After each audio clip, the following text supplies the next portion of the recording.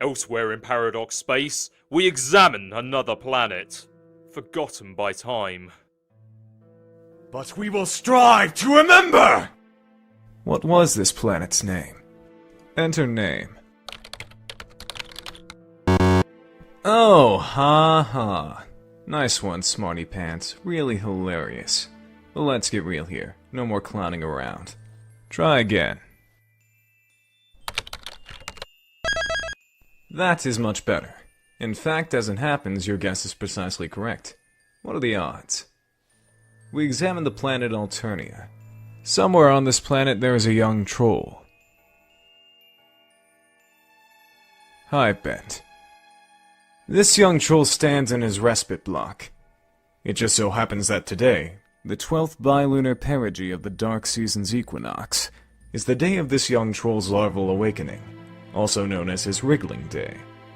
Though it was 6 solar sweeps ago he was given life, it is only today he will be given a name.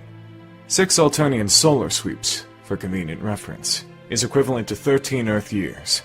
Earth, also for convenient reference, is a planet that does not yet exist. What will the name of this young troll be? Enter name. You enter something predictably derogatory, and this guy gets fed up by your shenanigans in record time. This guy has a lot of troll pals, and their adventures are going to be quite extensive and convoluted, to an even greater degree than one perhaps may be accustomed.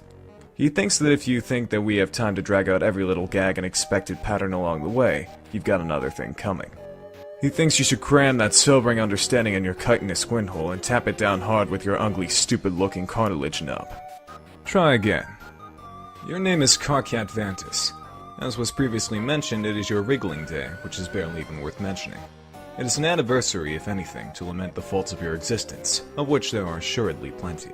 Equally plenty and somewhat related to that topic are your interests. You have a passion for ridiculously terrible romantic movies and rom-coms. You should really be embarrassed for liking this dreadful cinema, but for some reason you are not. You like to program computers, but you are notoriously pretty awful at it. Your programs invariably damage the machines on which they are executed, which is just as well since you like to believe you specialize in computer viruses. When you mature, you aspire to join the ranks of the most lethal members of your society, the Threshecutioners. You like to practice with your really cool sickle, but just wind up looking like kind of a doofus by yourself in your room. You like to chat with some of your other troll pals, most of which drive you batshit up the fucking belfry. You have been trying out a new chat client beta called Trollian, and you are not really sure what you think about it yet. Your troll tag is carcinogeneticist, and you speak in a manner that is almost exclusively ornery all the time. Later, you will play a game with 5 other friends and go on a big adventure with them. This game, for convenient reference, is a game that does not yet exist. But it will soon. What will you do?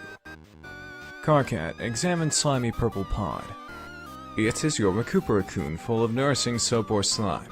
Every young troll enjoys the cozy embrace of such a vessel each night, and the relaxing ooze helps assuage the terrible visions of blood and carnage that plague the dark subconscious of your species. It is so inviting. A few minutes couldn't hurt. Carcat, get in. Okay, this sure is cozy and all, but you can't be napping all day like a chump. Damn it, you're a busy guy. You are sort of a big deal. Goddamn slime. Now you have to change your clothes, too. What were you thinking? Luckily, all your clothes are the same. Trolls think fashion is stupid. Carcat, examine movie posters. Okay, it's time to get serious here. Sweet Troll Gigas. Let's get real and get down to some major business. You space out and get caught up reading the titles of the films for about 5 minutes. Wow, these movies are great. You don't care what anyone says. Pure magic. Is that John Cusack? The thing that most people don't realize is that John Cusack is a universal constant. This movie. Okay, this one even you have a hard time defending. But still, it's so good. The best thing about it is how Troll Sandler doesn't make you want to punch anything. Like, nothing at all, really hard or anything. Carcat, capture log sickle. You grab your trusty sickle with your encryption modus. To retrieve it, you'll need to hack the code to open the card vault left behind.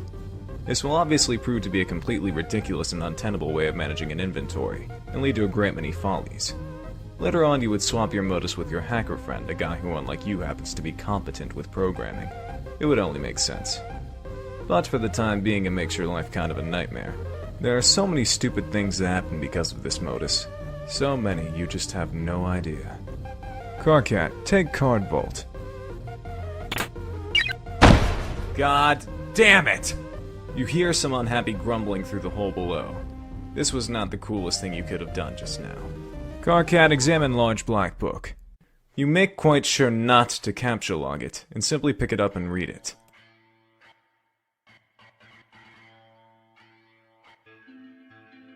Till Death, a handbook for the imminently deceased. Chapter 1. Prepare your Till Death file. Dig your grave. A bone to pick. For death begins with life's first breath, and life begins at touch of death. A quote by Troll Will Smith. It is a thick programming manual called Till Death, a handbook for the imminently deceased. Till Death is an insufferable language to work with. Its logic is composed of nothing but infinite loops, or at best, loops of effectively interminable construction. The above page in the intro section documents the simplest possible Till Death code structure. Any code deviating from this basic structure will not compile. You have a whole bunch of code samples you've been messing around with on your computer. It's been frustrating at best and debilitating to your machine at worst. Carcat, leave your room. You step outside your respite block onto one of your hive's numerous extraterrestrial landing slats.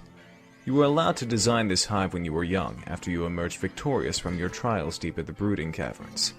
You have lived here with your custodian ever since.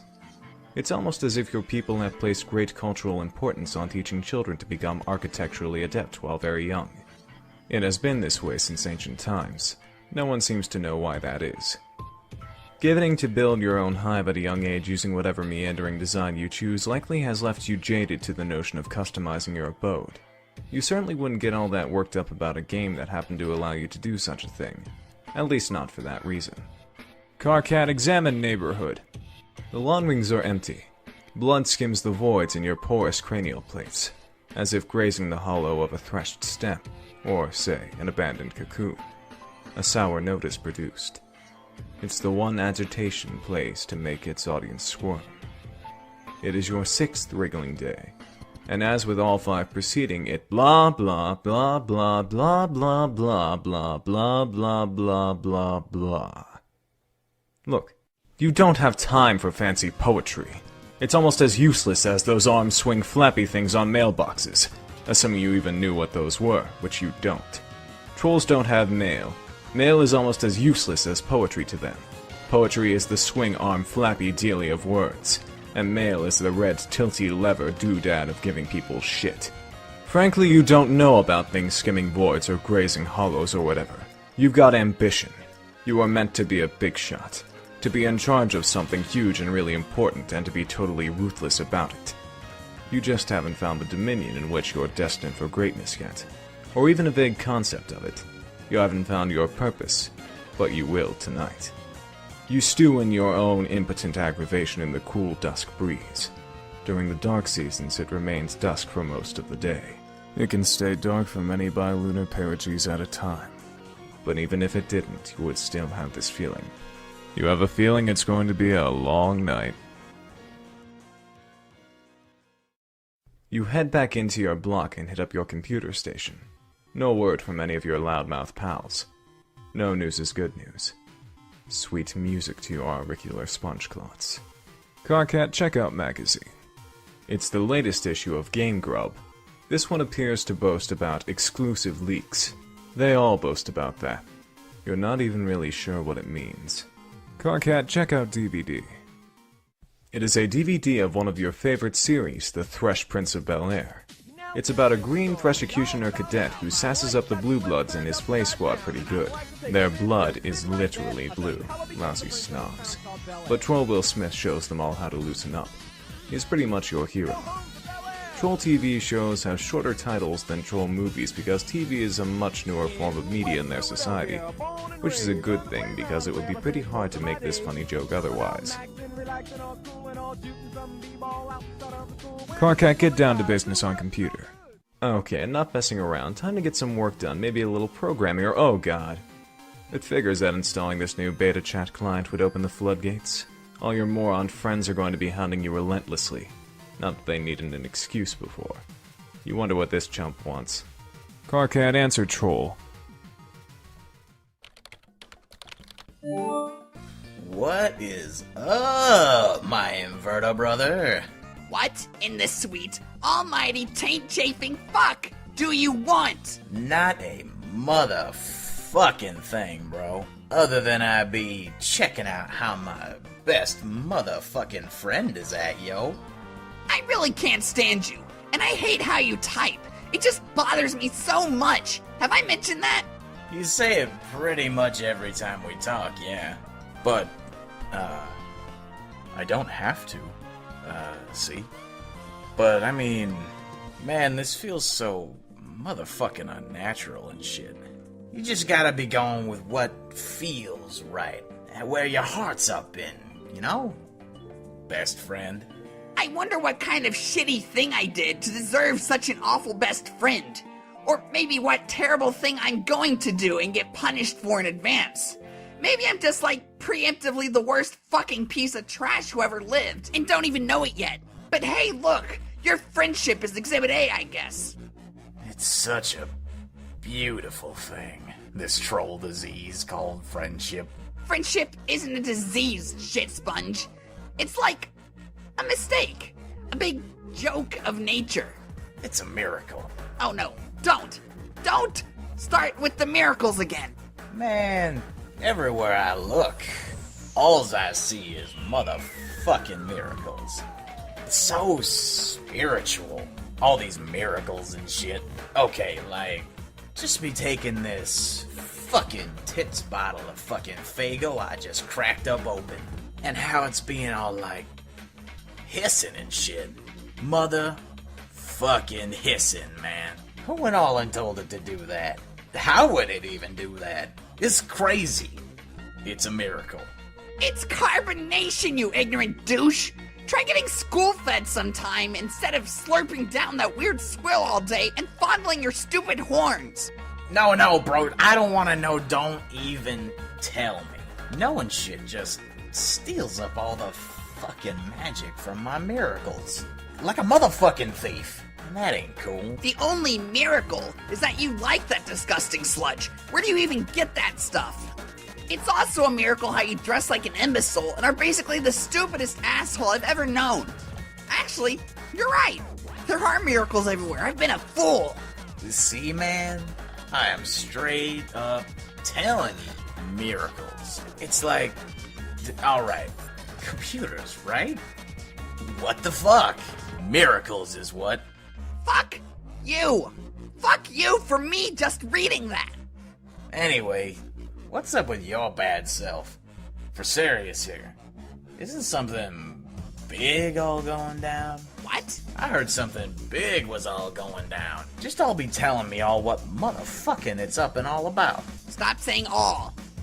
Are you talking about TA's thing? Yeah, fuck yeah, man. So mysterious. I'm never being getting ceased to be amazed by all these fucking mysteries life's got for us. Anyway, I don't know what's up with that. Maybe I'll talk to him tonight about it. Maybe I won't. It's probably just another one of his projects that winds up being completely useless and a huge waste of my time. Yeah, maybe. But he's your best friend, though. So it's all cool. Anyway, I thought this sounded like a pretty big motherfucking deal, my man. Ah! What? Oh, bro. Never mind. I just fucking did like to scare the shit out of myself here. These damn horns. You've got to get rid of those things. They make it more embarrassing to know you, which is a friggin' miracle if that's even possible. Like, wow, God sure cooked up a doozy there. Twinkly-eyed son of a bitch just keeps you guessing, doesn't he? Man, you know you want to give my horns a good squeeze. Actually, you know what'll be the miracle to end all miracles? It'll be if I ever meet a kid I despise more than you. That will make me a motherfucking convert. I'll see the light so bright, I'll need GC to walk me around so I don't bump into shit. Sign me up for your idiotic clown religion, okay? You fucking got it, brother. Whoa, what the motherfuck? Who's this motherfucker? It's cool. Life is like that sometimes. It's full of mysteries. You'll be doing one thing, then something else hits you just like that, and you roll with it. That's what you do when life hands you lemons. You sure as fuck don't make lemonade, because who the fuck knows where that fucking shit comes from. It's squeezed out of miracles, I swear. So what's this motherfucker's name? Enter name. Your name is Gamzee Makara. You get pretty excited by clowns of a grim persuasion which may not be in full possession of their mental faculties. You belong to a rather obscure cult, which foretells of a band of rowdy and capricious minstrels which will rise one day on a mythical paradise planet that does not exist yet. The beliefs of this cult are somewhat frowned upon by those dwelling in more common lawn rings. But you don't care. You got to be going with what feels right at where your heart's up in, you know? You like to practice on your one-wheel device, which you are god-awful at because your feet do not reach the pedals. You enjoy a fine beverage and like to do a little baking sometimes. You got all these horns all over the place, and sometimes you step on them and scare the shit out of yourself. You like to chat a lot with your pal Carcat, who is usually pretty cranky, but he is your best friend. You have a lot of other great friends, who you also like a lot. Your troll tag is terminally capricious, and you speak in a manner that is just a little bit whimsical. What will you do? Gamzee capture log bottle of Fago. You snag a bottle of Fago. To consume the beverage is what your fellow devotees refer to as kicking the wicked elixir. It is capture log through your miracle modus. You have absolutely no idea how this thing works, and you don't want to know. Gamzee capture log computer. You take your husk top. Sometimes you just like to pick stuff up and watch the colors. It's so beautiful. Life is beautiful. Gamzee ride one-wheel device. You decide to give this diabolical contraption another shot. Maybe one of these days you will get one more suited to your proportions.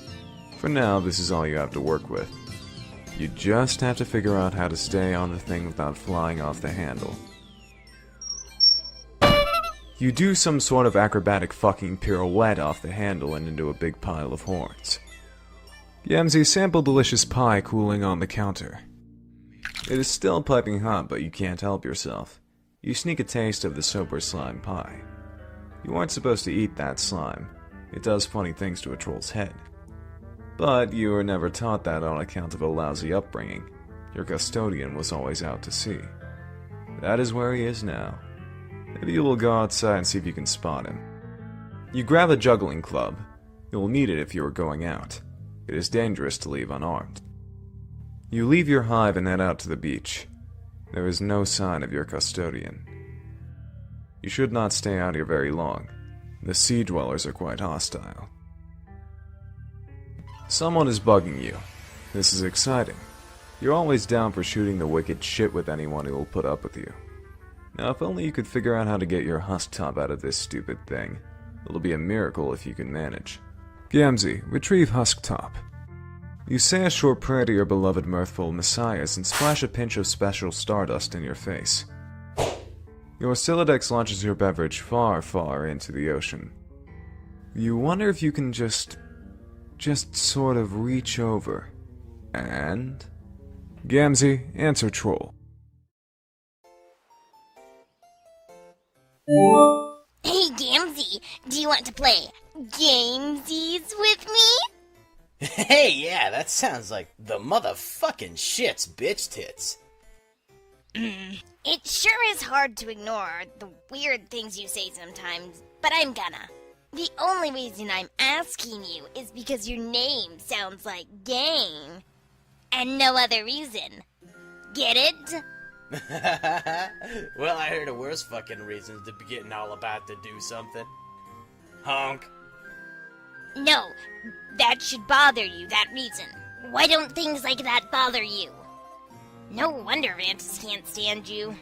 But who cares about him? We're gonna have some motherfucking shitty bitches playing together. Or whatever you said. So, is this the game I've heard about? The big mystery? Yeah! Whoa. Okay, this is gonna be fucking insane. But can we play a little later?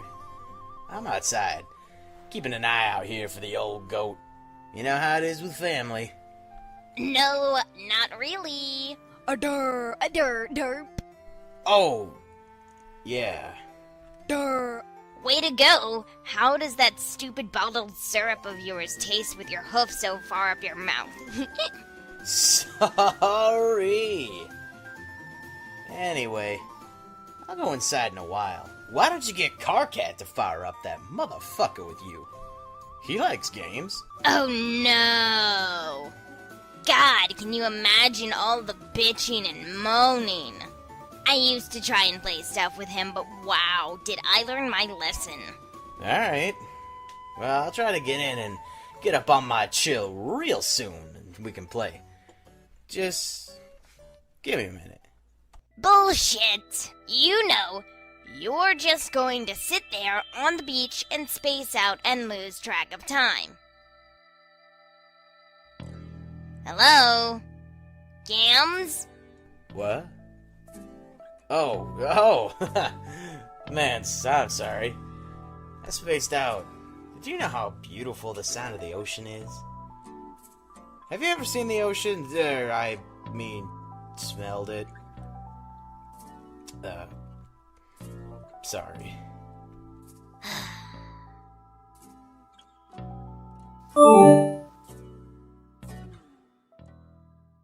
Finally, some peace and quiet. Now you can bear down on your coding. This will surely last all evening without interruption. You reopen one of your till death projects you started recently. You are still horsing around with the conditions for terminating the loops. What many till death coders do is import finite constructs and bind the loops to their lifespan.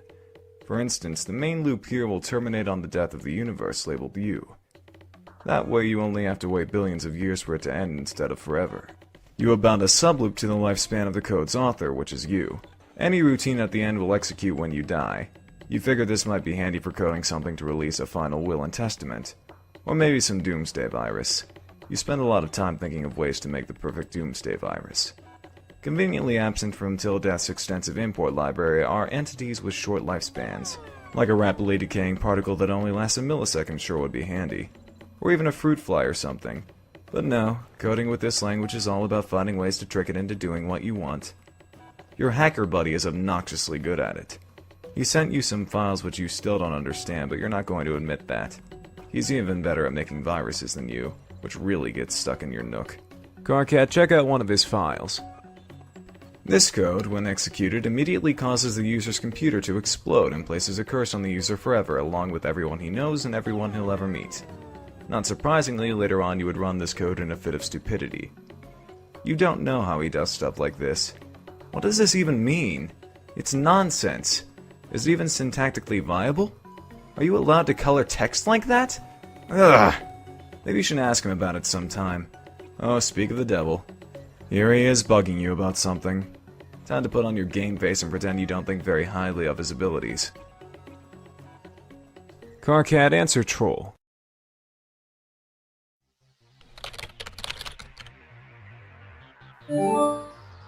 KK, don't flip your shit about this, but I'm setting you up to play a game with some people. Why would I flip my shit about that? Because you flip your shit about everything. Well, will you look at this? Here is my shit, and yet it remains unflipped. Just sitting there on the skillet, getting burned on one side. It's a miracle. Oh no, are you into miracles now too? Because if you are, you're fired preemptively from the game. Fuck. No. Okay, nice. Miracles are like the poop stains on God's underwear. Making fun of people's religions is the best thing to do. But that's why he hides them. They're fucking embarrassing. God launders in mysterious ways. Right on. But let's shut our mouths a second and talk about this game. It'll only be a second, really. You don't even have to do much. Okay, good, because I'm pretty busy tonight. What is this thing anyway? Why all the secrecy? Well, the short story is that it's an immersive simulation that you play with a group. The long story is that the fate of our civilization depends on us playing it. I guess the long one was shorter than the short one. Fuck! That sounds like melodramatic bullshit, but coming from you, color me unsurprised. Screw you, Vantus. This shit's more real than Kraft grub sauce. Right, okay. So, you made this game? No. More like I adapted it. From what? Some crazy technology AA dug out of some ruins. Haven't you talked to her about it? Man, no. I can't talk to her. She's so spooky. I don't know why most of our friends are such psychos. Probably it's because most trolls are. If you heard what I heard every night, I mean, wow, fuck. Let's not talk about your weird mutant brain. And don't scan mine or whatever. It's off limits, you douche. I told you like a billion times. I can't do that, you nub-slurping fuckpod. Why are you two up to this secret stuff? Why haven't you told me anything about this? KK, I'm sorry, but really, it's kind of a private matter between me and her, and I'd appreciate it if that was respected. Oh, God. Stop being so sensitive. It's a repugnant quality. Okay, how about you take your own advice? You are such a blubbering hypocrite. You're lucky I'm so fucking magnanimous and charitable, because otherwise there's no chance I'd waste my time on you. What a load of shit. This act that you actually think you're a hotshot? You know you hate yourself. Nobody hates himself more than you, idiot. Yeah, well, I hate you way more than I hate myself. And that's fucking saying something. In fact, I hate you more than I hate myself, and you hate yourself, and you hate me combined. Oh, fuck that noise in every leaking orifice it's got. You know I hate the combined product of you and myself more than you could ever begin to hate me and myself and you and yourself on your worst day. So fucking deal with it! Okay, timeout for the idiot. The idiot gets a timeout and shuts up for a second. That's you. Just tell me what to do about this game. Okay, well, I'll send you a download soon. I'm setting up 2 teams. Like 2 separate competing teams so that there's a better chance of at least one group winning. And also, I guess, to see which one can win faster. Okay, let me guess. There's a red team and a blue team, right? Yeah, you're on the red team. I will be the leader of the blue. Okay, then I guess I can pick my teammates then? Bro, you're not the red team leader. I picked GC for that. What? Dude, I did not think you'd be interested in this. Don't act all offended. Oh, wow. Now I see. Really fucking clever picking the blind girl to lead the team you're competing with? I knew you were a cheating lowlife fucking scumbag with no scruples or self-esteem and were basically worthless on every level, but somehow, I'm still disappointed in you. Yeah, I am such an idiot for not rewarding your bubbly personality and impeccable people skills with a leadership gig.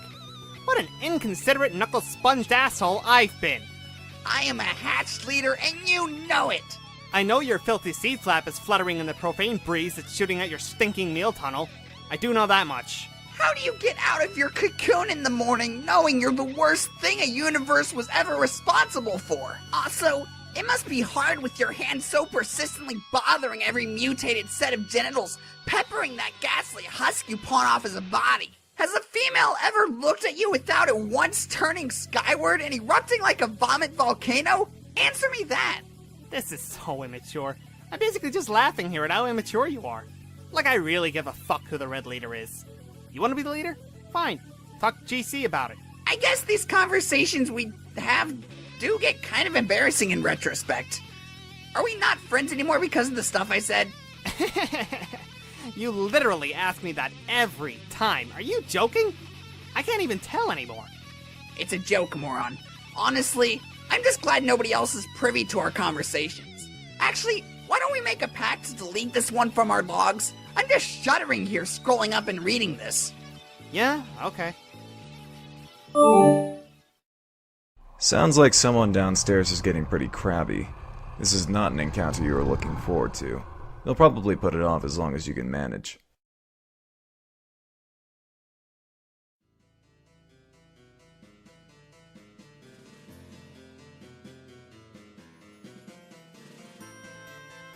Why, who's this young lady? Enter name.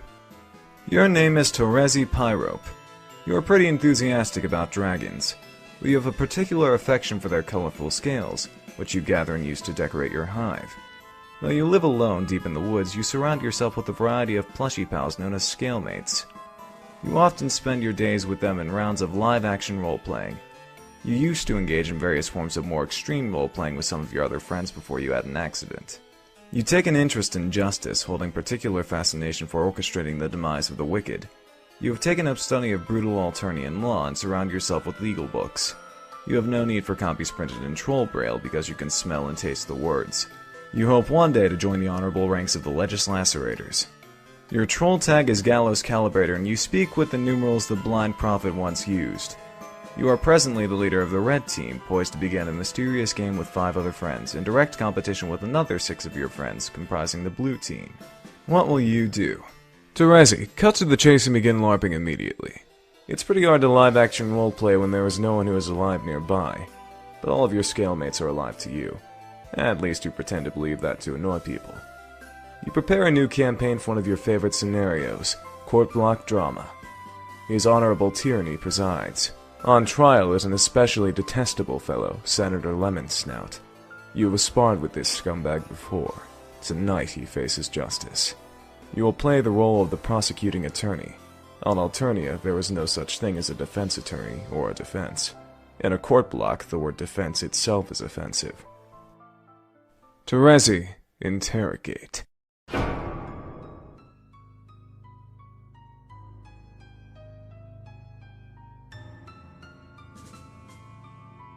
Most of the interrogation is in the intimidating silence. Terezi, slap him around a bit. You don't want to slap too hard. Enough to sting, but not to bruise. It must be methodical, businesslike, and persistent. You only stop when you smell tears. Mr. Senator, you smell very nice. Your luscious yellow scales are like the sweetest gumdrops to the prosecution's nose. But your deceit stinks. Did you honestly think you could dip your corpulent snout into the imperial beetle coffers like that and get away with it? Did you think your revolting abuse of the public trust would go unnoticed? Think again, good senator. While the prosecution may be blind, rest assured the League of Legislacerators sees all. Terezi, call a witness. Oh, well played, Lemon Snout. Well played. The prosecution's key witness murdered. How convenient. The court block has little choice but to acknowledge your cunning. You have earned a teensy sliver of your respect back. For now. But wait! Oh my! What have we here? The prosecution begs your pardon, dear Senator. But you have dropped something. A personal satchel, perhaps? Chock full of illicit embezzled beetles, which you have the unmitigated cheek to waltz before his tyranny, concealed beneath your ill-gotten finery? The prosecution requests a short recess from his honorable tyranny so that all law-abiding and mother grub-fearing citizens may go outside and puke. As the prosecutor, it is your job to reach a final verdict and sentence the reprehensible felon, while his tyranny watches in silence and submits grim approval. But you take pity on this miserable bureaucrat. You are feeling merciful. You will give him a fighting chance. You will flip a double-headed troll seeger to decide his fate. You do this quite often when making important decisions. Kind of like Batman's nemesis, Two-Face, or that guy from No Country for Old Men. It turns out there are lots of badasses out there flipping coins, but those are Earth things and you've never heard of them. It's safe to say you borrowed this gimmick from one of the many troll things out there that's got hard-boiled dudes flipping coins for major stakes. You base the habit on whichever one smells the most badass. Terezi. Flip. The coin tumbles through the air. Lemon Snout is sweating bullets. A favorable flip. The senator exhales in relief. But what are you so happy about, Lemon Snout? He looks a bit confused. He quivers his lily proboscis at the coin. See? The coin has exonerated him. Coin? What coin? Surely you jest, Mr. Senator. The prosecution sees no coin. She's blind, remember?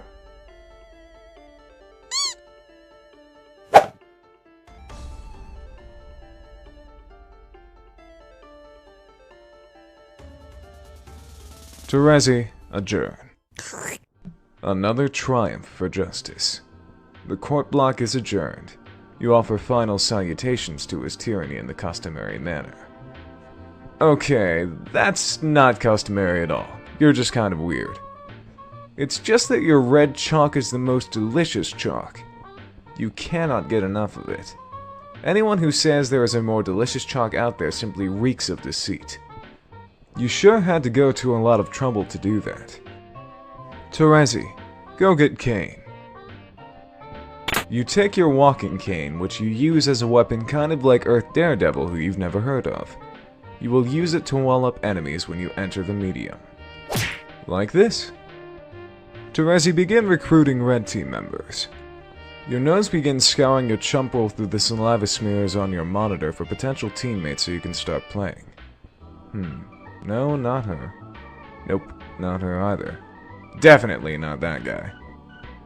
Okay, how about this girl? You like to roleplay with her sometimes via chat. You pretend you are a member of the mysterious and noble Dragonid race, while she does her own goopy thing. You don't have it in your heart to tell her that your chat RPing is meant facetiously. Terezi, troll AC.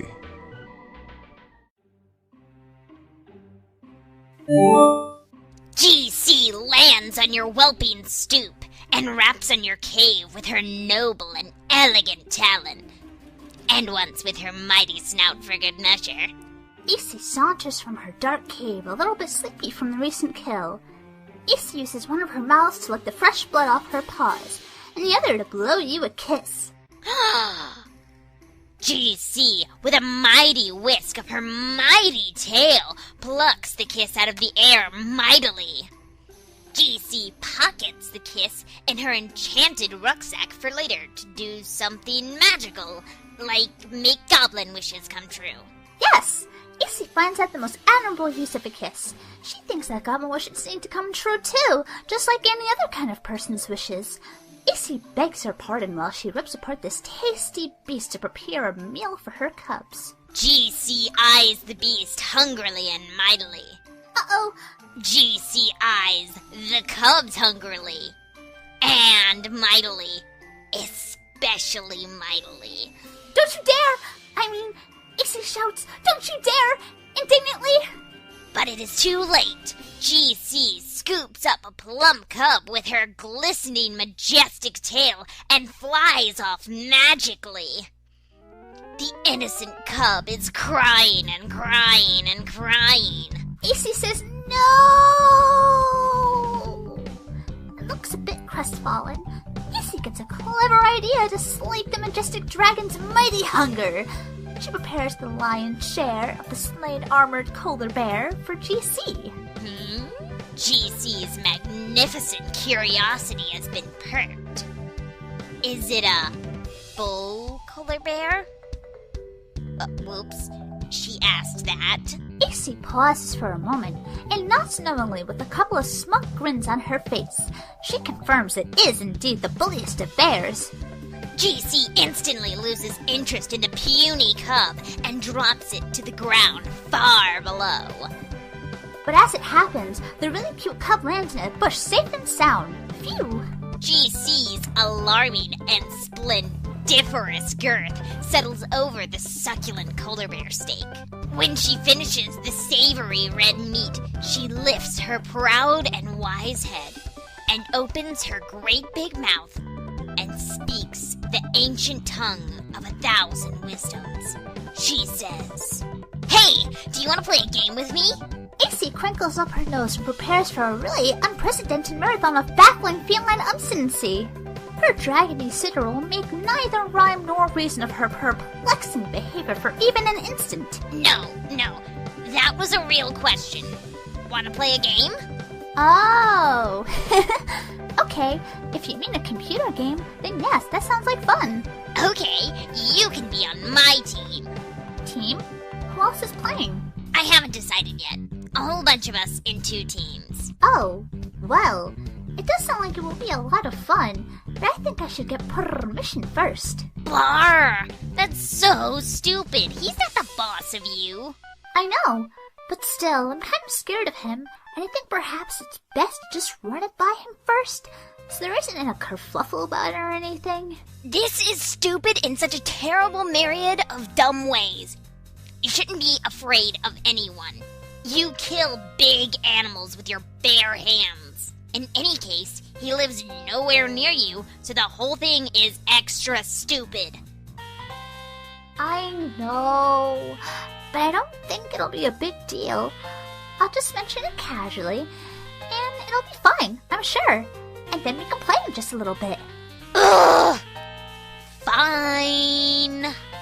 In the meantime, I will go round up some more people to play. Okay.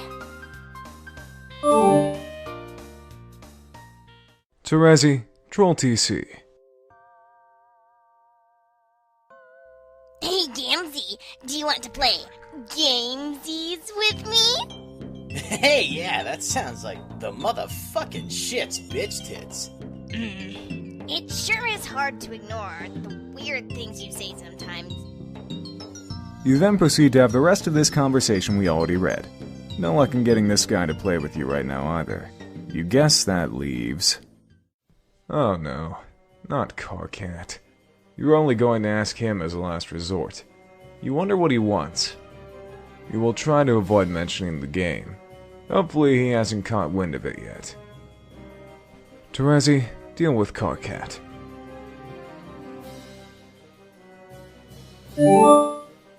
Hey, guess what? Big news! Like, holy shit, stop the presses! This is humongous deal sort of news! Blar, what is it? You're not the red team leader. That's me. I'm the leader. It's been decided on an official basis. Okay, so I guess I'm supposed to make a big stink about this and say, wah, wah, I wanna be the leader, runny face, runny face, runny face. What? No, I mean, you can, but it won't do any good because I'm the leader and that's all there is to evacuate through your protein chute on the matter. Well, it may surprise you to know that I don't give a crap who gets to be the leader, because unlike you, I actually have a fucking smidgen of maturity and self-respect. That's a lie. You're more of a melodrama spaz queen than me, and you know it. And this stuff you're saying is a pretend stunt. You're like a rocket-propelled spaz maggot spring-loaded up the ass of a psychedelic fucking freak-out weasel on idiot drugs, so let's not play make-believe games here. Leader. Me. Ugh. Carcat, I don't care. You can be the stupid leader. I just want to play this game. Okay, great. If it's any consolation, I have selected you to be my second in command. Really? Swoon! Fuck you, offer rescinded. Okay, but seriously? I would have suggested you be the leader, but honestly, it comes with serious responsibilities, and I wasn't sure if you were up to it. How could you think that? I'm an incredible leader with all kinds of prioritization and command skills. I'm going to rock the cock off this weather vane, and the blue team will wish they never slithered out of the mother grub's heinous undulating asshole. So just give me the full briefing. What do you know? Okay, the thing you need to know is the leader starts out by running the client application. Well, I, the lowly second officer, connects to you with the server while I remain generally in awe of your manly grandeur. And I sit at my computer doing menial chores in support of your heroic escapades, which honestly I don't think you're ready for, but whatever. See, this is what I'm talking about. This is what I was made for. Being in charge of adventure, running around and stuff, and fucking shit up like a goddamn hero with the Ripper Wasp and his jock. Let's get cracking here. Launch your server or whatever, I'll install the hero program. The client. Yeah. Okay, if you insist, far be it from me to stop you from being so dashing and courageous, and to be perfectly honest, a little bit handsome. Yes, exactly. Now you are making sense. This is the kind of thing that sane people say. Keep at it. There's hope for you yet. Okay, I'll try. Anything to get you to stop being such a baby. What's a baby? Oh, it's like a mythical little pink monkey. Something my Lucis dreams about. I thought you didn't have one. I don't, yet. I'm not allowed to. Why not? Why have you never mentioned this anyway? Honestly, Terezi, it sounds more like frothing loony block nonsense. If I ever did have one, it would mean the world was coming to an end. Oh, thank God. You just said something normal. I was starting to worry there. Whew! Back in sane land. It's true. I don't completely understand it, but that's what it told me. We need to get you out of that fucking tree and into a proper goddamn lawn ring. You've been stunted living up there by the whispers of fucking bark gnomes or something. I think one of my neighbors was just cold recently. Maybe you could live there. No way! Screw lawn rings. More like yawn rings. I love my tree, but you're welcome to visit sometime. It's especially nice in the third autumn. Okay, well, speaking of that, I should go downstairs and deal with this grumpy customer. It's going to fondle Major Seed Flap, but hopefully it'll be quick. You can establish your connection and do your trivial sidekick stuff in the meantime, I guess. Okay. A little later. After the Night of Blood's heroic arrival to the land of Pulse and Haze, you quickly crafted a new weapon, Home Smell Ya Later, plus some other cool stuff. Carcat, deal with Terezi. You can see me, right? Tell me what is wrong with this picture. No, I can't see you, dumbass. Oh, yeah, anyway, press your nose against the slobbery screen and tell me what is wrong with this picture. Smells pretty terrible. That's because you took a hard drag of my load gaper, which for some reason I have discovered outside on this little island. You mean your toilet? Well, ooh la la! Excuse my disdain for your blue-blooded vernacular. What color's your blood? Whoa, none of your business? Seriously, was that a serious question? Unbelievable. I will find out someday. What is with your obsession with colors? It's bad enough you waste all my hard-earned grist rambling my hive around like that, not even in the direction of the fucking gate. But then you go and spend it on an ugly paint job? I kill a lot of imps for that grist. Carcat, please. Don't pretend you didn't enjoy going around killing those things, and that you wouldn't enjoy killing a whole lot more. Prancing around with your little sickle being all adorable. Yeah, right. More like bloodthirsty. I'm prancing around being that, okay? Anyway, this is awful. This is no way for a leader to be treated. Sorry, this is what you wanted. The leader is the first one in. This is what the leader is supposed to do. No, this is not anything except for what bullshit is. A leader shouldn't be at the mercy of the hive renovation whimsy of a psychotic blind girl. When do I get the chance to fuck up someone's hive? I should be the next one to connect to a client. No, you can't. You have to be the last one to connect to complete the chain. More lies. Think of it this way. I'm your server player, so priority has to be on me getting in the game before I get killed by meteors, in which case you'd be screwed in there. Then the next guy comes in, then the next, and you bring the last one in. Whoa, wait, what? Meteors? What the fuck are you talking about? What does this have to do with meteors? Oh boy, you need to get with the program, Carcat. Have you talked to AA? 4-4 what? Apocalypse Arisen, sorry. No, of course not. Or TA, or AG, I guess. Or CA? Really, there's this whole conspiracy about this, as I'm finding out. Well, why don't you just tell me so I don't have to talk to any of those double-talking assholes? I can't! I gotta step out of the tree for a moment. When I come back in, I will enter the game. See ya! A little while ago.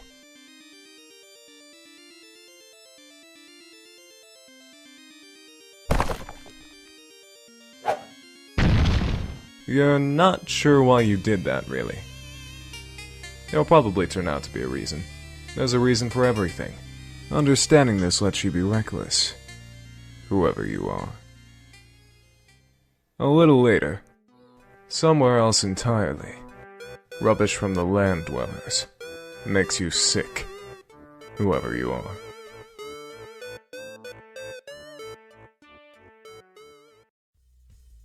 And later still, we return to the land of Paulson Hayes so that we can rewind a bit. Before all that paint got slopped on your hive and before that mysterious hole was made. Man, how'd that hole get made? It was when Carcat ran TA's Cursed Till Death program and his computer blew up. That's what happened. We'll see this happen later. It will be startling and unexpected. Carcat, deal with crabby customer. You go downstairs and confront your custodian, which is another term for a frightening beast known as Lucis Naturae. Your Lucis has looked after you since you were very young in lieu of any biological parents whom you have never known. No young troll ever knows his or her blood parents, nor could such lineage ever be accurately traced. Adult trolls supply their genetic material to the filial pails carried by Imperial drones and offered to the monstrous mother grub deep underground in the brooding caverns. She then combines all the genetic material into one diabolical incestuous slurry and lays hundreds of thousands of eggs at once. The eggs hatch into young larval trolls which wriggle about to locate a cozy stalactite from which to spin their cocoons. After they pupate, the young troll with his or her newfound limbs undergoes a series of dangerous trials. If they survive, they are chosen by a member of the diverse and terrifying subterranean monster population native to Alternia. This creature becomes the troll's Lucis, and together they surface and choose a location to build a hive. The building process is facilitated by carpenter droids left on the planet to cater to the young. But only for building. They're on their own otherwise. The vast majority of adult trolls are off-planet, serving some role in the forces of ongoing Imperial conquest, besieging other star systems in the name of Alternian glory.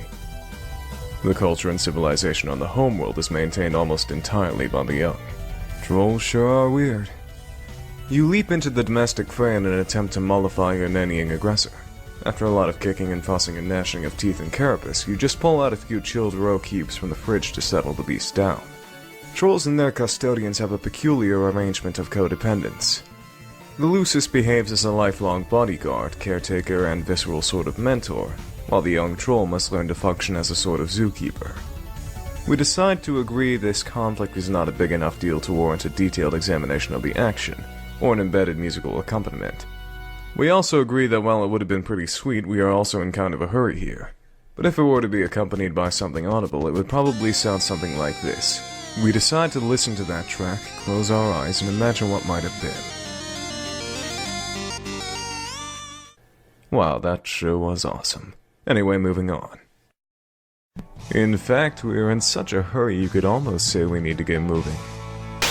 On the double. Yeah. There's this pretty cool dude, okay? Some people seem to think he's cool. Sometimes.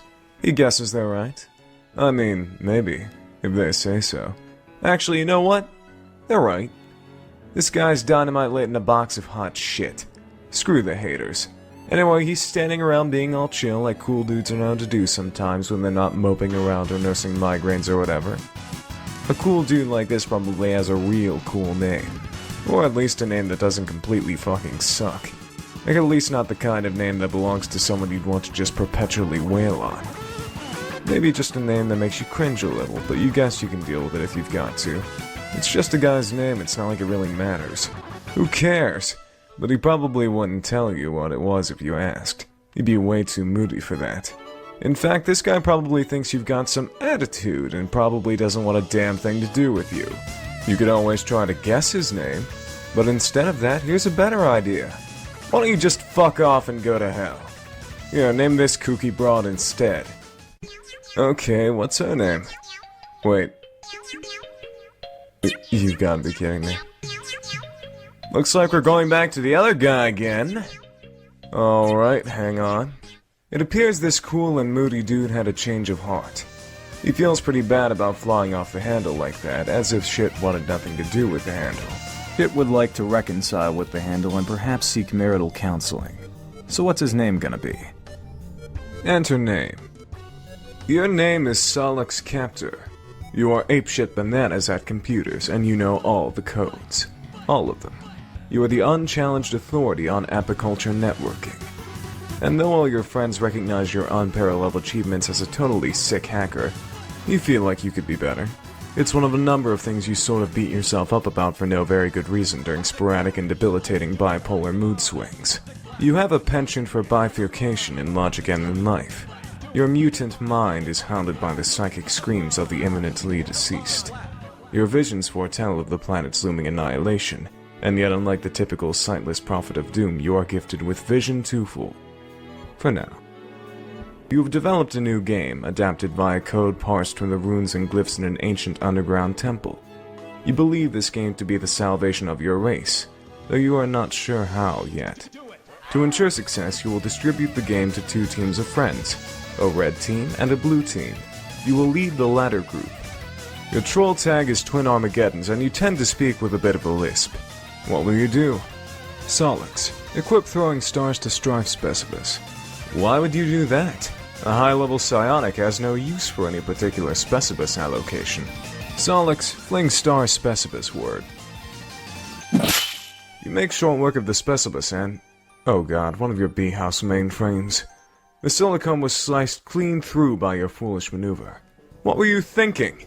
The workers pair up and dance angry messages to you in binary code. Solix, taste honey. No! You do not under any circumstances eat the mind honey. The consequences are highly unpleasant. You cultivate this honey for your Lucis. It helps him not be such a complete idiot all the time. Merely most of the time instead. Solix, calm those bees down. Nap time. Solix, to work a computer. You are always up to your nook in the newest and hottest games. It is hard to walk around the place without squishing them. Whenever that happens, you are screwed and you have to grow a new one from scratch. Or just pirate it, you guess. But tonight is no night for games. Well, okay it is. But just one game in particular, and this game is no joking matter. It is delirious bug nasty. Solix, recruit team leader.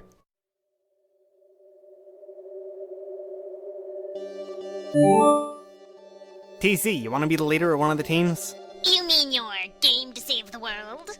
Yeah. Okay, I pick the red team. Okay, I didn't say anything about a red team or even that there were 2 teams, but fine. Obviously you are going to set up red and blue teams, come on.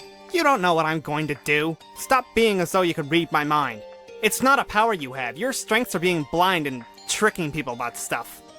And I guess being generally savvy and pretty decent at other stuff, but that's why I'm picking you and not some other fucking schlub from Retardation Row. Solix, please. You are Mr. Appleberry Blast, and everyone knows those are your favorite flavors. Even though you type it a yucky mustard, which is weird. Well, maybe there's more to me than you think. Maybe I'm not the 2 trick hoof beasts you want to make me out as.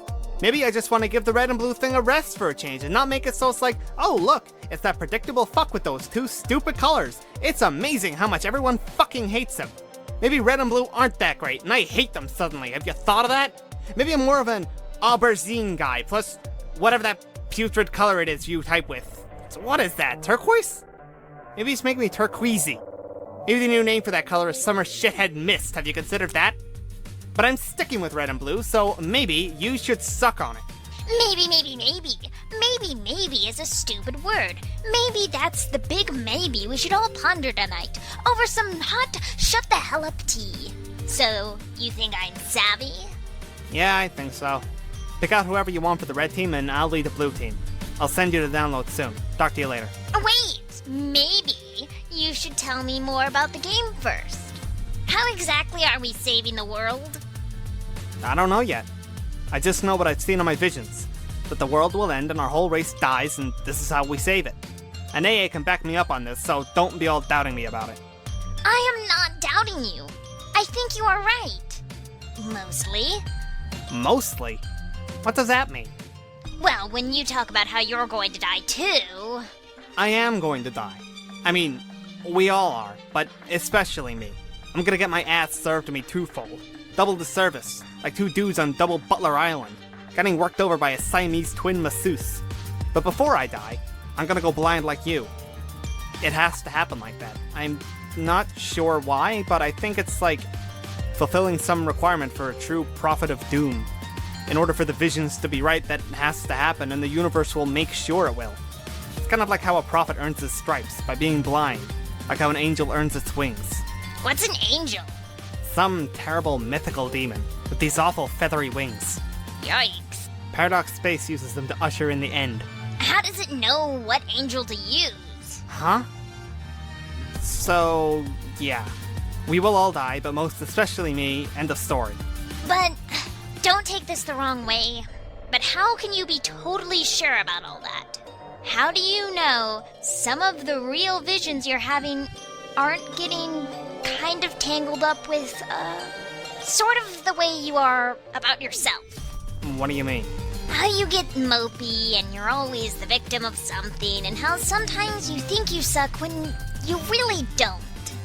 Maybe that is clouding your vision? Okay, that's just some personal, private, emotional issues, and I'm dealing with that. And honestly, I'd appreciate you not always throwing that in my face every goddamn opportunity you get. Like this is a big circus act to you, and that's your special clown pie. See? God. So sensitive. Seriously, talk to AA. She will corroborate everything. You and she are pretty tight, aren't you? Not really anymore. She used to be a lot of fun, but now talking to her... I don't know. It just somehow makes me sad. Okay, well, tonight's not about fun. This is serious. Deliriously so. We are in Smerious Shit-Stained City. Screw you and your shit stains. I will have a fucking blast and you can't stop me. Team Blue Thumb. Oh shit, it's on, sucker.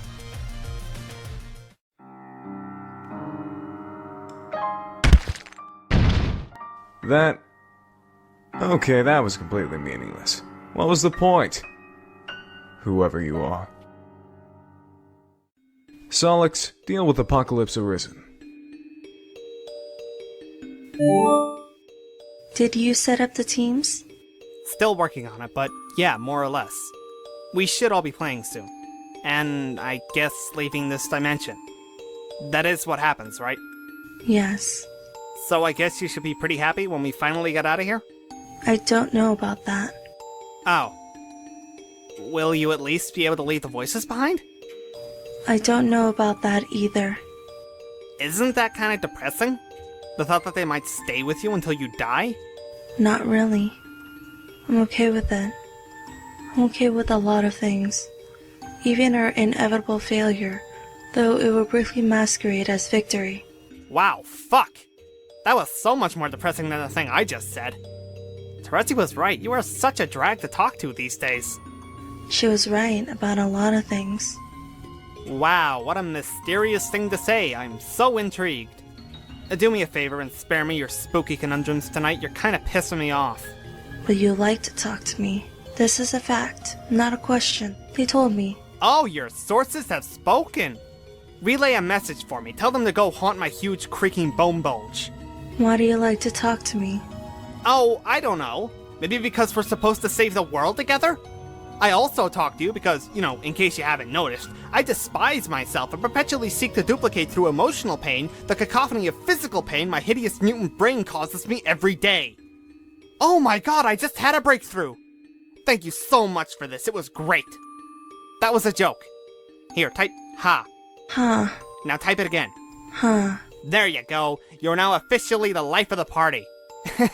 I just took an embarrassing video of you cutting loose there. Boy, I sure hope this juicy nugget doesn't wind up on the internet.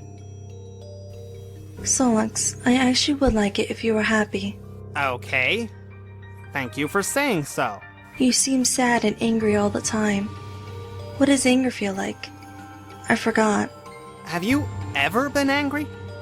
I don't remember you getting angry about anything. Maybe I never was. I feel like I was, though. Once. Why don't you ask Carcat? He's way angrier than me. And for that matter, why don't you get on his case about it instead of mine? I think his anger serves a greater purpose. It's part of his destiny and thus ours. It will help him to sabotage his own designs, which are very much in opposition to the broader purpose, and will sow the seeds of our failure, a failure which will ironically prove to be mission critical. If you think we're gonna fail, why wouldn't you get mad about that? At the voices sending you down this blind alley the whole time. They never lied, though. This is how it had to be. I have to be totally honest, though at no point did I ever lie. But their omission, this game will not save the world. The fuck? And though it is still very important, even in our defeat, unfortunately it is much closer to serving as the instrument of our people's demise than that of their salvation. And we 12 will behave simultaneously as the pawns and the orchestrators of the great undoing. I don't want to play anymore then. You will, though. Fuck that, just watch. This shit is dusted. Check me out, all dusting it like a saucy fucking maid. It cannot be stopped. Meteors are en route. You know this, Solux. Who cares? I'm yanking the grub tube on this silver-punctured bitch. I'm telling Red Team Leader to forget the whole thing. I'm quitting as Blue Team Leader. If you want to shamble through this macabre fantasy of yours solo, be my guest. You were never going to be the team leader, though. Which is to say, the first to enter. Are you messing with me? You do realize I'm psychic too. I could pull so much trippy shit out of my spinal crevice it would make your head spin like dervish in a fucking blender. So get off your high hoof, beast. I'm coming up. Huh? Up where? Hello? Solix, abort. Hey, change of plan. We aren't playing this game anymore. You don't have to bother recruiting.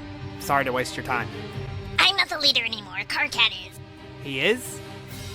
He threw a tantrum about it, so I let him be the red leader. Okay, that was fairly predictable, but that's fine. I'll talk to him about it. What's going on? Nothing. This game sucks, and AA's full of crap. Sorry about all this.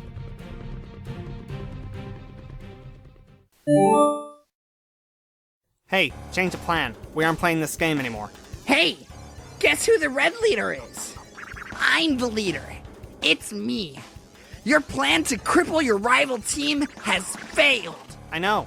She told me. I don't care. The game is bad news. It'll cause the end of the world, not stop it. So forget it. Just go back to whatever you were doing. Writing your shitty code or whatever. So pathetic. This is yet another feeble attempt to weaken your opposition. Terezi and I have already established a connection, and we are making great progress here. We are a great team, and I am a fantastic leader. We will beat this game in no time, while your team is clearly still asleep at the thorax. Ah, God. No, you idiot. I don't care about the game anymore. I just quit. I'm not playing. You should too. Amazing. You're either being really persistent with this transparent ruse, or you really are just that sad and incompetent. Neither case deserves my respect or my friendship. In fact, you know what? Friendship canceled. There, it's official. Bye-bye, friendship.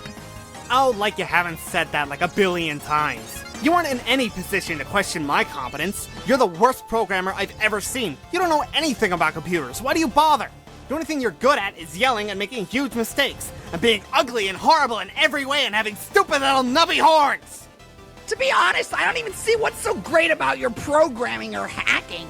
What is a hacker even? Just some smug asshole in movies doing fake things and making up words. It's not even a real thing to be. It's just some bullshit title you gave yourself so you can feel a tiny bit less loathsome. Oh no, more childish burns. I don't have to prove anything to you. I'm a great hacker. Period. No, it's also clear now. You were a fraud all along. What does all this nonsensical code you wrote even do? It's all nonsense, like a bluff. You just say, oh, Karkat will never understand what I wrote is bullshit because he's too dumb to figure it out. Well, you're busted. These viruses here, I bet, do nothing at all. Wait, KK. I bet if I ran them, nothing bad would happen. Might even improve my computer's performance. No, don't. How about this idiotic program with the red and blue code? Which is a meaningless thing to do with code anyway. What does that even mean? It's another one of your scams. Why not sneak some bad clip art into the files too and pretend that's code? Oh god, no, don't run that. I'm serious. What would happen? I'm not sure, but it would be really, really bad if you ran it. Just don't. Uh-huh. Just as I thought. You can't even come up with a good lie when I press you on it. Your bluff has been called. Compiling as we speak, it will auto-run when it finishes. And now I have to go attend to something outside, because Terezi is doing something just unspeakably stupid right now. Whoops, forget I said that. It was privileged information. You are the dumbest grub fucker on the planet, I swear! Later, douchebag. KK, do not run that code! Hello? Oh my god. You are highly startled by the totally unexpected explosion.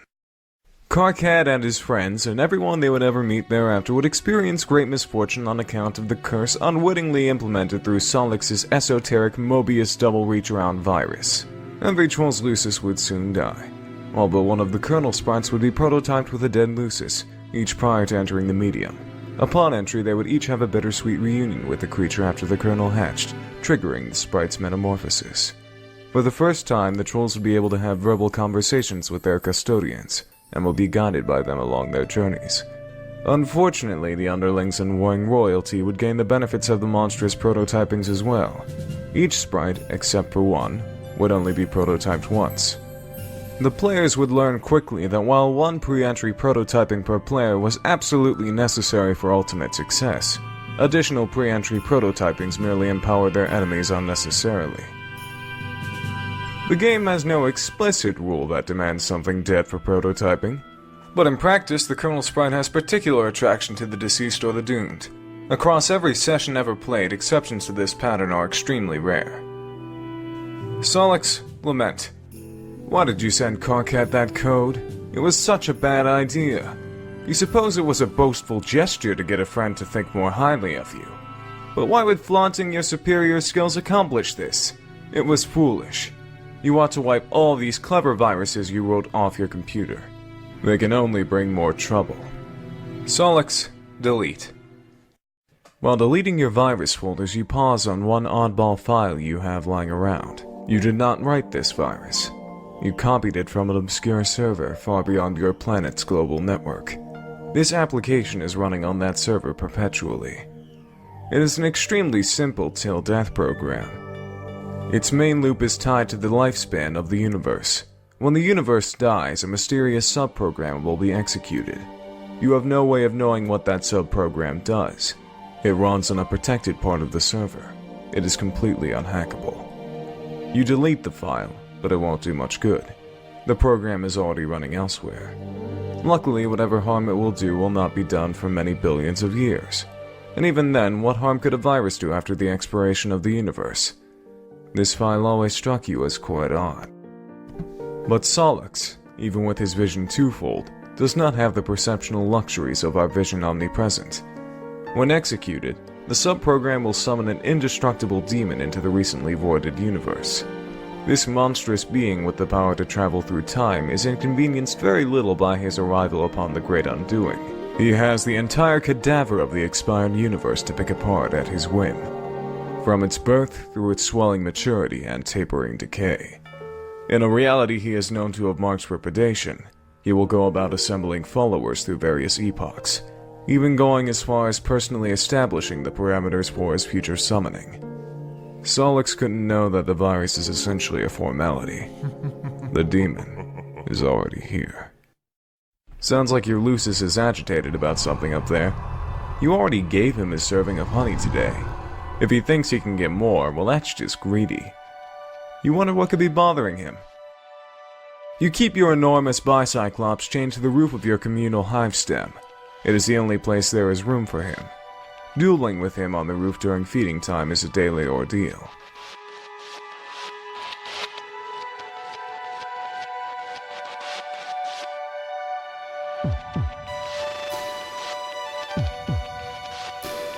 Be the other girl. You are now one of the 5 other girls.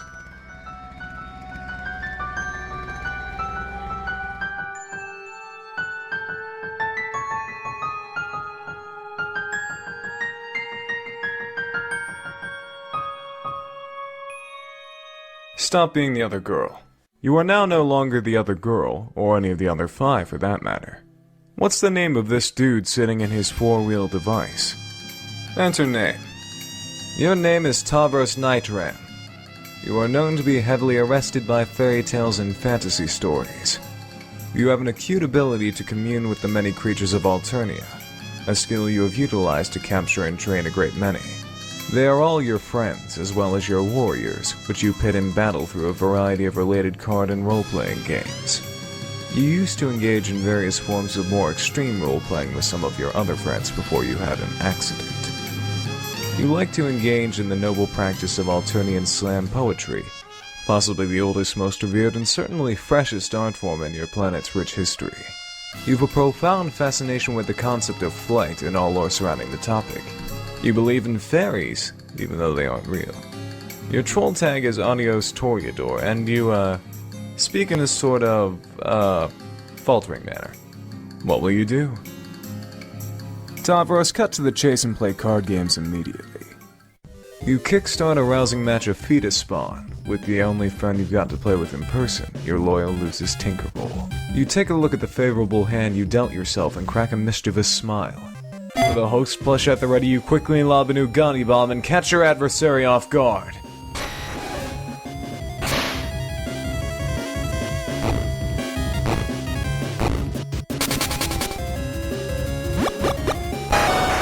Horseroni, I choose you! With a brooding whinny, Horseroni shovels his mighty hooves and makes short work of the finest sucker, boosting his vitals. Horseroni is now primed and raring for battle. Look out, Tinkerbell! You use your awesome bestial communion abilities and bend the ferocious stallion to your whim. Tinkerbell can't stand the suspense. Nap time. Everybody wins. Horseroni gains a bunch of levels. In no time, he will be ready to breed and you can put him out to stud. Good game, everybody. That was a lot of fun. Time to do some other stuff, you guess. Tavros, roll up your ramp. This is how you get up to your Recupera-kun when it's time to rest. It's kind of a production getting in and out. Tavros, hop in. You can't fit all the way in because of your huge horns. It makes it hard to get any solid shut-eye. Oh great, now you're covered in slime. Why did you do this? You're going to have to change your clothes. There goes another solid hour down the tubes. Ah, damn, and there goes your four-wheel device down the ramp. That happens a lot. After a major cleanup rigmarole and a lot of crawling around your respite block, you equip your jousting lance. You like to practice your jousting outside. One day you hope to prove yourself worthy of recruitment into the halls of the dreaded Imperial Cavalreapers, assuming you are not slated for culling first on account of your disability, or really any other arbitrary reason. You wheel over to your favorite poster featuring Pupa Pan, which is your favorite thing. You have always fantasized that one day intrepid young Pupa would come and take you away. And together you would fly to a beautiful paradise planet of legend that has all sorts of fanciful stuff like pirates, treasure, a cruel villain with a missing arm and a missing eye, and those weird aliens called Indians.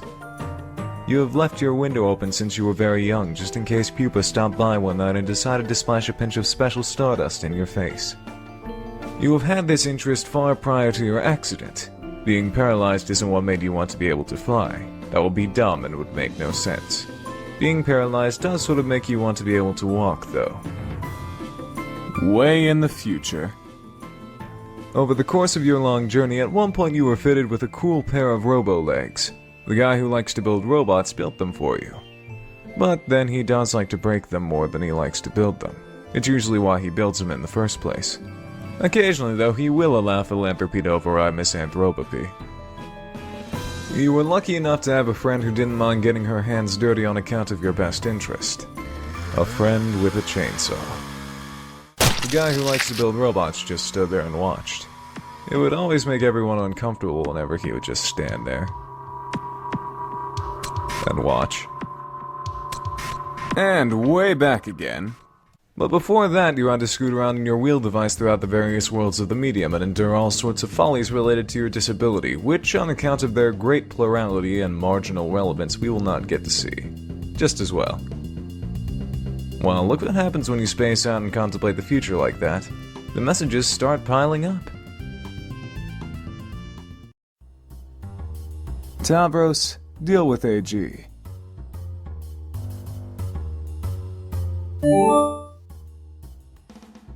Tavros. Hey. Red team is going to bite the dust, and I know you are on the red team. Whoa, really? Yeah, you totally are. My team's got no use for a boy that can't make no use of his legs. You were fated for a team of losers full of blind girls and lame boys and cranky imbeciles. Okay, you're probably right about that, but I shouldn't be talking to you. Oh? I promised I wouldn't talk to you anymore. What? Promised who? Rufio? Oh my god, who's that? I hate this guy already. He's, Okay, someone said I should give myself esteem a name, and to be careful about what I say to make sure I don't hurt his feelings. So he's imaginary, a fake, like a made-up friend the way fairies are. Made up, make-believe, fakey fake fakes. Who told you to do something so fraudulent? GA, but I don't know if she was joking about it. It might be a joke, I don't know, but I did it anyway. Oh man, what a meddler. I hate her meddling. Why is she always meddling? I don't know if it was a joke, but man. I don't think it was a joke. It was more like, okay, complete this analogy.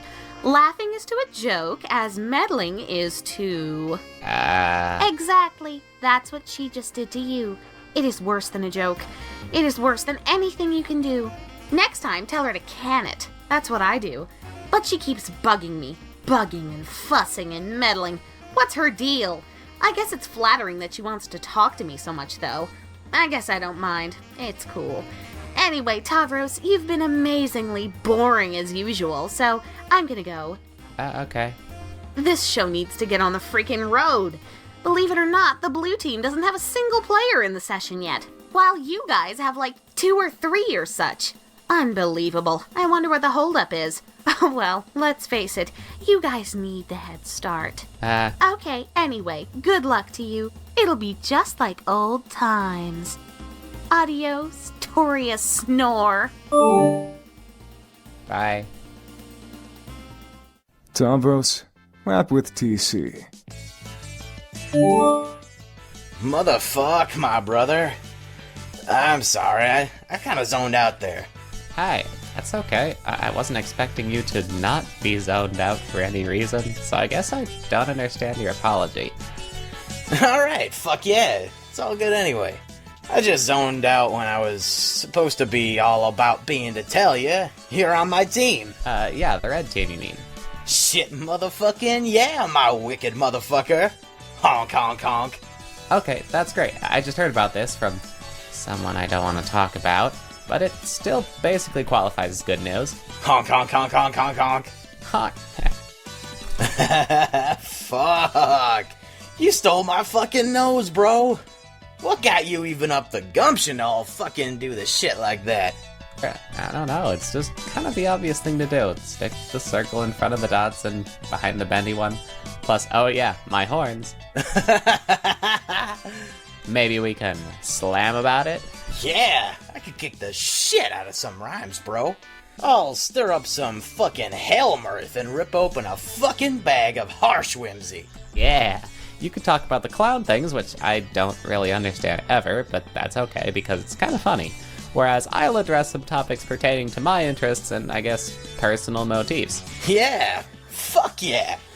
That'd be how the shit's all usually up and fucking locked, bro. But first, here's the thing with the game. Oh yeah, I almost forgot about the red team game. Yeah. Okay, if I remember right, this is how we're juggling this shit. Lots of fucking balls in the air. Terezi connected to Carcat, so he's fucking chill. Then I'm supposed to connect to her soon and to get her all chill too, but she's in the woods doing something. But when she comes back, she starts playing, so in the mean motherfucking time, I'm supposed to get you to connect to me. But I fucking spaced out and forgot. Because I guess I was way too motherfucking chill all up in this shit. Yeah, I understand. So, just download this motherfucker I'm sending to you so we can kick this bitch down the stairs. Okay, I'll do that. And in the meantime, shall I cue up the strict beats, huh? Oh, brother, now you're all fucking up and done it. You are fucking wheel deep in a sloppy massacre pie, topped with motherfucking whipped rhyme. How strict are those beats at, motherfucker? Well, I turned up those bitches to pretty stern, set beats to lecture, and I'm kinda going hog wild on the curmudgeon knob, which I had recently installed. God damn! Tell me more while I get my reach on for this frosty brew. Okay, imagine an array of beats that set limits. They got a rule book, it doesn't pay to skip it because there's not a lot of latitude. They won't stand for an attitude, and crossing them's a habit you'd not really want to get into because, they get pretty mad at you. Fuck! So fucking fresh. You need to be slapped fucking silly with a mouth like that. And if you got a problem with it, then I suggest you go and rap it, dude. Okay, I will. Just let me sneak up on this bottle of Fago and snap its neck like I'm a fucking laugh assassin. Okay, are those beats still chill? Yeah. Are they motherfucking strict? Yeah. Aye. Crack. Motherfucking kick it! You both then proceed to have one of the worst rap-offs in the history of Paradox Space. You make your way through the burning woods to meet the Lucis you never had. It's time for her to hatch. It's now or never. Since the world is about to end anyway, you suppose it no longer matters if the doomsday scale is tipped. The counterweight is the skull of an ancient mother grub slain thousands of solar sweeps ago. The egg contains a rare species of dragon which remains blind until maturity, using its other senses to survive. It has balanced the skull here for millennia, waiting for the warmth of a meteor-sparked forest fire before hatching. In case it wasn't clear, dragons are real. While she slept in her egg, she would communicate with you in your sleep. After your accident, she would use your dreams to teach you to detect the world around you without vision. As you learned, your dreams became more vivid. Where before there was darkness, odors and flavors painted a striking picture. You found yourself surrounded by bright honey walls, and in the tasty ball of cotton candy, which is this sweet troll delicacy we wouldn't know anything about. The first time you caught a glimpse of this world in your dreams, there was no turning back. The young Lucis would take to the sky and promptly get herself killed. This would be much more shocking and maybe a little bit more sad if we didn't already know it was going to happen. We already knew this, but of course, you didn't. The dragon never smelled it coming. She would fall to your tree hive. On your return, she would be scooped up by a sympathetic ally and deposited into the kernel sprite. Then you and she could talk. There would be plenty to discuss. The Doomsday device would display the amount of time you had to get back to your hive and enter the medium before the forest was destroyed. At the time, it wouldn't occur to you to wonder whether the device was directly responsible for the apocalypse or merely served as its precisely calibrated harbinger. And it certainly wouldn't occur to you to cast doubt on any perceived difference between those two things. It wouldn't until later, when you better understood the game you were about to play. Be the other girl. You are now the other girl. Render the girl in a more symbolic manner. That's better. We can now be properly introduced. Who's this spooky lady? Your name is Aradia Megiddo. You once had a number of interests, which in time you have lost interest in. You seem to recollect once having a fondness for archaeology, though now have trouble recalling this passion. It nonetheless has led you to find your present calling, which came through the discovery of these mystic ruins on which you presently stand, and which you recently desecrated out of boredom. Guiding you to this calling were the voices of the dead, which you have been able to hear since you were young. The voices have become louder as the Great Undoing approaches. This trend and escalation began after an accident involving a certain kind of role-playing, which might have been another of your interests once upon a time. It doesn't matter much anymore. The accident resulted in the death of your Lucis, which prompted you to leave your home and take up these ruins as residence. On the instruction of your ancestors, you have recovered mysterious technology from the ruins, and convinced a friend to adapt it into a game that will bring about the destruction of your civilization. And by convinced, you suppose you mean tricked. He has tentatively named the game Sigrub, which is a word that is not terribly elegant. If it were marked by a legitimate game company instead of rapidly patched together by a young hacker, it would ostensibly be given a better title.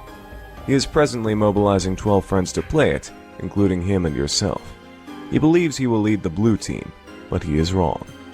Your troll tag is Apocalypse Arisen, and there is typically a pronounced hollowness to your words. What will you do? Aradia, retrieve computer. It's not up to you to decide what you retrieve from your Sylladex. it's up to the spirits.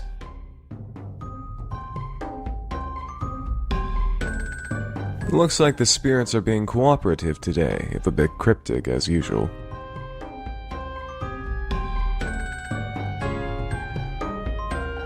Who's this douchebag? You found this baffling artifact some time ago on one of your digs. The creature on its facade is completely mystifying. You have taken to using it as your primary computing device on account of its bizarre novelty as well as convenient portability. Oh, look who's bothering you again. She's always bugging you. Bugging and fussing and meddling. What's her deal? You guess it's flattering that she wants to talk to you so much, though. You're okay with it. You're okay with a lot of things.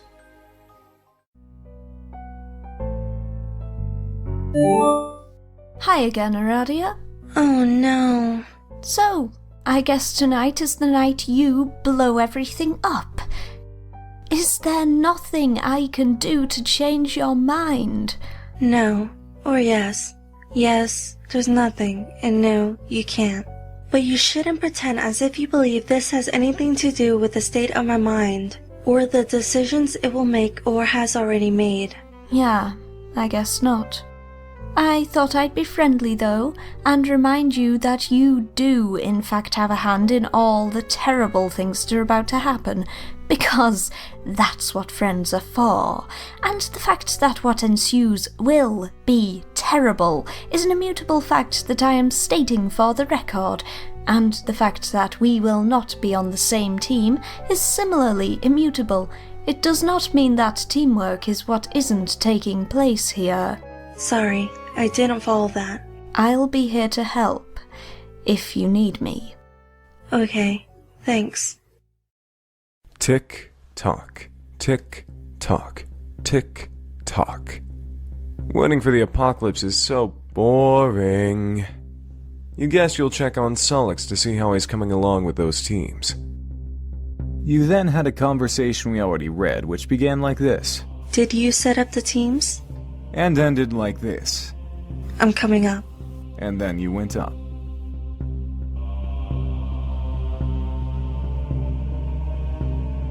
You wonder what she wants. What's with all these girls bugging you? Bugging and fussing and meddling. Aradia!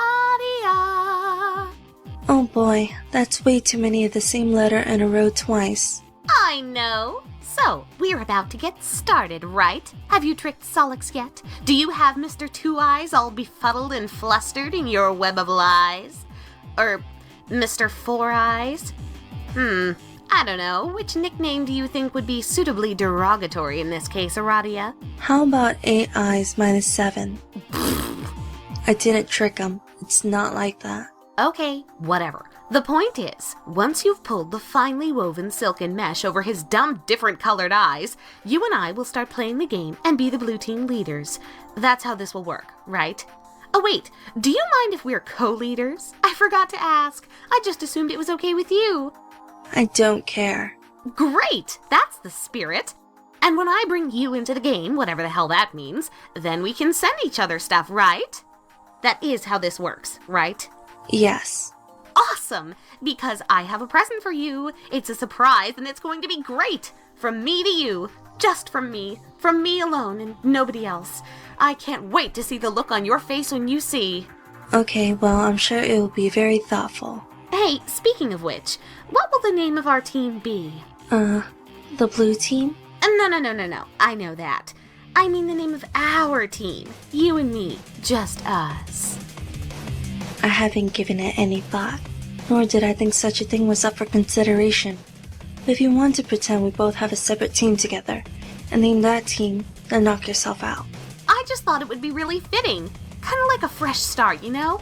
I don't know, what are our shared interests? I guess I never really thought about this. I guess I'm used to thinking of you as the enemy. There must be some overlap in profiles. Come on, let's brainstorm. Meh, it'll be great. We'll be unstoppable. Surely you must admit it'll be nice to rebound from the team charge debacle. Never think about that anymore. Oh man, I'm so dumb. Here I am, running my mouth and opening up old wounds while at the very same time trying to make amends. What an idiot. It's okay. Hey, speaking of which, that loser isn't gonna be on the blue team, is he? Which loser? Your old team buddy. No. Oh, thank fucking goodness. Talk about dead weight. You made the right choice, leader. I mean, co-leader. I didn't exclude him for that reason. Or at all. You're just not getting it. You never listen. Man, now I've got this huge beef grub lodged in my nook just thinking about him. I'm gonna go give him a hard time. Let me know when you're live. Later. Don't do that. It's really childish. Wow? Be the mysterious spider girl. You try to be the mysterious spider girl and fail. She's way too mysterious for you to be her yet. Seriously, what's up with those glasses? What's up with that robo-arm? What's her deal? She guesses it's flattering that you want to be her, though. She guesses she doesn't mind. It's cool. We'll learn all about her a little later. Solix, get back to Aradia. Aradia, I would like to apologize. I flew off the handle there. It was like the handle was a ball guy going really fast and I was his toupee. So, I'm sorry, it was my fault. It's okay. I hope we're still friends. Yes, we are. So, anyway, I think even though I quit as leader, I'm still gonna play the game now. Because it's either that or get totally creamed by all these fucking space boulders. Hey, maybe we can make the best of the game anyway, even though I guess we're gonna lose. No, I'm sorry. You can't, Solux. Not yet. Oh my god! You're gonna give me shit again? After I crawled on my belly like that, all groveling at you? Like some low-class guy with whatever color blood is lower on the hierarchy than mine? What's worse than yellow? Fuck this confusing caste system. Anyway, screw you! I'm playing this game right now! No, you're not. Trust me. Wait, what's this? Are you hearing that spooky message from the grave? It's my ability to give a shit, which just died. This is where you laugh again. Come to the window. Why? Because I'm outside. BS. Take a look. I don't see anything out there. Come closer, you'll see me. I promise. God, I am just bulged deep in the fecal matter of a wildly incontinent hoof beast, but okay, I'll indulge you. Here I go. Okay, looking out this lousy, stupid goddamn window. Lousy, stupid goddamn psychics. Nap time. When you would finally wake up, you'd discover all of your teammates had connected to each other and entered the medium. You would be the last to enter. Your long nap would facilitate a series of important dreams that would prove essential in support of your teammates. But here and now, the destruction of your hive would be imminent unless you could quickly establish a connection to the first player of the group and complete the chain. Solix, wake up. The mind honey. Some of it got in your mouth. You do not, under any circumstance, eat the mind honey. Since that moody kid is busy flipping his bifurcated lid, we might as well take a moment to get to know this silly cat girl. Gosh, who is she?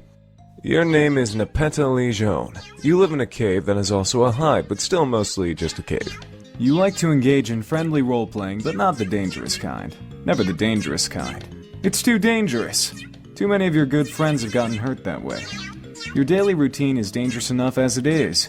You prowl the wilderness for great beasts and stalk them and take them down with nothing but your sharp claws and teeth. You take them back to your cave and eat them, and from time to time wear their pelts for fun. You like to paint wall comics using blood and soda and ash, depicting exciting tales from the hunt, and other goofy stories about you and your numerous pals. Your best pal of all is a little bossy, and people wonder why you even bother with him. But someone has to keep him pacified. If not you, then who? Everyone has an important job to do.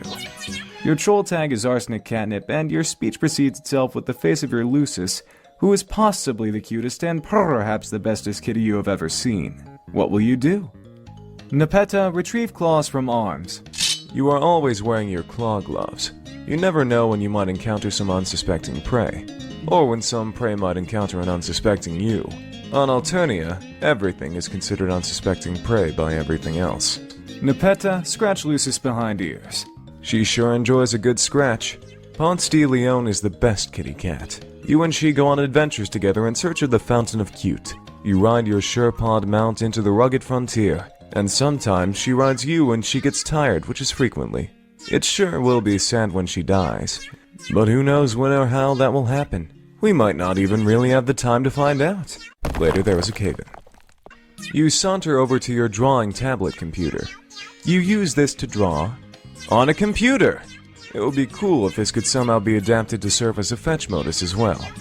That would be so much more fun than the frustrating one you're using now. You wonder what this grumpy fellow wants. Probably something to do with that game. That seems to be all anybody's talking about lately.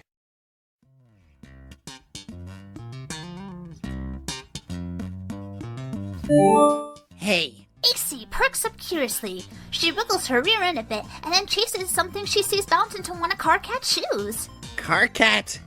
Can't believe he has to sink this low. Carcat can't believe he's asking an autistic girl in a cave to join his team. Carcat mystifies in infinite befuddlement over the fact that you are presently the best remaining candidate for the red team. I am? I mean, AC says I am? Wondrously? Yes, and Carcat can't fucking believe that. Carcat thinks about that a bit, and his jaw drops open and breaks a huge column of bricks like a fucking kung fu master. AC gathers up all the brick pieces and builds a cute little house and invites Carcat inside. Okay, good. It's good that you're talking about building, even if it's in the most inane possible context. You're going to be doing a lot of it. Yes! That sounds fun! Okay, what do I do? Okay, briefing. Me, Terezi, Gamzee, and Tavros are all playing now. The connection order is AT, TC, GC, CG. We need someone to connect to Toreador and get him in the game. I have GA lined up for the red team because she is one of the few remaining sane ones left to play. Okay, the only sane one, but she doesn't want to connect yet because of some mysterious bullshit. So I was like, whatever, what else is new? So I guess that leaves you! Terezi said she had you lined up to play back when she was the fake leader, so I said fine. So just connect to Tavros and later we'll worry about getting you in. Oh, right! I will talk to him about that.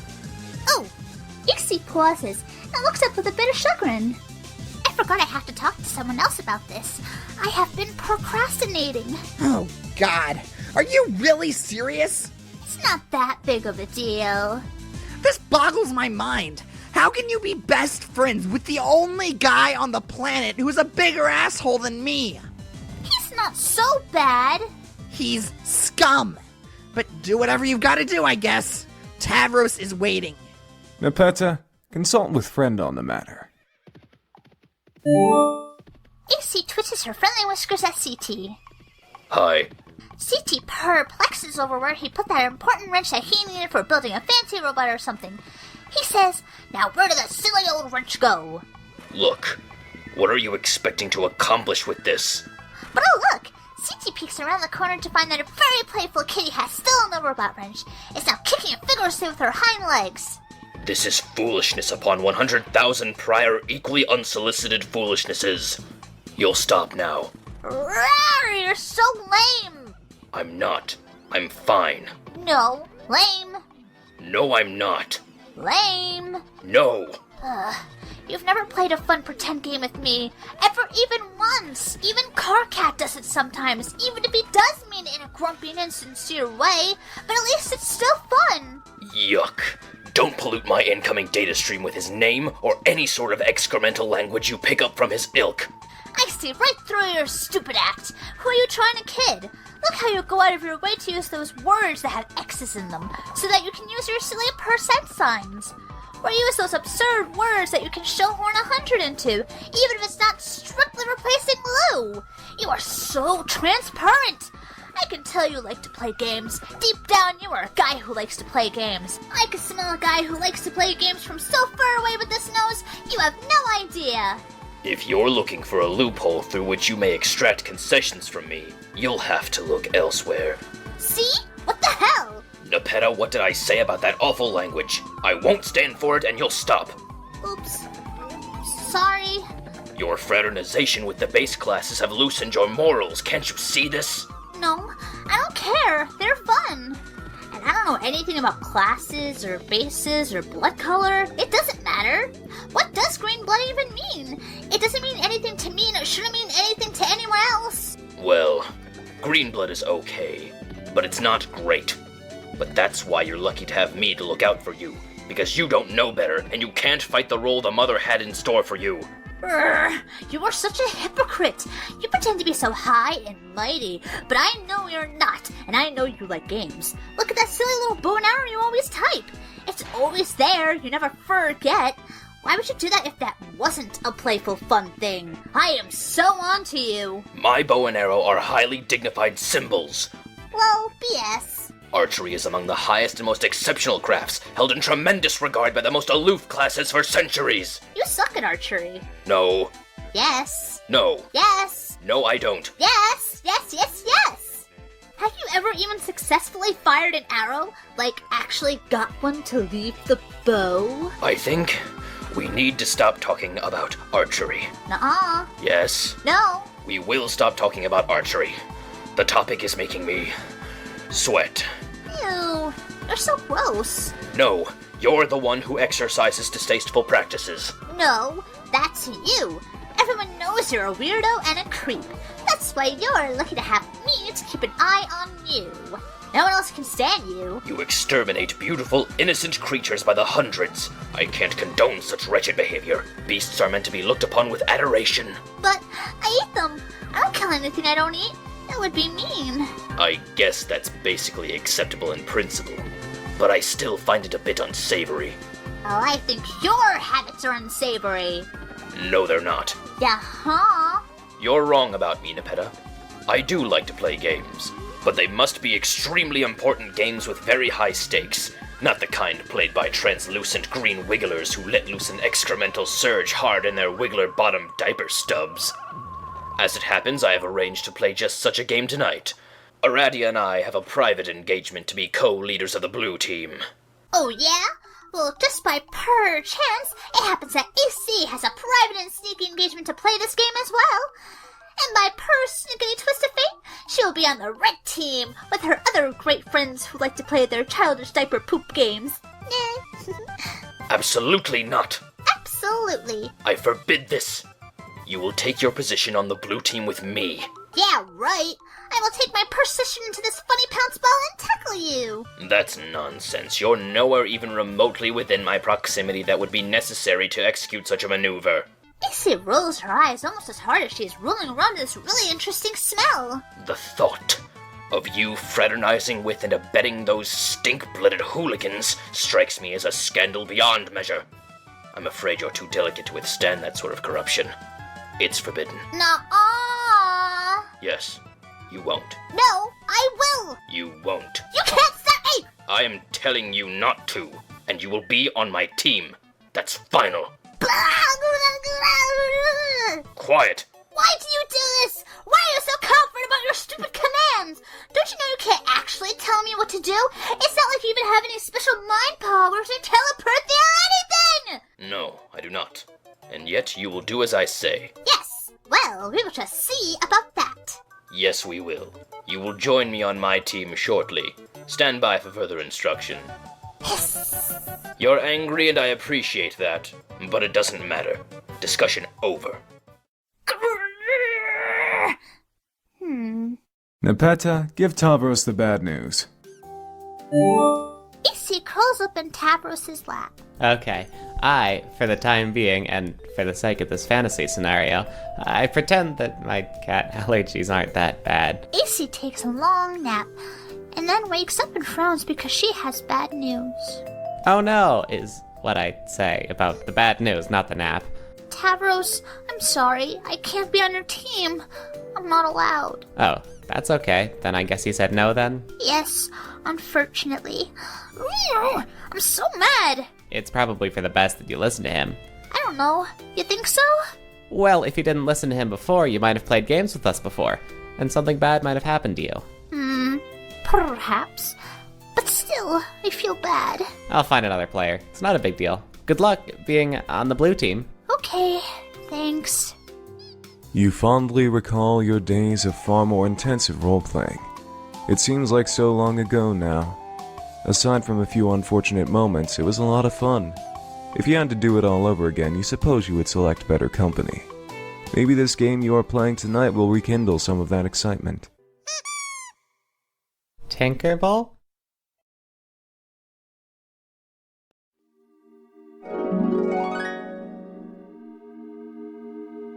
You stand in your room on a healthy pair of legs and in a plucky little outfit. You are a low-level boy Skylark, and you wield an inexpensive dagger lance, which is the closest thing to a jousting lance you can wield that is still compatible with your favorite class. You are about to play a popular game called Flarp, which unlike most games published by major developers, was given a graceful and aesthetically pleasing name. It's a title under the extreme role-playing genre, and playing it without caution can have serious real-world consequences. But that's what makes it fun. When you activate Flarp's Grub, the campaign program for tonight will begin. Team Charge will duel Team Scourge as usual. This is going to be great.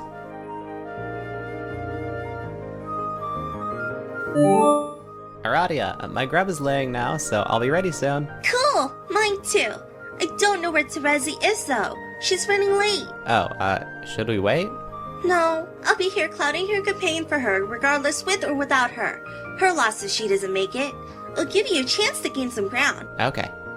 You picked a tough class, Tavros. None of the really useful combat abilities come into play until you reach a very high level. But I suppose it'll be rewarding when you get there. Yeah, I think you're right, but it's the class I think is most fun, and battle skill is not all there is to being a great adventurer. I couldn't agree more. You might be the only Flarp in the world who really understands the true spirit of the game. Everyone else is so aggressive and treasure hungry. But that's what makes beating them all the more satisfying. Yeah, I guess. Remember, your Clouder isn't going to pull any punches tonight. Don't fall for her mind games. I'll be here to assist, of course. If you're in trouble, don't hesitate to ask for help. Yeah, I won't. Thanks, Aradia. No problem. Your campaign's gaming flapstractions hatch out of their eggs. These comprise all the data and procedures you will need for your adventure tonight. They disperse throughout the terrain surrounding your hive. They follow both pre-programmed and live instructions by your Clouder, a member of Team Scourge whose role is to provide you with a challenging scenario, while your teammate does the same for Scourge's other player. You take your starting position in the field. The game is afoot and anything can happen now. It's up to you to consult your maps and work with your teammate to discover the objective of the quest, find treasure, and slay monsters. Your stat bat is bonded with you. This keeps track of every attribute for your character, including vitals. While these attributes in principle remain abstractions, due to the fact that this is extreme role-playing, they will always relate in some way to your real-life attributes as well. You've got to be careful out here. A little later. Well? Hey, boy Skytard, are you going to just stand there all night? Make your move, make your move, make your move! I just think these monsters are too strong. Sorry, but they don't seem appropriate for this campaign. Weak! Weaky, weaky, weak! Weaky? Is that a real thing to say? Yes! Your blatant excuse-making is the weakest lame that ever shit the coward bed. Roll your dice, make your move. Advance or abscond! I can't abscond. There's no, absconding place. But absconding is what you do best. I ain't managed to cloud a scenario yet you couldn't squawk out of in a blazing trail of cluckbeast feathers.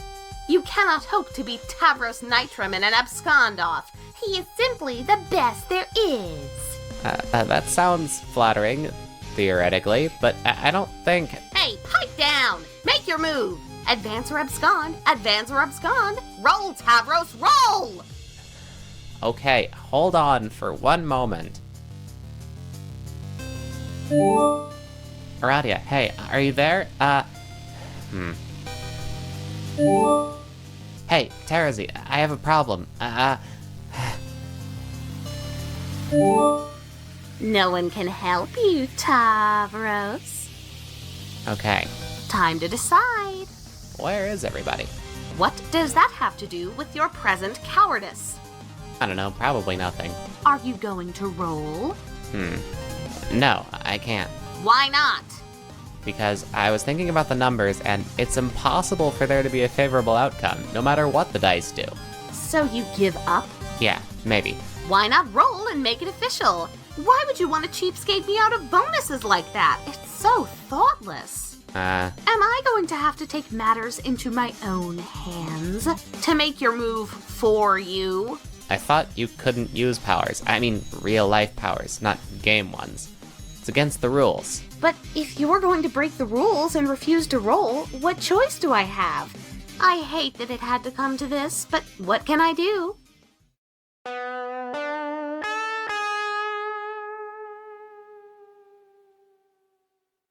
Tavros, have I mentioned how cute you look in that plucky little outfit? Why, if I didn't know better, I'd say I was playing with Pupa Pan himself. Isn't that what you want, Tavros? To be like Pupa? Of course you do! What boy wouldn't want to be like Pupa? So dashing and brave. He is everything you are not. For one thing, he can fly. Do you want to fly, Tavros? Have you ever tried to fly? I bet you haven't. How about we take to the skies, Pupa? Oh, you like that idea, Pupa. Yes, you do. I can feel it in your simple, malleable brain. You want to fly so bad. Fly, Pupa! Fly!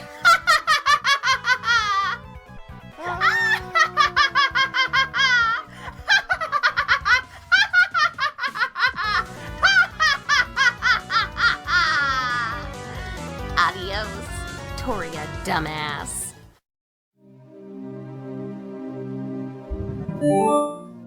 She just jumped me off a cliff with my brain and my legs also, and now they feel invisible. Wow, I'm sure there was a better way to say that.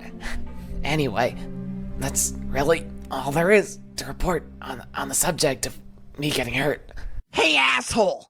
Stop playing games for girls! Back in the present, but not too far into the present, right around this moment with Carcat and the toilet during a conversation we have already read, which ended like this. Psst. Hey, brave leader. Oh my god! Why are you talking to me? Can I join your team? Yes, I'm glad you asked, because there's a wide open slot for the most vile, backstabbing sociopath who ever lived. You really helped me out of a jam by stepping forward. Vile, backstabbing sociopath?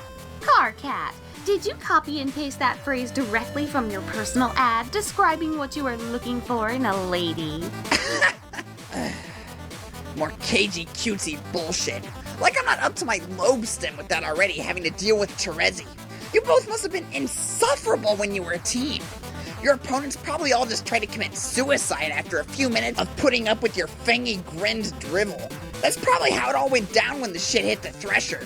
That's not a bad guess, but man, Carcat, you sure are giving me a hard time. I don't see how we're supposed to be becoming friends if you recoil from my olive branch like I'm twitching a mummified bovine phallus in your direction.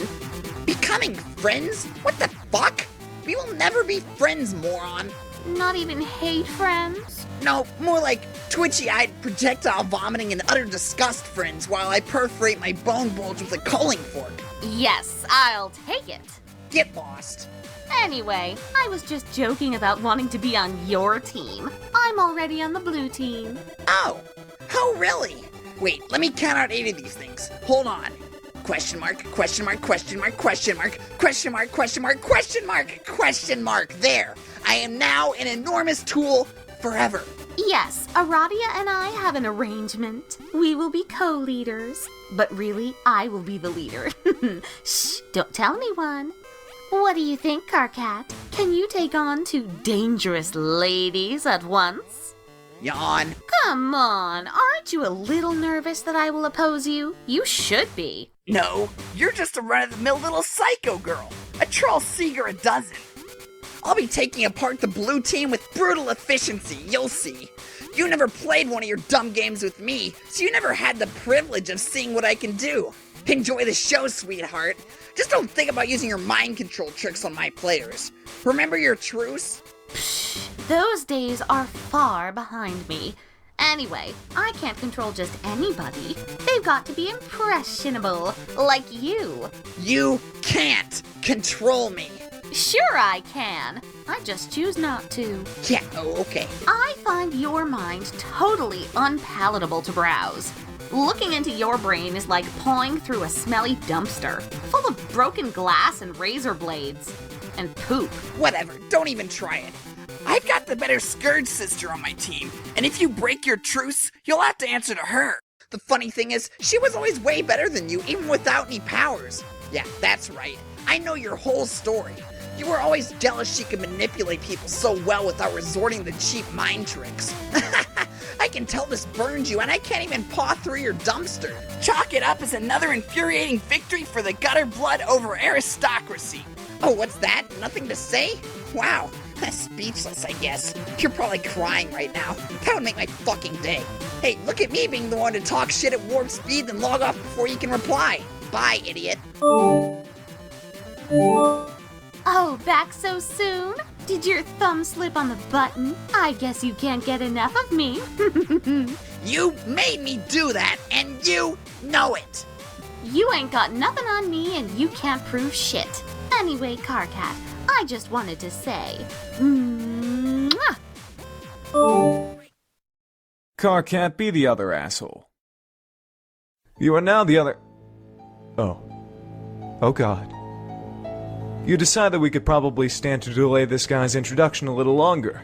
Why don't we see what someone else is up to? Anyone. Hurry! You switch to a vague teaser of the final unseen troll in the nick of time.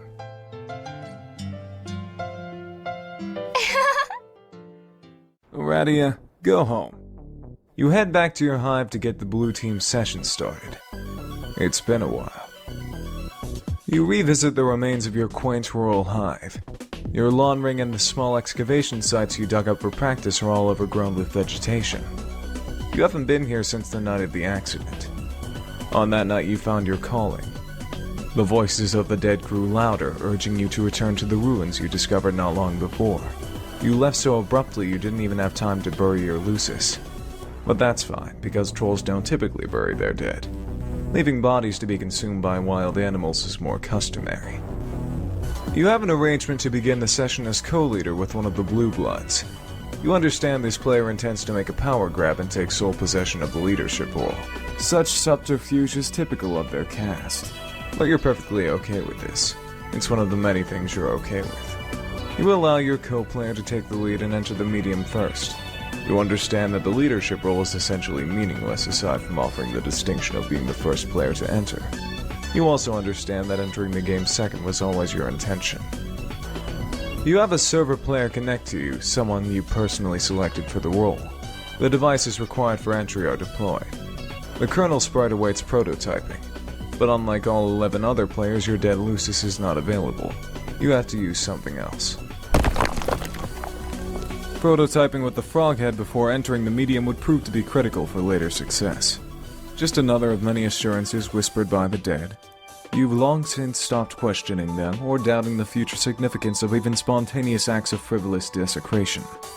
Compelling your non-plus server player to perform this task might have proven difficult.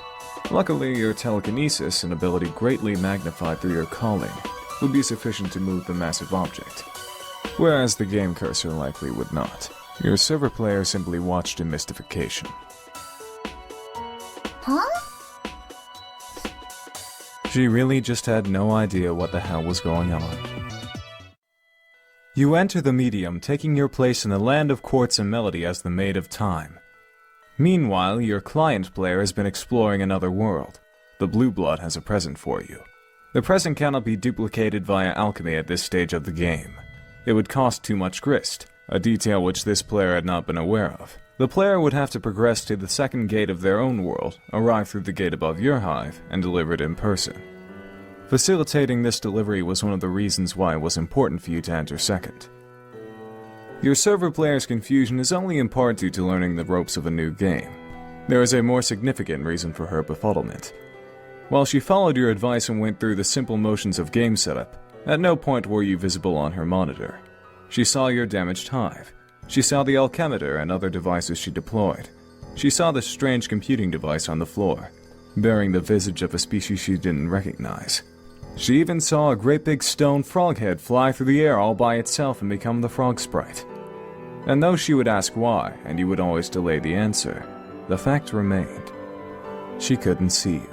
She couldn't see you up until the moment after the sprite's second prototyping. Because you were dead all along. We are all completely blown away by this stunning revelation. Wow. Dead. Really? Like a ghost? Huh.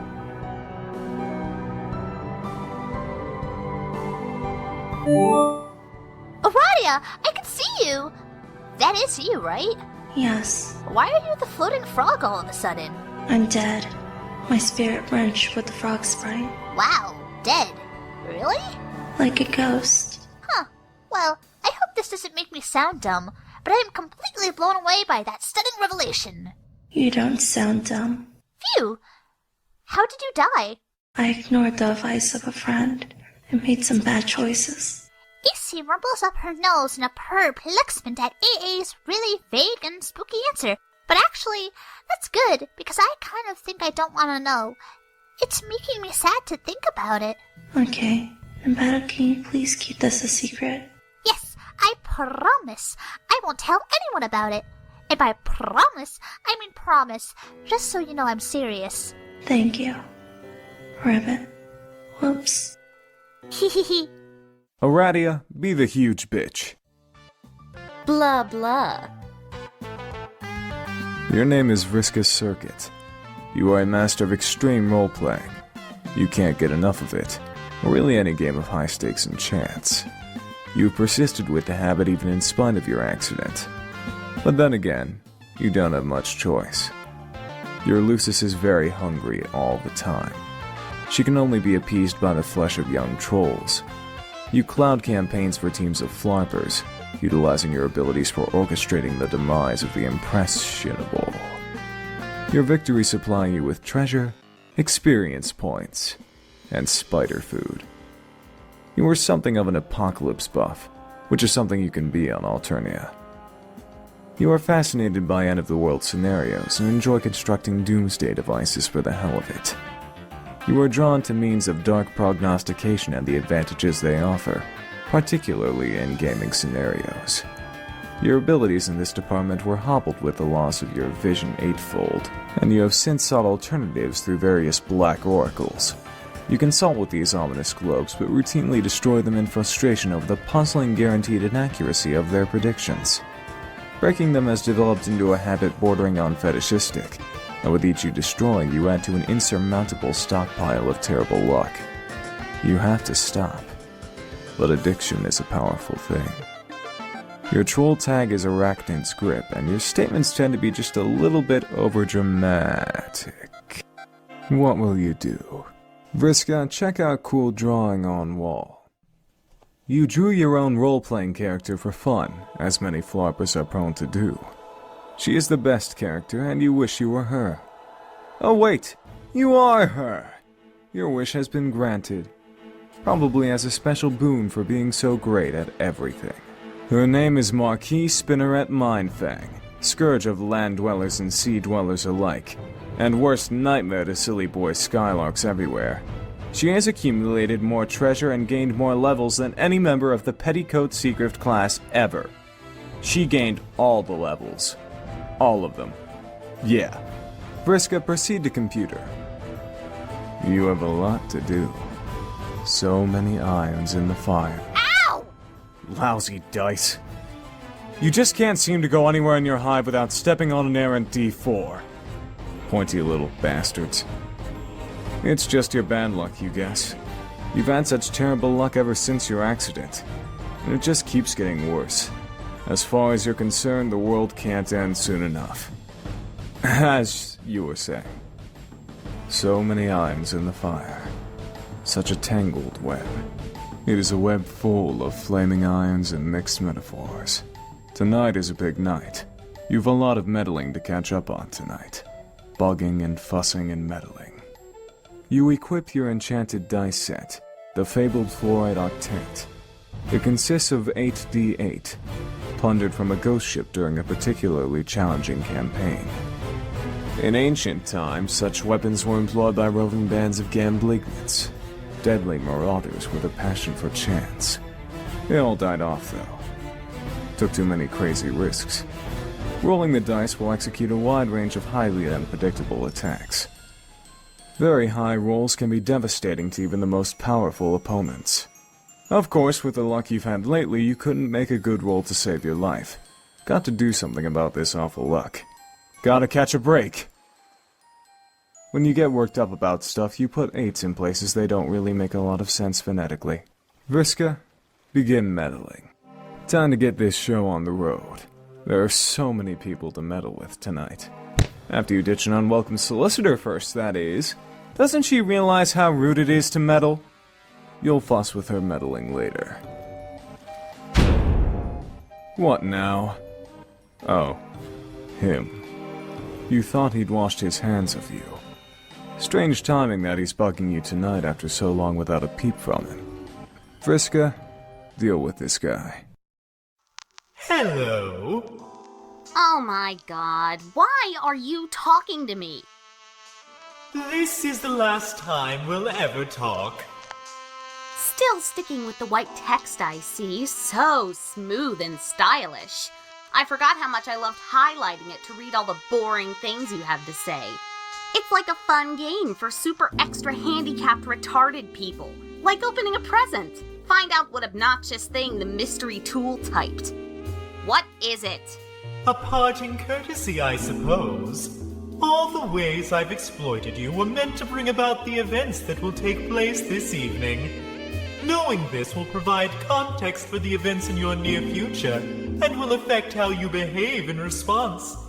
These events will be just as important as those preceding it. I've gone to great lengths, you see. You didn't exploit me. You are just a petty douche with a bad temper who likes to play games, and all I did was humor you. I did exploit you very thoroughly. It was easy. So full of yourself. Have I ever lost a game? Don't change the subject. What subject are you referring to? Ugh. I'm going to log off in a big huff, and you have to promise not to use that nasty trick where you log me back on out of petty douchey spite. And then we can go back to never ever talking because, man, that was heaven when it was like that. There's no need for that kind of assurance. I'll be brief. I no longer hold you accountable for any wrongdoing.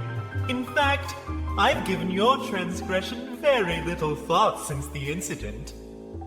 If you acknowledge this amnesty and regard it as sincere, you may begin to find the odds falling in your favor again. This may be essential if you are to succeed on your journey. Slow down, man. I am just wearing out so many pens taking all of these important notes. Fuck you for ruining all my good note-taking pens and giving me this terrible cramp in my good note-taking hand. Incredible, the risks you take with your scorn. But of course, it was your unpleasant, simplistic temperament that made you so easy to control. Vicious and predictable, like an insect. If you turn a swarm of wasps on a crowd, the outcome is certain. It takes no skilled strategist to understand this. You were in fact a waste of my talents. A primitive expedient. Blech, what a snob. You're worse than my meddly meddler metal friend. I wonder why they waste their camaraderie on you. I'll never understand it. I thought you said you would be brief. I'll say one last thing. Though the magnitude of the ensuing destruction resulting directly from your actions will be neither possible or necessary for you to fathom, there nevertheless ought to be a silver lining. The only question is whether you will live long enough to see it. I'm not a gambling man, but if I was, I wouldn't bet on it. Goodbye. Bye, asshole.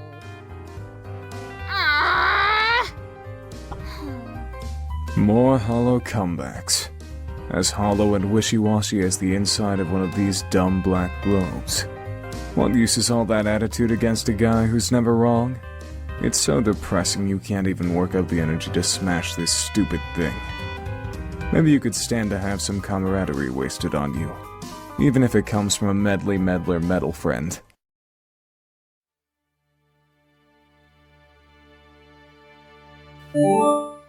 What? Just wanted to know, is your Lucis dead yet? Huh? What kind of question is that? Is this a trick? Are you trying to sabotage me? Are you in cahoots with someone? No. Cahoots! Cahoots, I say! You sure do seem to be saying cahoots. I'm just asking because mine's dead. What? Oh no. How did that happen? It was just her time. Really? Are you sure it wasn't sabotage? I would suspect sabotage if I was you. No, there was no plot or conspiracy or any trace of saboteurs operating through the special and magical union one can only describe as being in cahoots with another. When a virgin mother grub abdicates and renounces brooding, her time will be relatively short. I always knew this. Oh. She was so cool. You had the coolest Lucis of anyone I know. I wanted to meet her someday. Maybe you still can. Yeah, meet her corpse. I guess that's not so bad a consolation prize. Seeing a big, dead, cool mother grub. Wow. You were so lucky. My Lucis sucks. Why did you ask if she's dead anyway? Do you know something? They are all dying, or are going to soon. I believe it's a preemptive consequence of the game we are about to play. If a preemptive consequence is a concept that can be said to hold any meaning.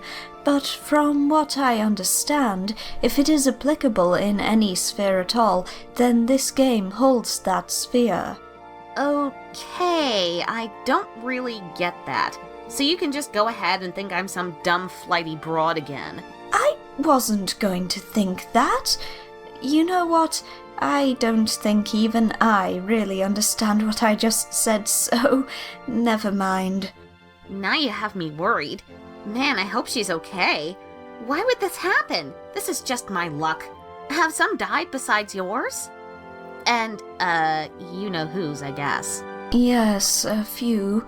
Karkat thinks it's his fault. He believes his actions triggered an inauspicious chain reaction. You mean a curse? Sure. Wow, between his curse and my shitty luck, we are so screwed. I'm not surprised to see you endorse his paranoia without hesitation, but I was attempting to illustrate a point in bringing it up. Phew, there goes another one sailing over the idiot girl's head. Okay, lay it on me. These events are inevitable, and regardless of whatever emotional entanglements obfuscate their significance, they will ultimately serve an important purpose. The curse had nothing to do with it, and Karkat's notion of a curse is inseparable from his perception of events as intrinsically negative and as tailored to his personal dissatisfaction. And your bad luck is the same way. I believe anyway. Okay. What would happen if you just cleaned up a bit? Don't you think you would step on a few less hard triangles? Why do you try to help me and stuff? What's the point? It's kind of bothersome and insulting sometimes. So I have a messy room. Big deal. My luck fucking blows. It's got nothing to do with it, and you just don't even know. Meddler, why are you so meddly, Miss Meddlesome McFussy Fangs? Because you're dangerous. No way. I'm just fine. Why don't you can it? Every time you tell me to can it, I think it's funny. I mean, it's just a funny thing to say, don't you think? It's okay to be dangerous. Lots of people are, and dangerous people can be really important. Maybe even the most important sometimes. But it just means there's got to be someone around to keep an eye on them. And if not me, then who? Everyone has an important job to do. Okay, so you're spying on me. Kinda creepy. Man, maybe you should get a life. Or, you know, if you're so high and mighty and think you're so great, maybe you could, oh, I don't know, try and stop me from doing bad things. That wouldn't work.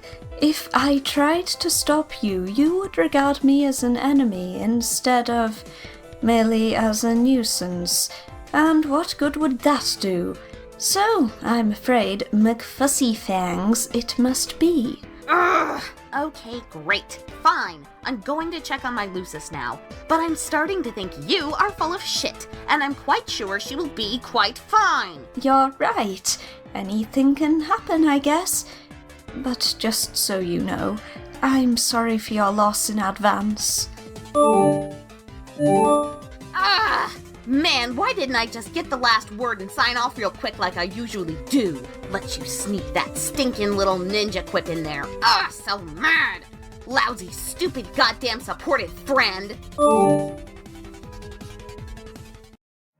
Vriska, check on Lucis. You go down the like 50 million stairs to her nest below. You wonder if any other kid on the planet has such a high-maintenance Lucis. You doubt it. You pass by one of your completed doomsday devices. You promised you'd build it for an especially powerful and influential member of the nautical aristocracy, in return for his collusion during your campaigns. Some guy you were in cahoots with. You guess none of it matters now, though. It was tough to build, and isn't perfect yet. Luckily, one of your pals nearby is pretty handy with technology. He can be tapped for parts and favors frequently. You wonder if any other kid on the planet has as many irons in the fire as you. You doubt it. See, look at this. She's fine. Fine and huge and hungry as ever. You guess you're relieved? Yes, of course. Huh. Why wouldn't you be? It would be devastating if anything happened to your dear, sweet custodian.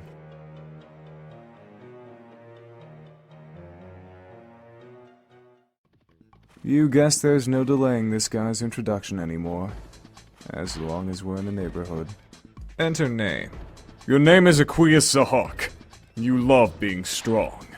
You are so strong you would surely be the class of the elite legion of Ralphie Annihilators. And while such a calling would be quite honorable, you would prefer to join the ranks of the Arch Eradicators, perhaps the most noble echelon the Imperial forces have to offer. Unfortunately, you suck at archery. You've not successfully fired a single arrow. Every time you try, you break the bow. You are simply too strong. You have broken so many bows, it has developed into a habit bordering on fetishistic. You have to stop. But addiction is a powerful thing. You have a great appreciation for the fine arts.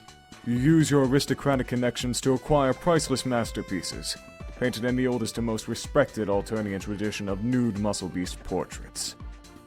These striking depictions of the exquisite fauna native to Alternia remind you of the purest physical ideal that must be sought by anyone who professes a love of strength. When those of lesser bloodlines turn up their uncultured noses at such stunning material, it makes you furious. Practically everything makes you furious. You have so much rage it can only be expressed through staggering quantities of physical violence. You build strong and sturdy robots, set them to kill mode, and beat the shit out of them in caged brawls.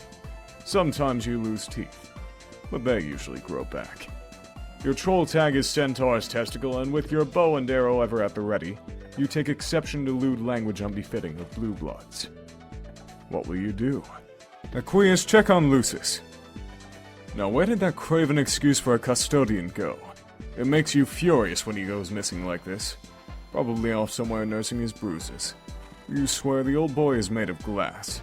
You are starting to get agitated. Arthur, where are you? Oh, there he is.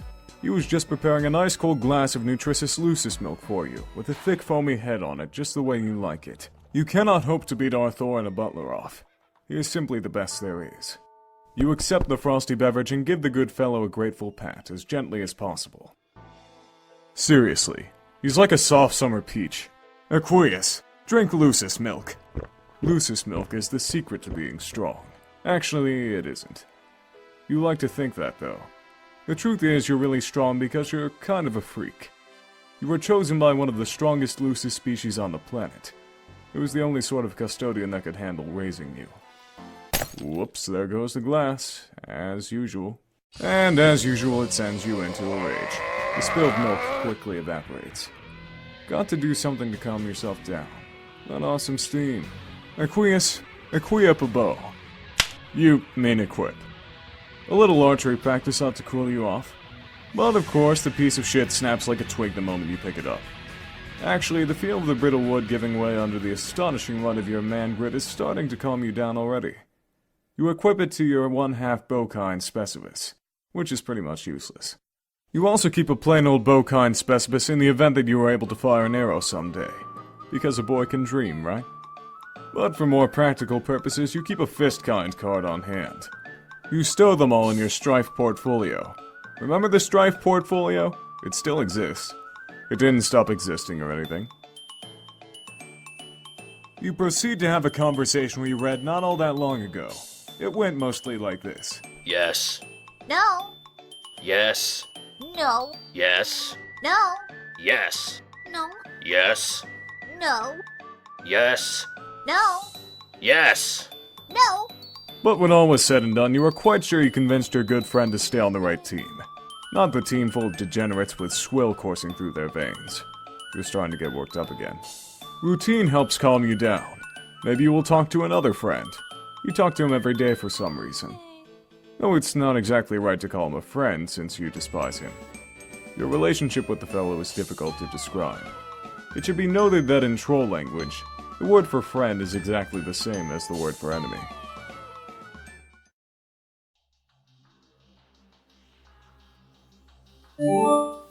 Have I ever told you what a reprehensible disgrace you are? Fuck yeah, only every motherfucking day, bro. I'm not in a very good mood. There are a few things I'd like to get off my chest. Motherfucking spill it. Don't be all keeping that shit bottled up like a fucking all shaped up bottle of Faygo. Fuck dog, I'm thirsty. I'm down to my last bottle and I don't fucking know if I can get any more in this motherfucking magic land, so I don't know. What you do appear to know is exactly how to maximize my livid contempt for you, with your revolting language and your sense of decorum at such breathtaking odds with the richness and perfection of your blood. I just hate you so much. That's cool. I can't be all making not everybody happy all the time. If we ever meet, I could bake you a fucking pie and we could chill and maybe we'd be better bros that way. And the degrees to which you pollute your precious blood with your bottled fizzy sugar and soporific toxins. Maddening. You will stop. Whoa, I will? How do you know that? No, you don't understand. It's not a prediction, it's an order. I command you to stop. Oh. Alright, brother. You motherfucking got it. What? Are you serious? Yeah, I mean, you gotta show some faith in your friends. Because they're all the ones who are being a lookout for you. So, fuck, if you say I'm not doing the shit right, then what the motherfuck do I know? No, this is unacceptable. Okay, let's start over. I apologize. I was completely out of line, and I'm sorry. I have no right to talk to you like that or tell you what you can't do. Oh, no worries. It's not my place. Your habits notwithstanding, I am lesser than you, an inferior. Okay. Don't you understand that you're better than me? Can you please act like it? That's not a command, it's just a polite request, I guess. Alright, I can try, but... Man, I don't know if I know how to be like a better motherfucker than any other motherfucker. Look, it isn't that difficult. Try to be cognizant of your desires and needs, and attempt to regard those around you as a simple vehicle meant to bring about your gratification. Whoa, what? What are you doing? Right now. It sounds as if you have begun playing with the red team. Is this true? Yeah! Fuck yeah! I'm all up in the fucking shit of this wicked, mystical motherfucker. I bonked an imp on the head with a club, and then a little later I scared one with a horn. Good. This is very good. It really pleases me to hear tales of physical subjugation. I presume these were lesser beings toiling in the lower ranks of some hierarchy? Well, yeah, they're underlings, and there's some subjugation involved for fucking sure. But now we're kinda settled down, and me and the imps are sharing some pie. These motherfuckers are pretty dope, actually. I like them. Okay. It pleases me considerably less to hear things like that, but I've already stated I have no right to be disappointed by your conduct, so I will try to control myself. Oh, shit, bro. I don't want to be all like to disappoint ya. Well, what can I do to make a brother fucking shape his shit up? If I could make you smile, it'd be the best fucking miracle I ever did part of. Honk, honk, honk. Would it be too much to ask for you to maybe boss me around a little? You mean like role-playing?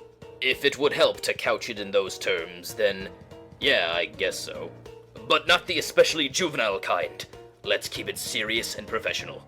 I'll try, but I'm not much fucking any good at it, I think.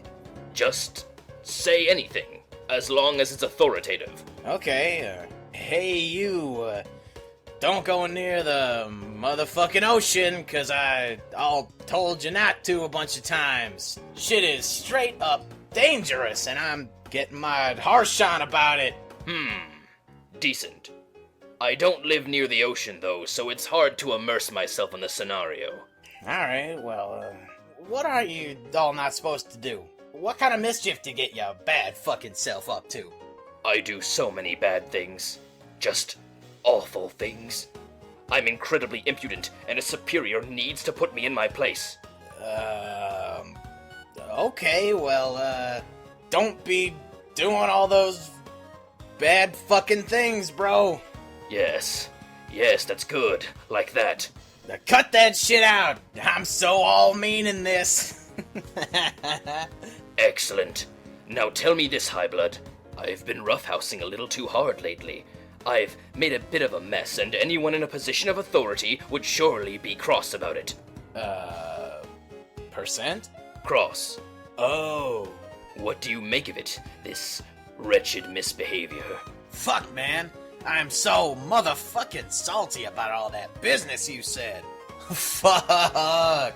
I'm like all moving my mouth, and the wicked noise is coming out in the frontiest way possible. And it's going at your direction, cause that's the direction to be fucking angry at. Yes, so good.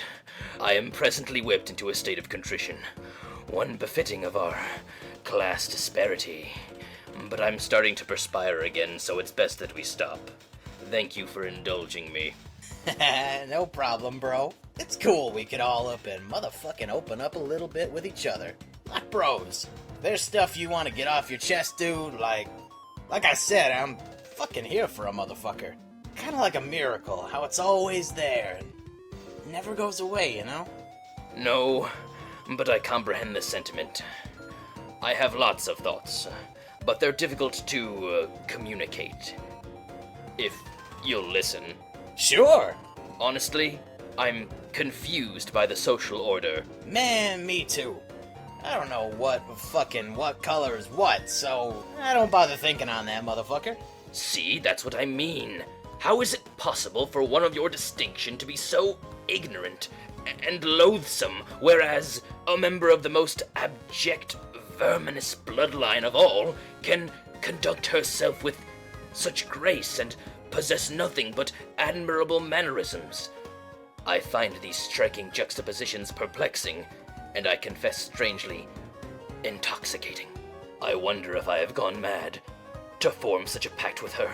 Wow. I got no fucking clue what you're talking about. Who is she? I shouldn't be talking about this. You're the enemy. Vriska, be in cahoots with Equius. Cahoots. Equius. What? Hey, I'm about to meddle with so many losers right now. How many? So many. All the losers. All of them. Good. Use your cunning and venom to make them envy our nobility. Oh man, was that sarcasm? That sounded like sarcasm. No. Humorous insincerity is for pedantic wigglers. I know you never make jokes. I was the one being sarcastic, you stooge. I was being sarcastic about you being sarcastic. Duh. That's because you're a little worse than me. The fuck I am. Anyway, hey, did you finish Aradia's present yet? I'm about to fuss with her, and I want to know if I can keep my promise, or if you're gonna make a liar out of me. It's finished. I'll deliver it shortly. Great! Thanks, buddy. I'll be waiting here for you. I'm happy to help, but I don't understand why you're intent on gratifying that worthless peasant.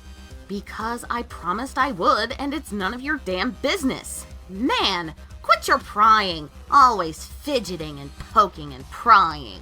Fine. Then let's proceed with the plan in a curt and professional manner. Agreed. So, just to review, we will let Aradia perpetrate her cute little ploy on Solix and usurp his power. Yes. Isn't it funny when these chumps try to get all tactical and underhanded? It's really adorable. I guess it is pretty quaint. Anyway, she makes her little power grab, and that's when we both step in and usurp her as co-leaders, right? That's the plan. Okay, good. Then the best team will be led by the 2 highest bloods the way it should be.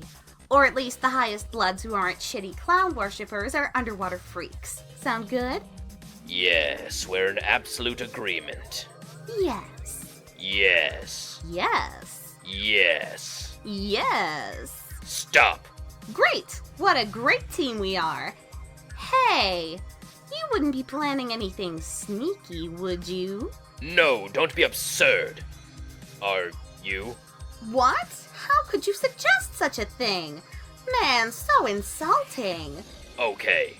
Perfect. We have the perfect plan and no one is plotting any sort of double crossings or backstabbery or anything like that. There are no double crossings up my sleeve.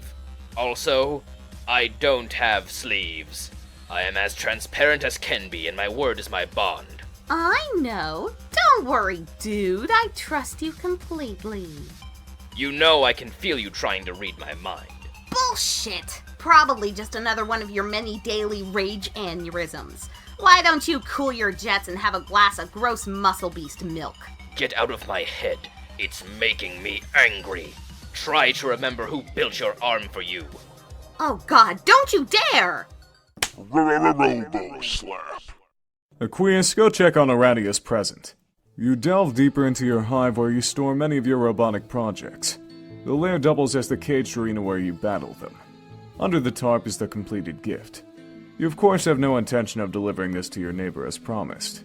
You naturally will double-cross your accomplice just as you assume she has plans to double-cross you. You assume she is assuming the same of you. Business as usual for Blue Bloods.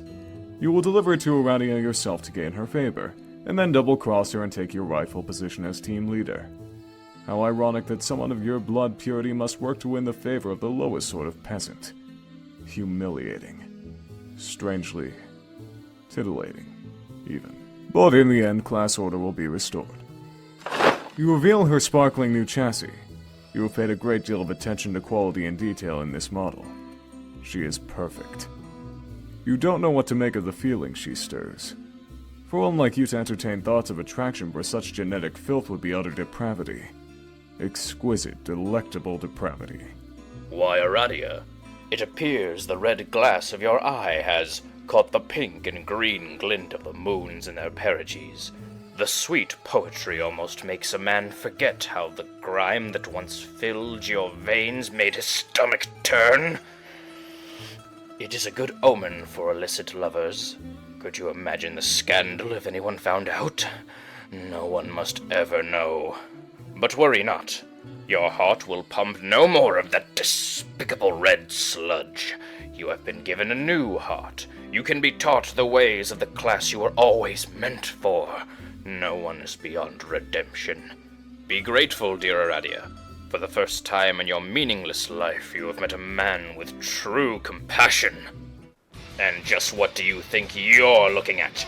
Keep your cold, mechanical judgment to yourself, as if your own record is so spotless. Don't forget who made you. Oh, what's that? My, that is a smart mouth you have. That was the last straw. An example must be made of this insubordination. Example! The Catinative Doomsday Dice Cascader is unfortuitously activated. The lousy thing breaks. You seriously cannot believe how unbelievably shitty this Doomsday device is.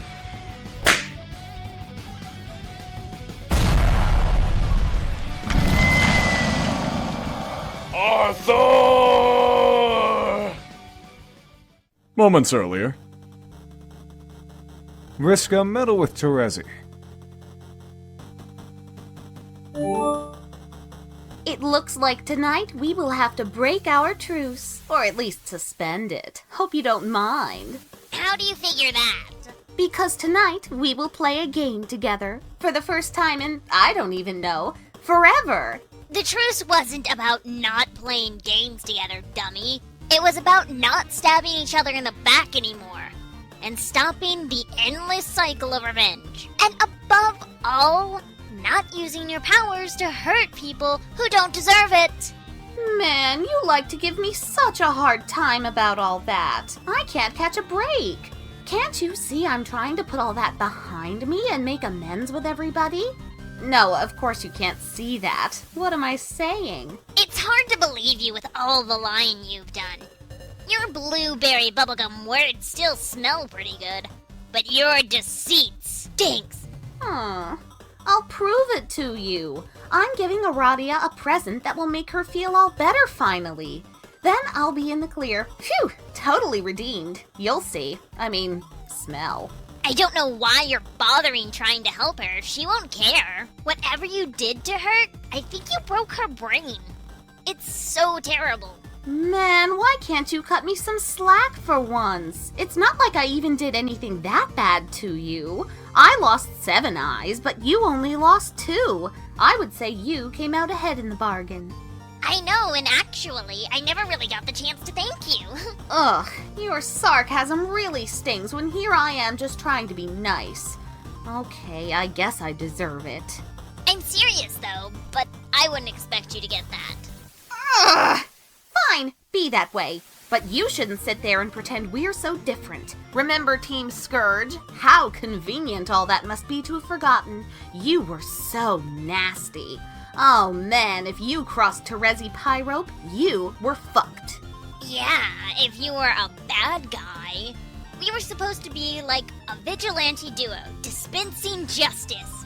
And you could take the bad guys home and feed them to your stupid spider. But instead you just fed her everybody. And lied, and lied, and lied. Yeah, those were the days. I mean, days full of mistakes and regret, but it was still a lot of fun.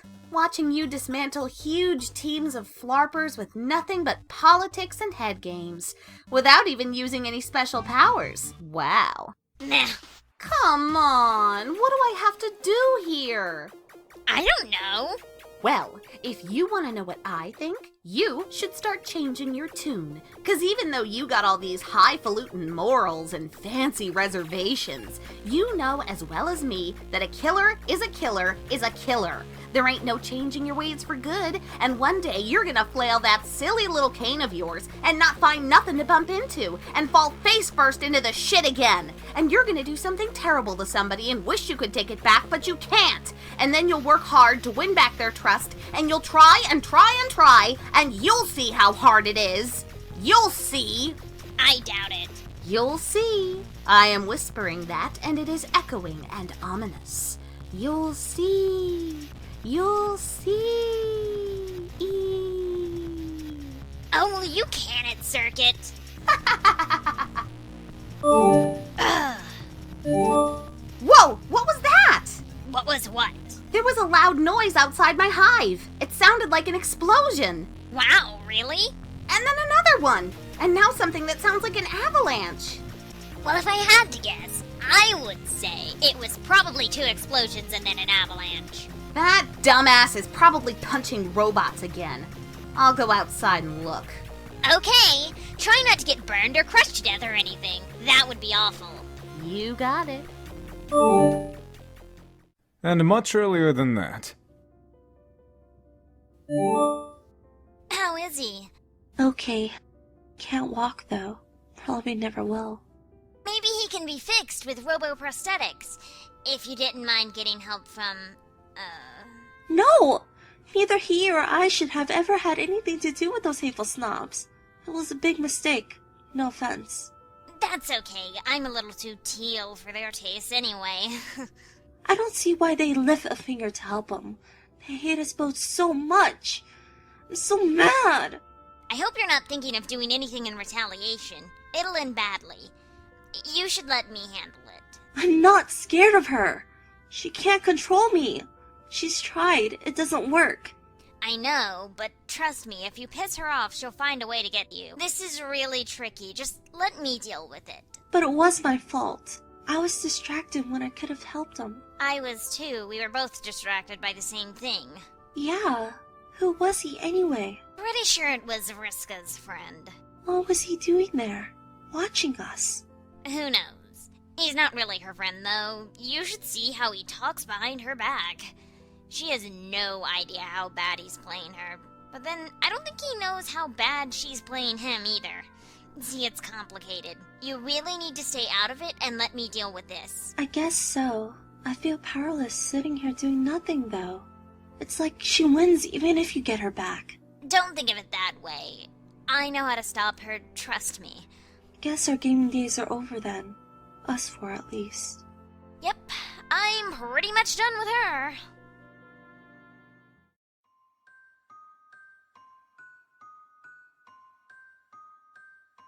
It's probably best you listen to the advice of your friend. And yet the voices are as lucid as ever. They urge you to make her pay.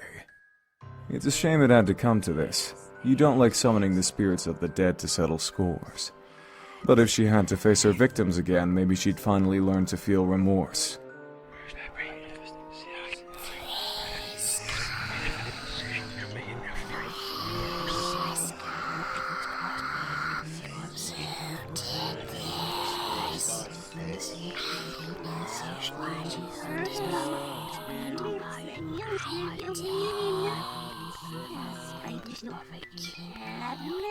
Vriska and Sir White Text Guy.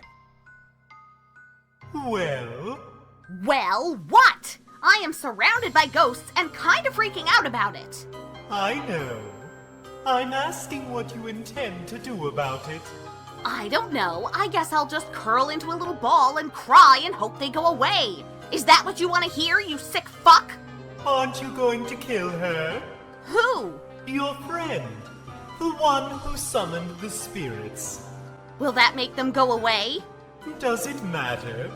She brought them here to torment you. This obviously warrants revenge. You know you're going to anyway. You won't be able to help yourself. I don't have to do shit. Maybe I don't mind ghosts. Maybe they'll be great company once I get used to them. No, they are terrifying you.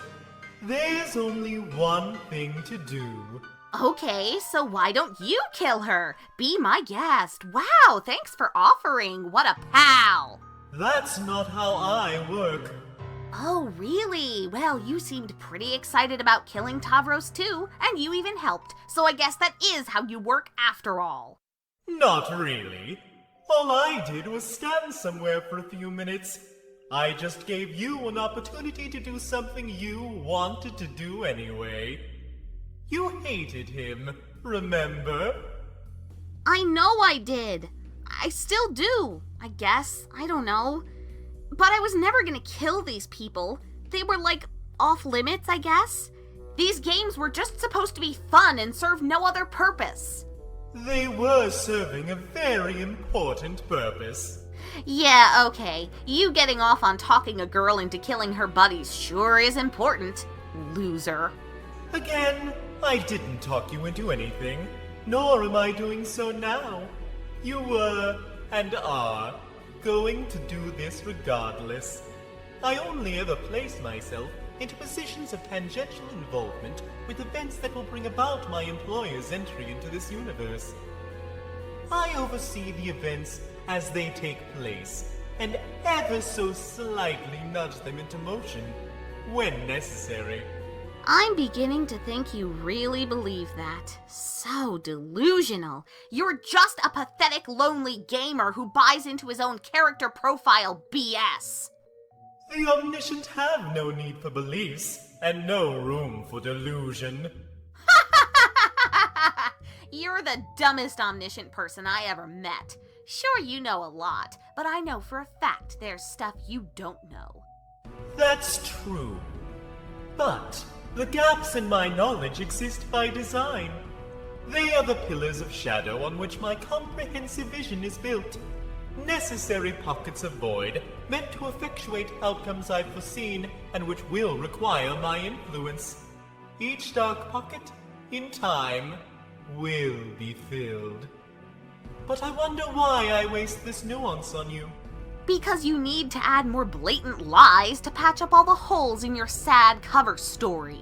I don't lie. Deception is only necessary for those like you to achieve their objectives. I play with my cards face up. Isn't it funny how during our various matches I can tell you what my moves will be in advance and still win? Yeah, but I'm getting closer to beating you. You'll see. Look at that. The short amount of time I have reserved for arguing with a child has expired. I will go. But maybe you're right. Maybe you are a person with free will and you won't kill your friend. What do I know? Enjoy your haunting. Vriska. Make her pay. Of course he's right. Not much point in living with all these moaning spooks just to spite some guy you don't give a shit about.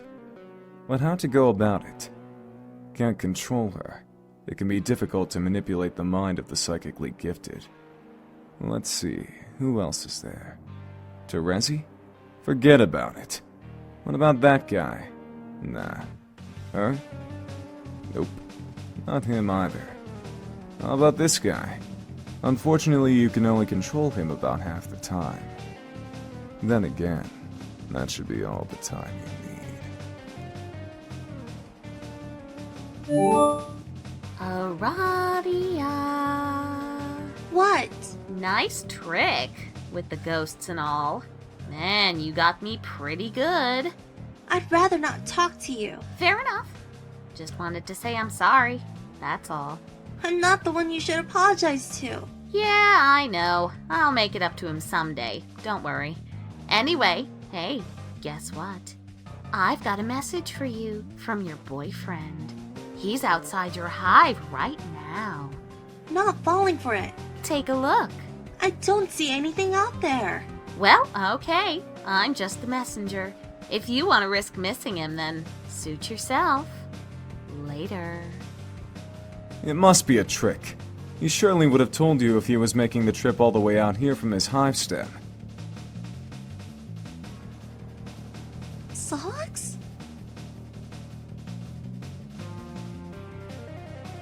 Arrivederci, Mikito.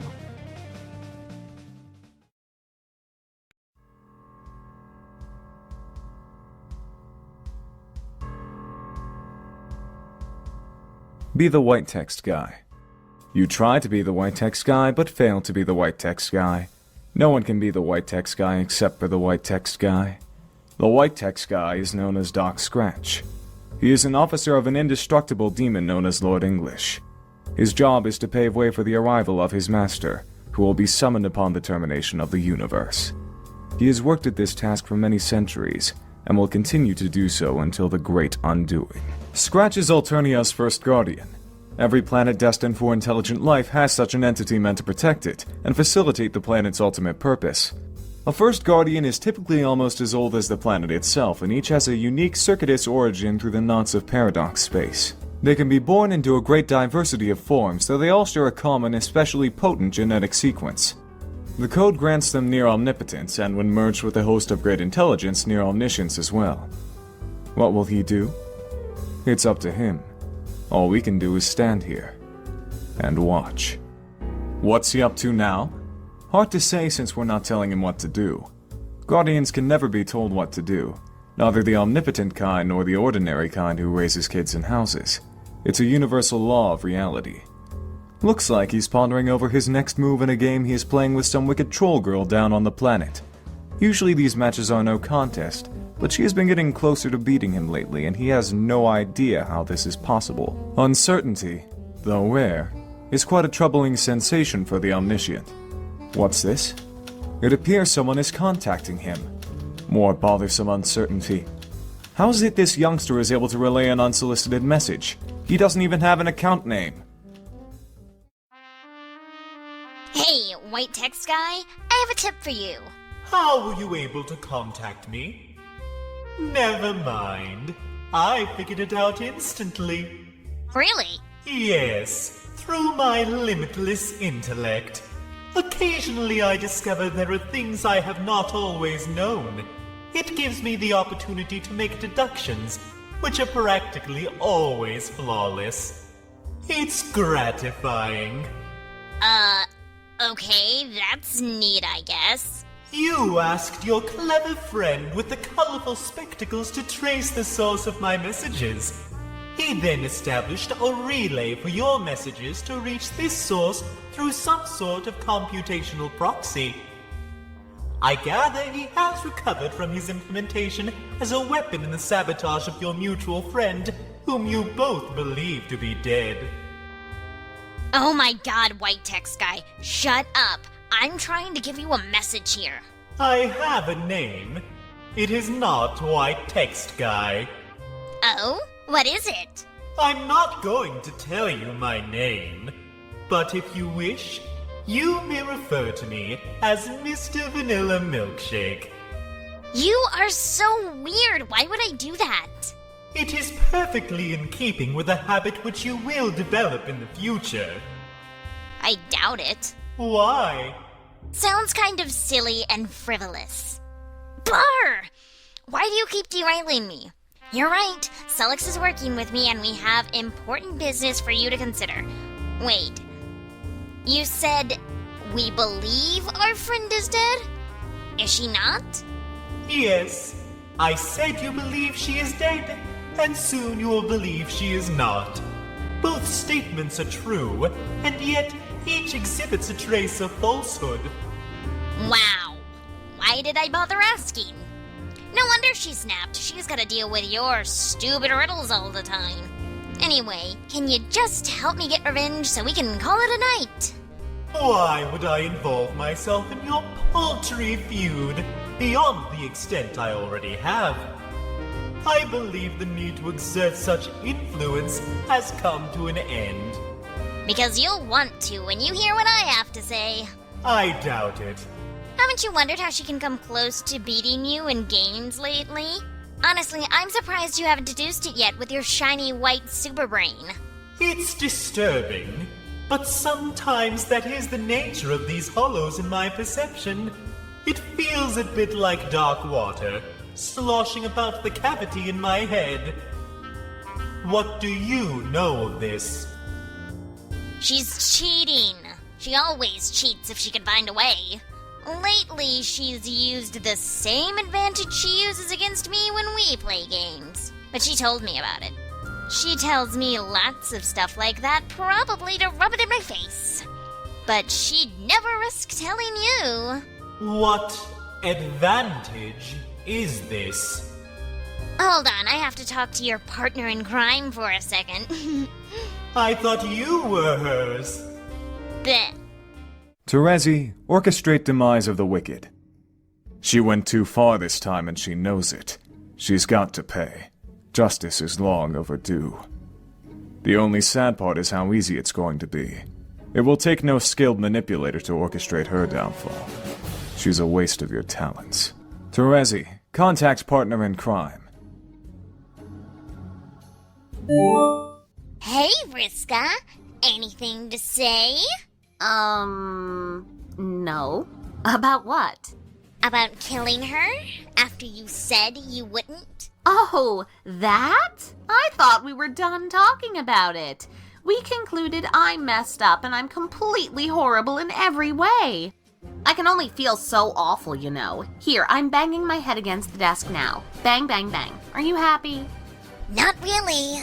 Ugh. What do you want from me? I'm not sure. I guess I'm looking for some reason to change my mind. I don't know what you can say that'll do it. I sort of hope there's something, though. You should lighten up a bit. Maybe even congratulate me. Wow, great job, Vriska. Single-handedly taking out Team Charge like that. No more competition from those low-class clowns. Nah, that wasn't it. Okay, well, change your mind about what? What are you going to do, Pyrope? I was probably just going to kill you. You mean from your tree, with all your amazing powers? Tell me, what sort of powers do tree girls have, swinging from vines and stuff? My tree doesn't have vines. Sometimes I let other people swing from ropes, though. Yeah, anyway, you'll be dead in a couple of minutes. Yeah, right. Complete and total muscle beast shit. If you don't believe me, why don't you consult with your little advantage? It seems to have all the answers. I don't need to do that to know you're bluffing. Yeah, but you know you're gonna anyway. Addiction is a powerful thing. See ya. Vriska, consult little advantage. She can't be serious.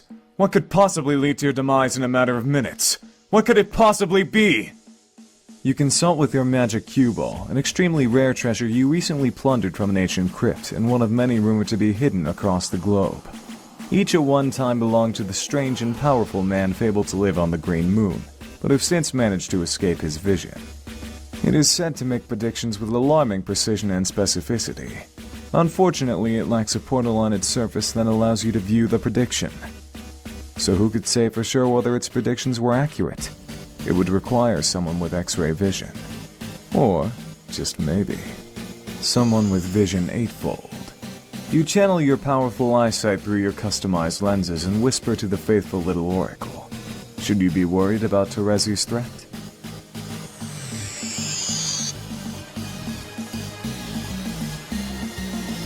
Terezi, inform Mr. Vanilla Milkshake about his missing orb. She has what? Okay, little ball, fine. If you're so smart, then answer this. How is it going to happen? How?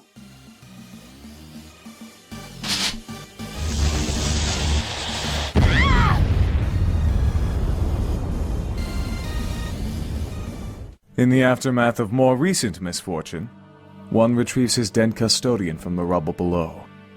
Another finds her struggling to survive. You guess you've got to put her down. The question is, do you have the luck to get it done? Would a sufficient roll even qualify as good luck in this case? You don't know. Vriska, roll. Maybe the dead girl is onto something. Maybe the only way to beat your bad luck is not caring about the outcome. 7 of the fluoride octet land, narrowing the field down from the full 8 to the 8th power. 1 tumbles through the air. It will decide among the 8 remaining techniques.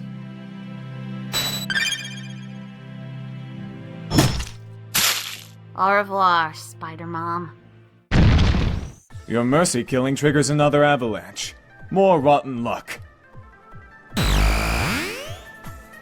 Vriska, what's her deal?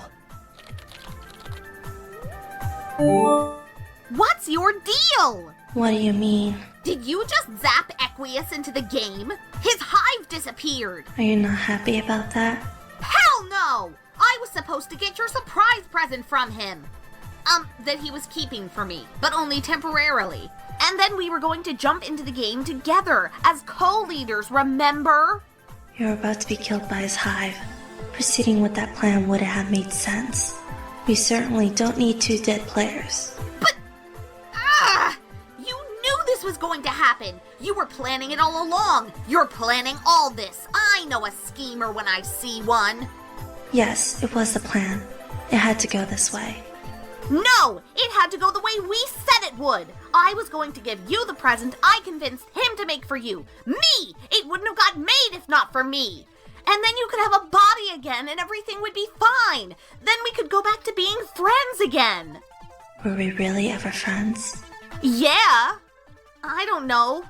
I felt like we were, even if you didn't think so. I guess I'm not very good at acting like a friend or saying stuff like, hey friend, you're my friend. It doesn't really occur to me. But we were! Why would you play with me if you didn't think I was your friend? I don't remember. It doesn't matter. Barf! More of this apathetic baloney. Why don't you cut the ghost girl act already? I get it. You're dead and spooky. Ribbit. Okay. Pretty odd. Sorry. That's cool. You can ribbit if you want. In a weird way, it almost makes you sound normal. So what now? I guess you and Equius co-lead since he managed to usurp me. That cunning bastard. I guess I follow you into the game instead. Fine by me. I'll follow you guys. Just give me my orders, boss. No, you're not on the blue team. Oh, what the fuck? You were never going to be. I get it. I finally see now. This is your revenge. You finally did it, Megiddo. You got me pretty good. Well played. It's not revenge. You were always supposed to be on the red team. You'll believe me later, when you wake up. What a load of shit. You've been plotting your revenge since day one, and I fell for it like a sucker. Can't say I blame you. I've never thought about revenge at all. But why not? I killed you! I don't care. Ah! You're so infuriating! Why can't you just hate me? It would be a lot easier that way. Or at least feel bothered or annoyed or something. God! Maybe I should just rip my heart out of my chest and pound it to a bloody pulp here on my desk with my super strong robot arm.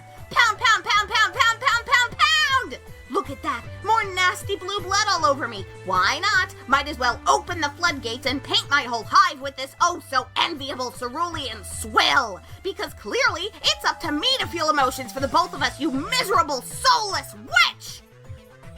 I hate you! Hate, hate, hate, hate, hate, hate, hate, hate! I only regret killing you because it made you so boring! Sorry. I don't want to be on the red team. It's full of jerks who just think I'm a big jerk.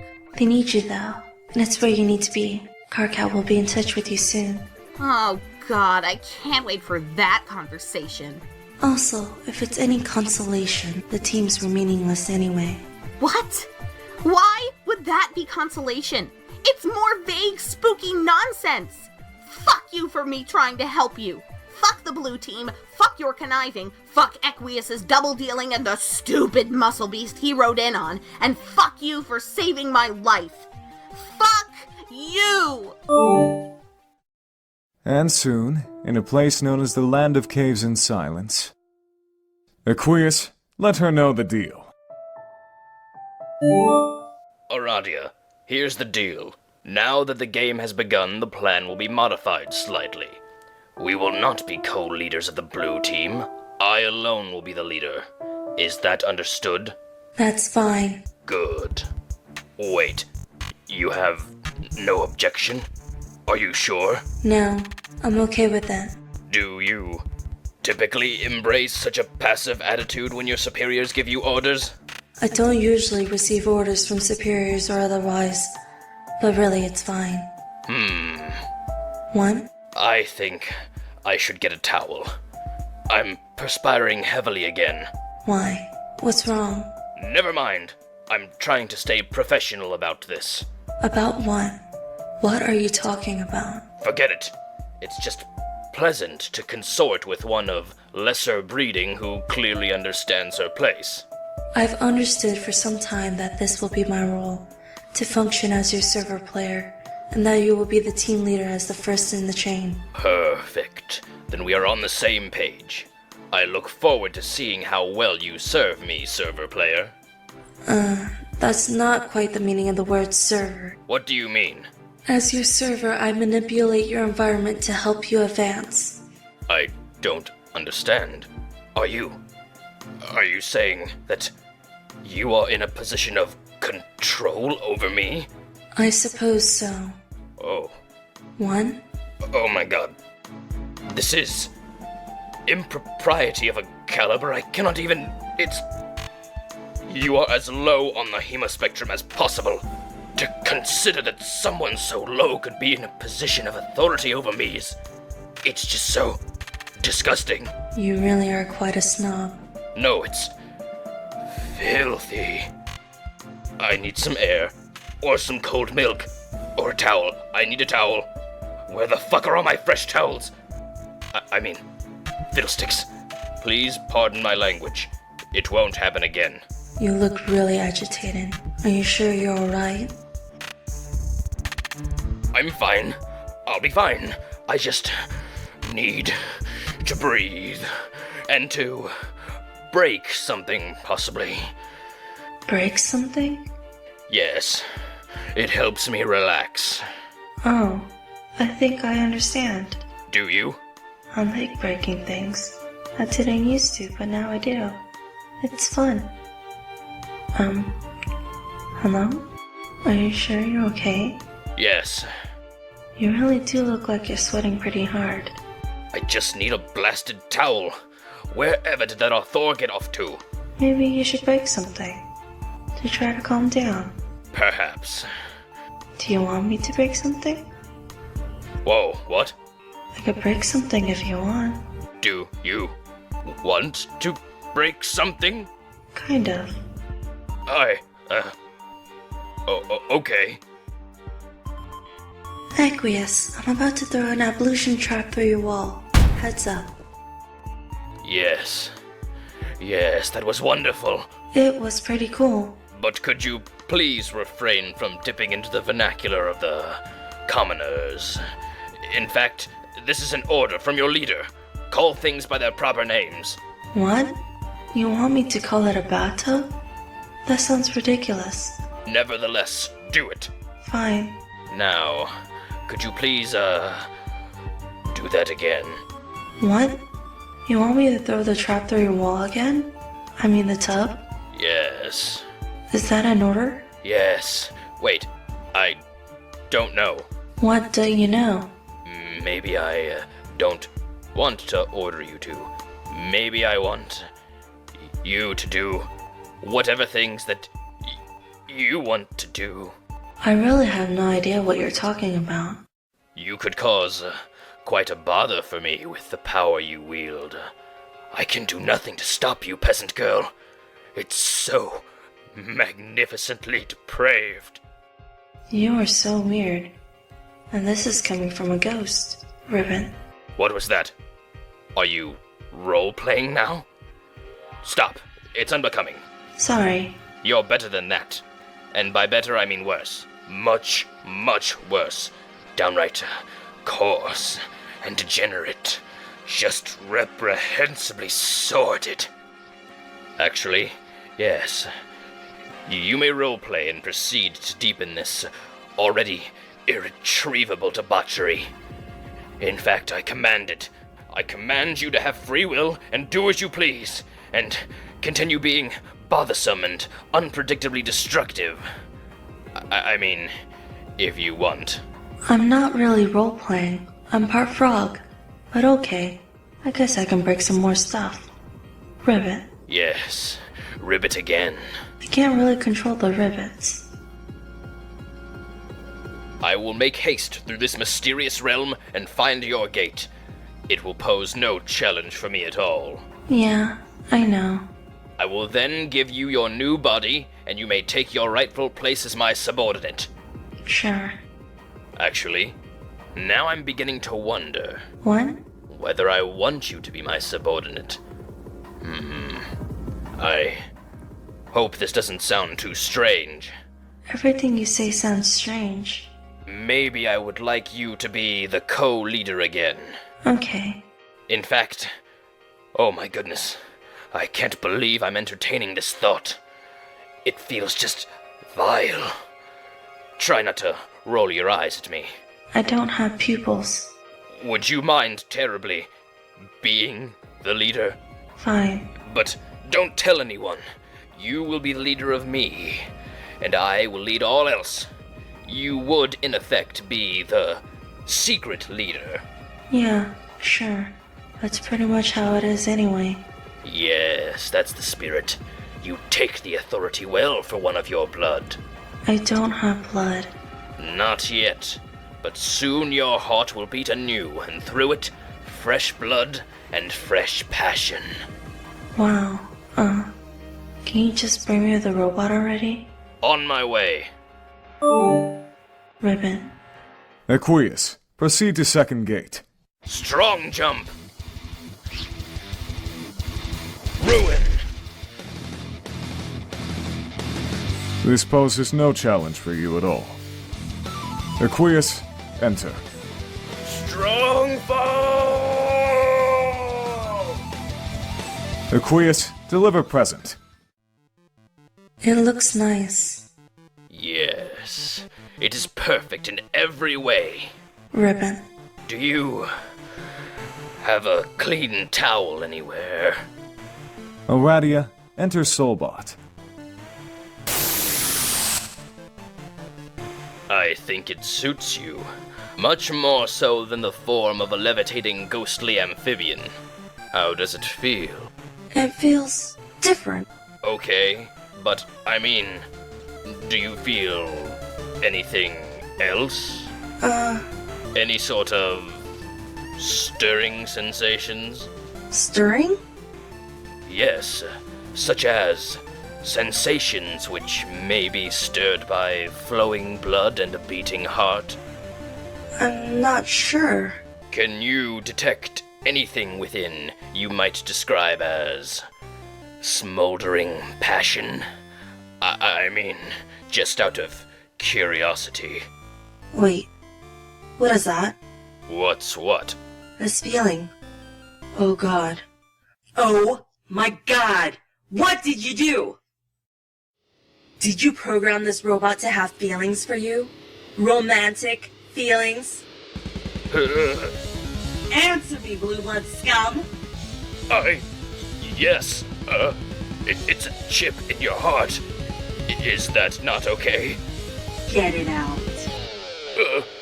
I guess I can uninstall it if you would just... Get it out! Sorry, I'll... Get it out! Get it out! Get it out! Get it out!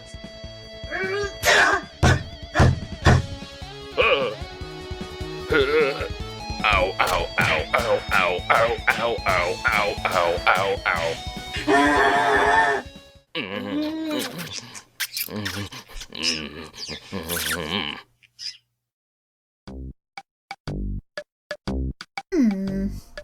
Nepeta, update wall. You consult your shipping wall. Clearly some changes are in order. You must admit you didn't see this one coming, even with your remarkable matchmaking acumen. You should probably recolor all the Aradia panels so she looks like a robot too. It is a major commitment keeping up with all your ships, but it is worth it. Carcat, recruit Vriska. Okay, this is going to sound preposterous given our last conversation, and I guess practically every conversation preceding it, and I'm probably going to have to do something completely disgusting like apologize. And even though I'll hate myself for it, I will totally mean it, I promise. Like, really, really mean it. You're going to ask me to join your team, aren't you? Yeah, how did you know? I don't seem to have much choice now. Aradia kicked me off the good team. Wow, that is great. Wait, sorry. No, wait. I don't have to apologize. That's right. You have no choice now. I apologize to myself for offering you a shitty, meaningless apology. Apology accepted, Carcat. Let's bury the Thresher with the totally platonic bro-bulge bump. Bump. You dork. Do you really think your usual pedantic quips are going to bug me now?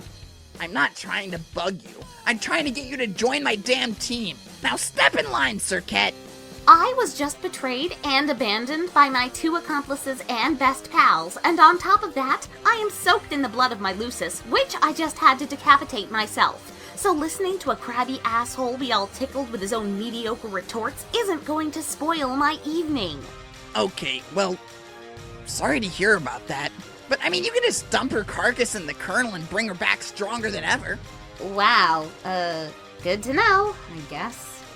Now why don't you hop in the trap, wash that nasty blue shit off, and join our fucking session already?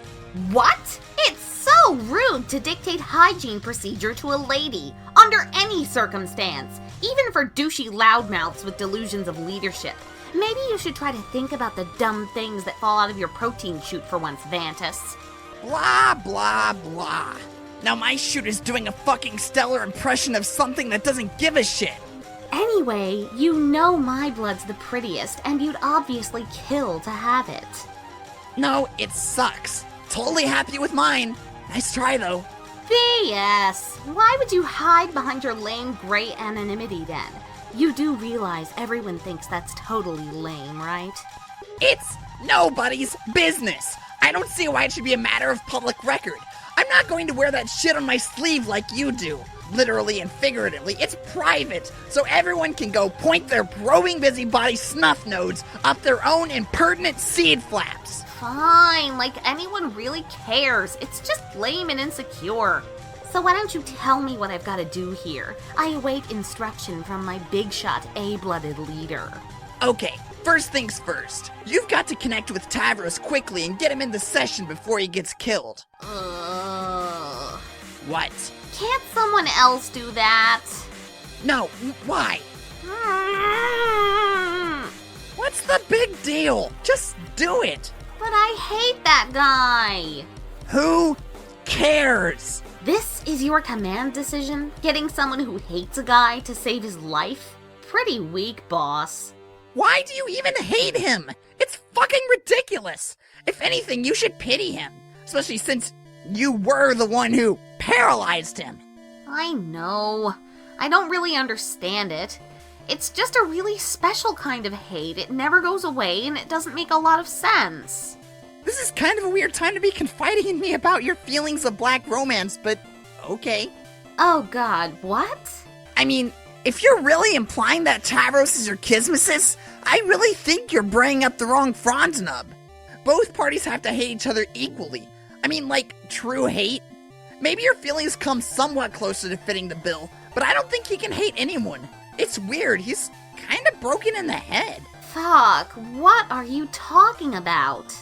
I think this subject is beyond a lot of people's grasp, but I know a lot about it. Nobody ever really wants to talk to me about it, though. Whoa, really? Oh, no shit, really?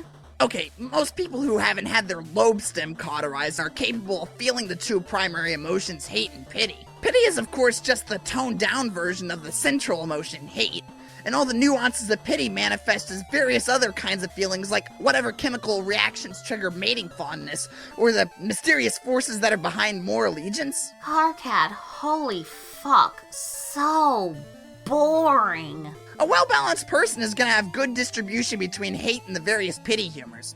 Having a good balance keeps all the emotions sharper. See, I think that's your problem. Oh, I hope you know I already wore out some good note-taking pens today. All the pens. All of them. See, my hate is like a finely tuned instrument because I'm aware of these principles. I could hate a hole in paradox space itself, straight through a new reality fresh for the hating. You don't even know how much I'm laughing at this. But see, you're too heavy on the hate side. Or at least, you pretend to be, which is maybe worse.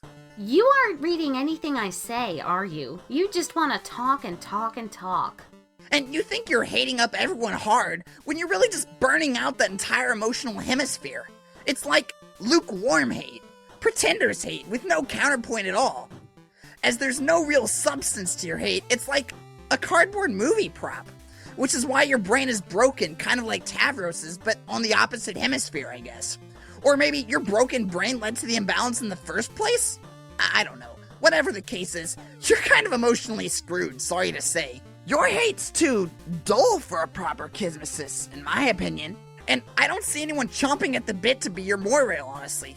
Unless there's someone out there who would actually bother pitying you. And landing a mate sprint? Seriously, like that would even interest you. Basically, any feature of your emotional profile that usually makes someone viable in the Red ROM department must be totally fried. Your Black ROM potential's probably toast too. Hey, are you there? Oh, yeah, I started tuning you out. Are you done? No way, I can go on. This is fascinating. Tell me how the fuck this isn't fascinating. Did you learn this crap from your awful romance movies? They're really intriguing sociologically. Incredibly complex, sophisticated stories. You wouldn't get it. Hey, asshole, stop watching movies for girls. What part of intriguing sociologically don't you understand? Also, they're awesome. Shut up. Okay, man, just let me connect to stupid boy dumbfuck so I don't have to listen to this anymore. Yeah, okay. Oh, wait, I never even got to the damn point. What is it now? I didn't need you specifically to connect to Tavros. I mean, I could have gotten any schlub to do that. You just have to get in here ASAP because I really need your mind powers. You do? I mean, obviously you do. Duh. What for? I ran into someone here. A sort of double agent, I guess. His name is Jack. He has some inside information about his kingdom. He wants to work together with us to overthrow the Black Queen. So I said okay, and now I need your help. Okay, I can try. What does he know? He recently got a hold of some intel regarding a weakness in the Queen's defenses. I don't know any more than that, but we've got to hurry and get started on this thing, or it could get kind of awkward. Awkward? What do you mean? I mean, he's just standing here now, waiting for me, I guess?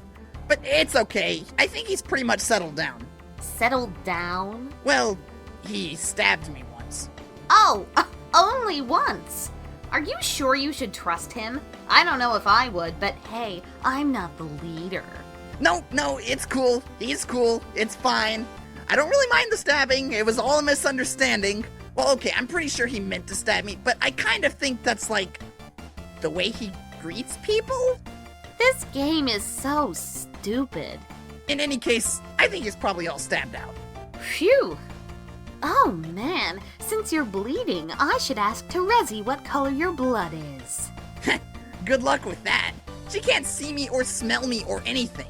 I'm way out of my hive somewhere else on the planet. Okay, then I'll ask Jack. Nope, Jack won't tell. I made him promise he wouldn't tell. Damn it. Stupid, lousy, tight-lipped, stab-happy double agents. Doesn't Trollian have some kind of viewport feature? Yeah, but I'm pretty sure only Solix knows how to set that up, and he's been incommunicado for hours for some reason. Anyway, that whole feature seems totally invasive and largely pointless to me, so just forget it.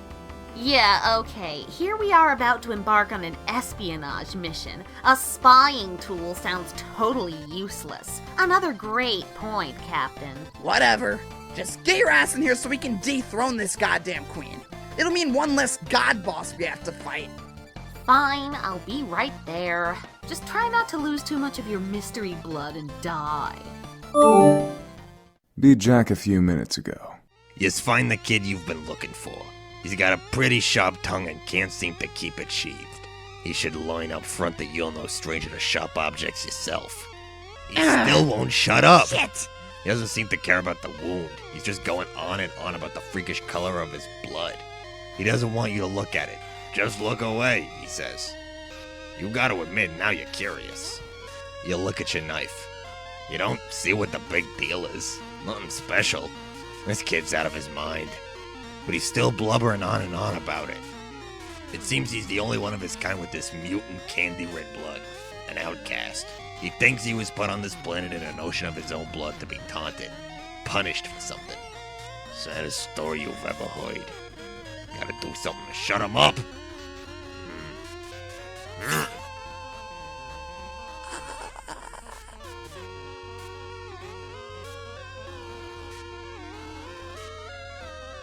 Carcat, be in cahoots with Jack. You and your like-blooded accomplice soon put Operation Regisurp into motion, a contingency plan which the Archangent conveniently had on file and named himself. If it were drafted by a legitimate contingency firm, it would ostensibly have been given a better title. Your whole team executes the plan along with the course of its journey, employing espionage, mind control tactics, political sabotage, vicious interrogations, and cold-blooded assassinations. Everyone does their part and you begin to learn the true meaning of teamwork, as well as this troll disease called friendship. But before a single step is taken, Jack briefs you on the intelligence uncovered by one of his agents. It is an advantage over the Queen you will seize upon while she has let her guard down. With each prototyping by each player, the royalty of both sides would evolve. The queen with her ring of orbs 12-fold would first take on the claws and rigid carapace of your Lucis, and then the wings and scales of Terezi's young dragon, and then the horns and gills and cloven hooves of Gamzee's fallen custodian, and so it would continue. Though a queen is a vain creature, she is also sworn to her duty. She would be braced for the heavy load of augmentation ahead. She would certainly withstand the 8 eyes of an arachnid. The fairy wings might at worst be frivolous, and the great bull horns could even be regarded as striking additions. For that matter, the sultry lips of a mother grub might very plausibly suit her. She perhaps would wear a brave face even behind a dignified mustache, and the centauring of her lower torso could transpire without much complaint. She would dutifully indulge a lactating udder, and when all was said and done, doubling her head count would surely be insult to 11-fold injury, but nothing she hadn't essentially endured already, all in the name of her kingdom. But she would spare herself all of these additional debasements, because before the rest came, there would be one corruption to her figure she could not abide. Her vanity wouldn't allow it. She could not stand bearing the visage of the most loathsome creature known to existence. So vile is its appearance, so contemptible its purpose. All depictions of the creature, let alone members of its population, are permanently banned from any jurisdiction in the reach of her agents. Things of its kind go by many names, and so does the reviled patron god they herald. The Great Detestation, King Pond Squatter, Speaker of the Vast Joke, or most commonly, Bilious Slick. His true name is of course forbidden, and wearing his face is where she drew the line. She removed the ring and concealed it in the royal vault while she was quite sure no one was looking. She then retired to her private chamber from which she would dispatch orders, no one the wiser of her disadvantage. Or so she thought. Red Team, execute Operation Regisurp. The operation in time would be a total success. The banished quasi-royal would make the future Alternian wasteland her home. Until she was given a new purpose. But at the onset, you would know nothing of the Queen's aversion to an amphibious likeness, or about her orbs 12-fold, or any such details. You were informed of her disadvantage and would act accordingly. You and your red teammates would work to dethrone the Queen in your session, while the blue team members would take on the entirely separate set of royal adversaries in their own session. This was to be a competition, after all. Or so you thought. You would begin to notice a strange pattern. The blue team's prototypings would affect the mutations of your session's underlings, and your prototypings would affect theirs. Though the signs pointed to 2 distinct sessions, 2 sets of mystic ruins, 2 opposing teams, 2 separate chains of connected players. This was all misleading. You were joining a particularly unusual bifurcated session meant from the start to receive all 12 players through 2 separate connection chains. A session with 1 Skya about which 12 planets would circle, with 1 army of dark and 1 of light, with 1 pair of kings and 1 pair of queens, and with 1 cantankerous archagent and his typical disdain for authority. It wouldn't be until later in the session when the full chain was nearly closed that you would realize the truth. The truth was it had always been the same session all along, that your teams were not competing but cooperating toward a common goal. In the more drawn-out form of this adventure's narrative, figuring this out would have been a huge deal. We would have been completely blown away by this stunning revelation. Wow. Same session all along. Really? But since we've decided to engage this epic in shorthand, you feel you must insist that we continue with this expository interlude. It would turn out the arrangement of planets look like this, rather. Bifurcated from each other, each team appearing to comprise a distinct chain in a distinct session without the luxury of the complete picture we see here.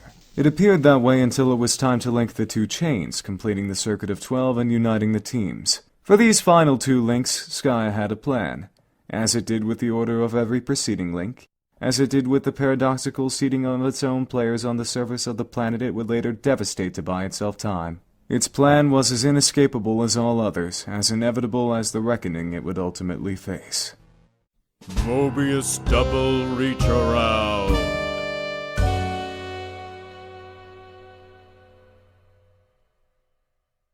After watching the phrases Mobius double and reach around toggle for a few seconds while in a sort of stupor, you finally snap out of it.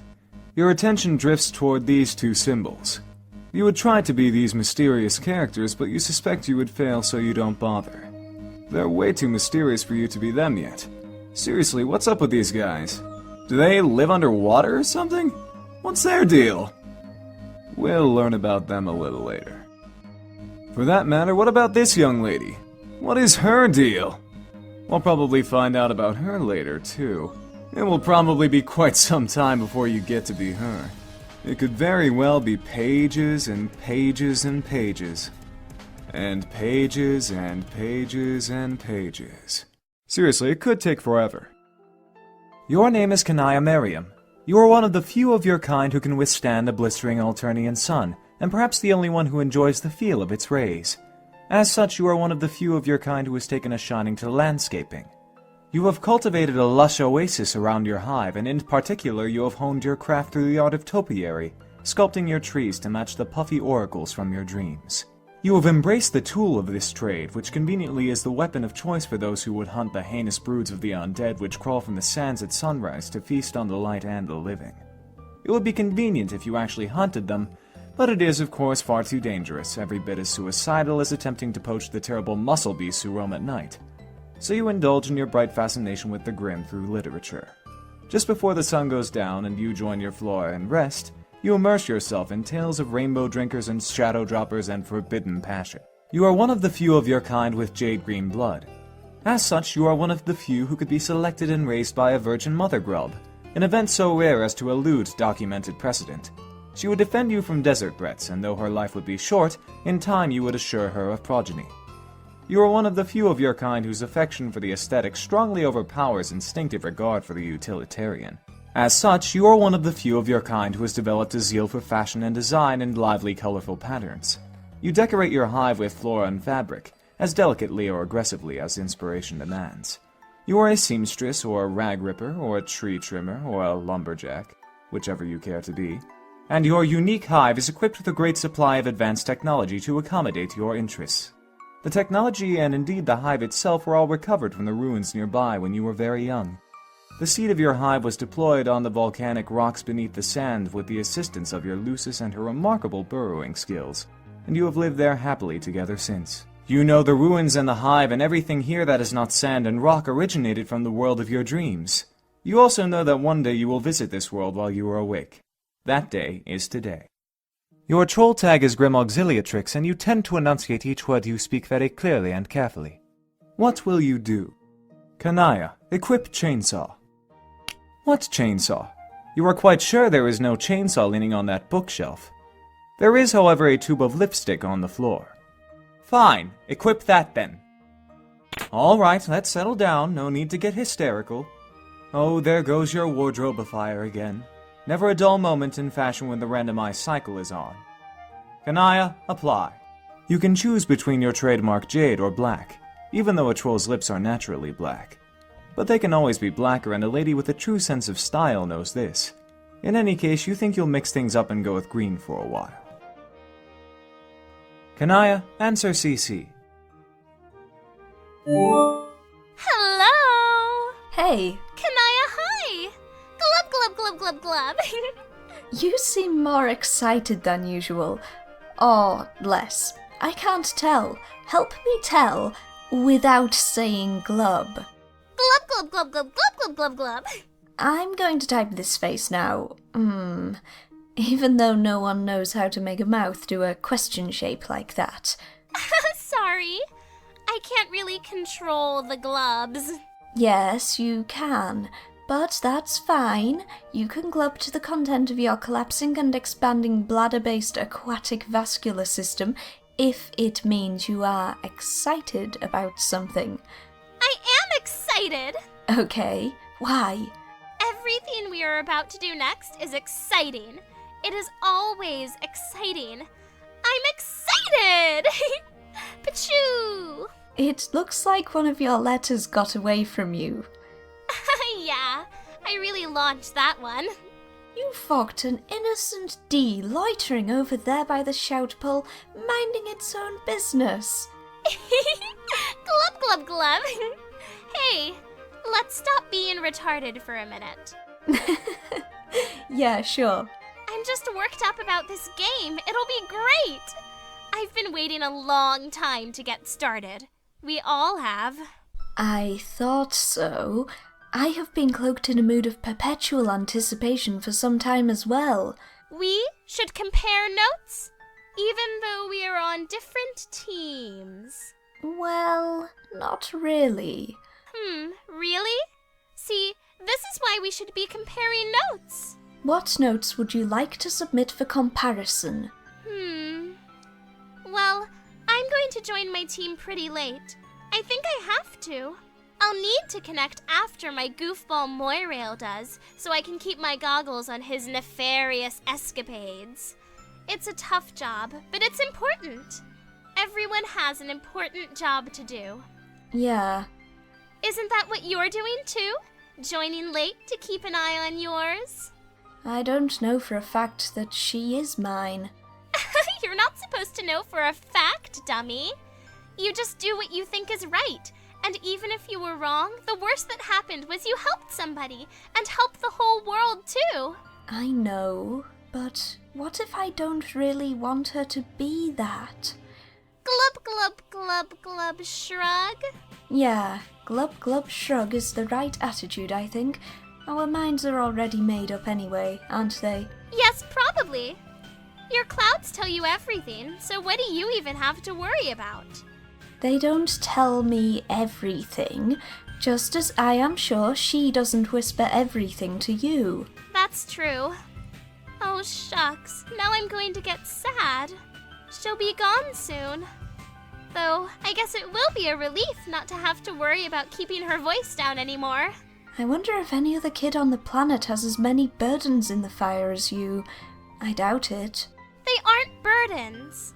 Okay, I guess they are. But I love them, and I wouldn't have it any other way, because this is why I'm here. On that note, I think I'm going to go say goodbye to her. Maybe you should too while you have the chance. Even though I'll see her again soon, which still seems kind of strange to me. But that's why this is all so exciting! Kanaya, bye! Kanaya, check on Lucis.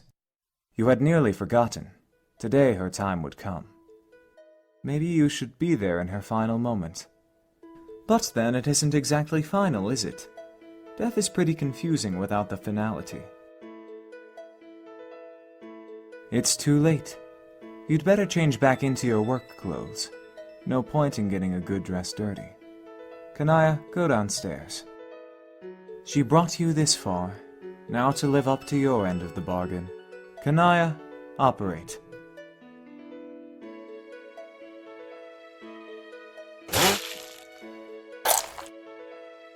Kanaya, capture log that thing. You secure the matriarch through your chastity modus. Safe and sound. You will serendipitously discover the key to unlock this card when and only when you are ready to use this item, and not a moment before. Look at this mess. All this blood and sunlight is stirring bright feelings within.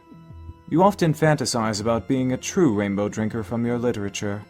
It would be a life of darting between the shadows, of persecution and being misunderstood, and of romance. You would drink heavily from its multicolored well, and the hemospectrum would be your wine list preceding the great feast of passion. Surely it couldn't hurt, while no one is looking. Kanaya, just a taste. Blah! Kanaya, meddle with Moirail. What? Just wanted to know, is your Lucis dead yet? You then proceed to have the rest of this conversation we already read, bugging and fussing and meddling through the special and magical union one can only describe as being in war allegiance with another. At least, you guess that's how you would describe it. Maybe. Troll romance sure is confusing. You will put her out of your mind for a while. It should be hours before you have to connect with her anyway. Might as well pack this thing up and head inside. Oh, what now? What could this guy want? It never ends. Kanaya, answer CA. Can, make her talk to me. Do something. Who? Your no good conniving fucking backstabbing girl crush. That's who. Overstating our relationship won't make me feel very cooperative. It's paler red than that, okay? Psh, that's a fucking laugh and you know it. Everyone does. So help me out! Tell her to talk to me. I think she blocked me. You got to! Why do I got to? I don't got to, and every time you take my help for granted, I feel like I got to a little less. Whatever. You are so the village to wield device when it comes to auspicing. You can't let a grudge go by. You won't stick your busy stem betwixt. So get with the program, fussy fangs! If your slander weren't so predictable, I'd block you too for saying that. Has it occurred to you she may have blocked you because you are very overbearing? I just said that aloud now in your silly accent, and had a private moment of enjoyment. Who gives a shit why she blocked me, or about my fucking manners? Come on, you got away with her! I figure if you're going to auspicize any two brine suckers who sneer at each other in a funny way, you might as well make it official in the R's, right?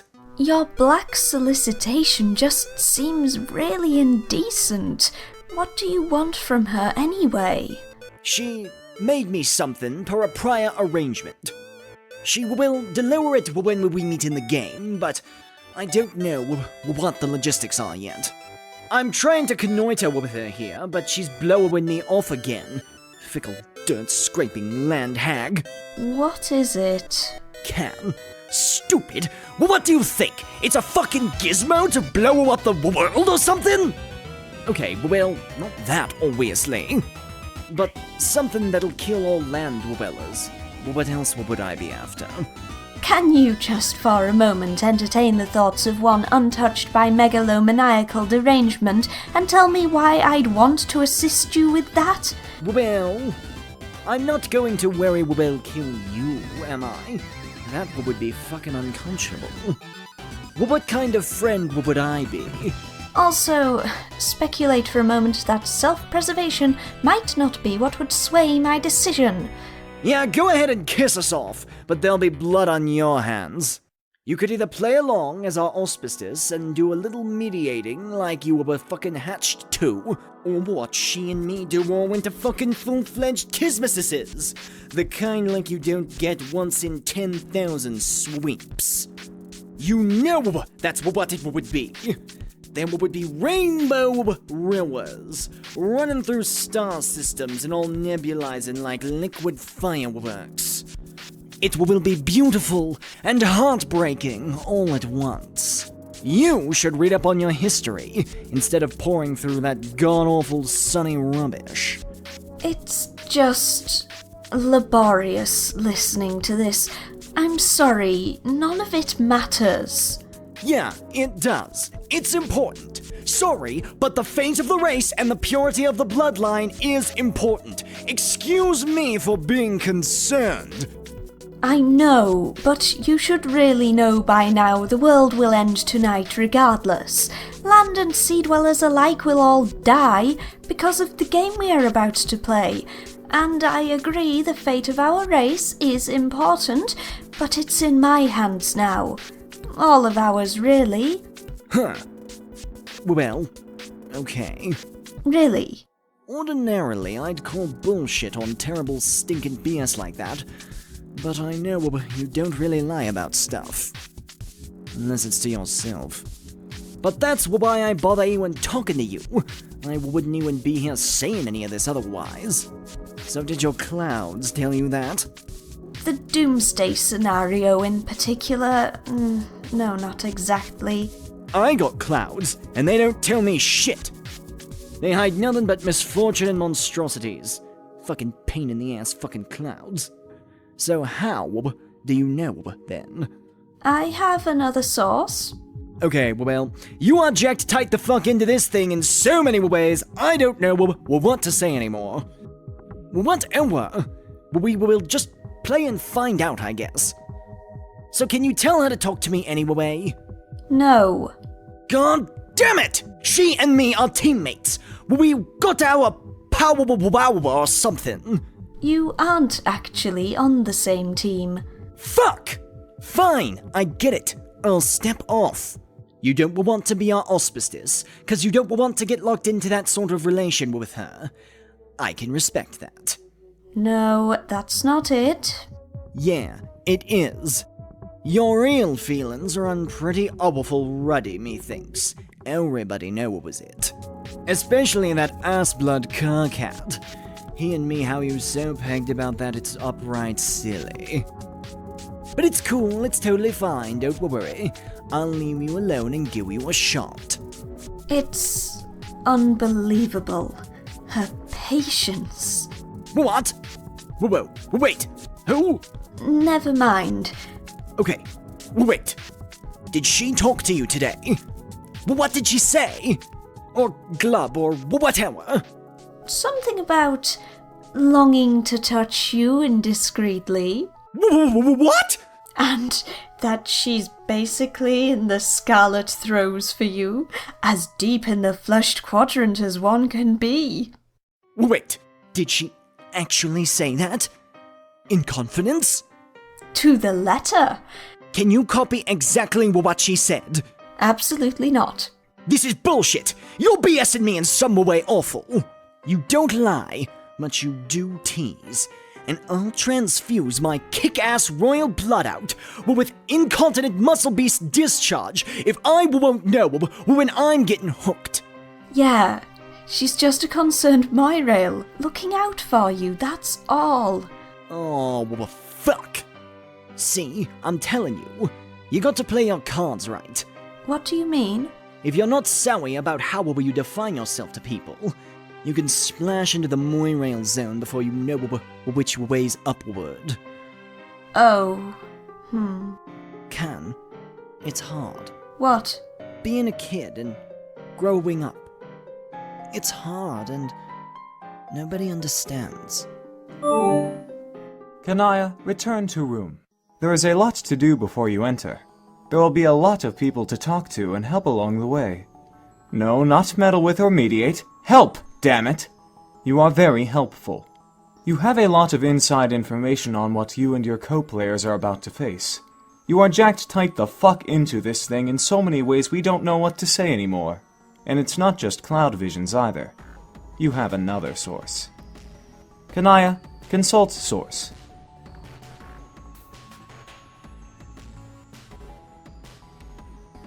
In one dream, the clouds pointed you to the address of a server hidden in an obscure pocket of a realm unknowable to mortals. It contains a journal written by a young member of an alien species. She has documented her experiences playing the game you are about to play. You can only assume this took place a long time ago. This race is likely ancient, preceding yours by millions of sweeps, maybe billions. You like to try to imagine the adventures of these players. Were they successful in repopulating their race?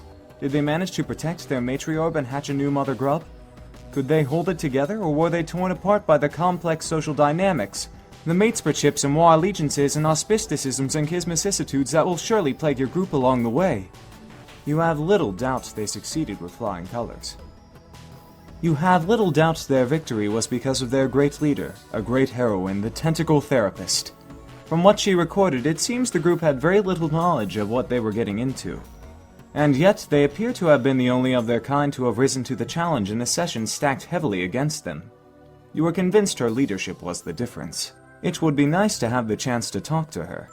Alas, she's likely been dead for millennia. Only the incomplete record of a long-forgotten quest remains. On the other hand, if you were to discover her quest ended in failure, it might be somewhat disillusioning. But that thought never crossed your mind. Tavros, enter. Having narrowly dodged obliteration, you take your place as the Page of Breath in the land of sand and zephyr. And in time... Tavros! Go outside and look at what I built for you. You are going to flip. Okay. I think this is probably meant to antagonize me. What are you talking about? Look at my beautiful building! Don't you think it's about time someone got a little creative with this game? Maybe? Everyone always wants to do things the boring way. Didn't we make a truce, Tavros? That we would try to be less boring from now on? You don't want to break your truce with me, do you, Tavros? No. Great! Now get climbing. Please don't read this as a boring thing, I hope, but it's physically impossible to do that, mostly. Man, I knew it. Toria Snooze is back in action. Why don't you, in like a not boring way, build more inclined surfaces like you did over there? Maybe you could color them with fun colors so you won't think they're boring and get angry at me some more. I built that ramp because we were in a hurry to save your life, remember? A dead Tavros is even more boring than an alive and crippled Tavros, by a slim margin. My stair structure is lovely, and I'm not changing it. Now hop out of your wheel device and get climbing! Climbing? Or crawling, whatever. Stop being so helpless, it's pathetic. It will take a long time. What's the rush? You're in the game, safe and sound. Look in the sky. Do you see any meteors? I sure don't. But they're imp-surrounded and I'll be sort of defenseless lying down on stairs. You did not just use that excuse. We both know you can commune with these things. Hey, why don't you psychically command them to carry you up? Oh my god, that is a great idea. Once again, leave it to Vriska to come up with the creative solutions. I wouldn't really want to make them do that. I just don't understand why we can't do this the easy way. What good would that do you? Whatever the purpose of this game is, it makes you work hard for it. That way, you become stronger along the way and you're better prepared for whatever's next. Remember when we used to flarp together? It was the exact same principle, and that's why you were always outmatched. You were too soft and not well prepared. Nothing comes easy, Tavros. That is why we go through the trials in the brooding caverns when we are young, to make sure we are strong when we come out. Do you remember the trials, Tavros? Not very well, no. Well, I do, and they were a bitch. But now that I think about it, it would make perfect sense if your trials were really easy by some mistake. That is why you are such a soggy phlegm sponge, and why you got picked by such a sad, frail little Lucis. Oh. But that's okay, it probably wasn't your fault. Just a bad break. You're lucky you have me as a server player, so I can challenge you and help you get strong. Now hop out of that seat and get climbing. I will deliver the device to you once you are at the top. Climb, pupa, climb! Maybe I should ask Tinkerbell about this. He's really smart now that he can talk. No! You don't need help from your lame bull fairy. He is only holding you back. He's my friend. God, pathetic. This is getting frustrating. Why did I have to get stuck with the cripple? Just my luck. Do you have any idea how inconvenient this is? Do you have any sympathy for what I'm dealing with here? You're so inconsiderate. You just sit there looking smug. It's infuriating to look at you. You haven't even thanked me, or apologized for that matter. Thanks, Vriska, for saving, my life. It sure was brave and heroic and pretty of you. Also, I am sorry from the bottom of my neck. Seriously, how hard would that have been? Okay, thanks, I guess, but sorry for what? For being crippled, you ass! You want me to apologize for being paralyzed? Yes, say you're sorry. I don't mean to be rude or boring, but that's ridiculous given the circumstances. Bullshit! It's something called basic decency and civility, you fudge-blooded boor. Now get down on your useless wobbly knees and apologize. No, I don't want to. Apologize, Keepa! Apologize! Say you're sorry for being a cripple! Whee! Tavros, summon Rufio. Now she's done it. She has awoken the mighty inner fury that is... Rufio!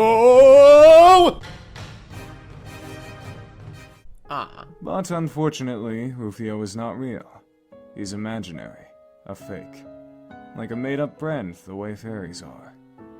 You continue to be sad and alone. Whee!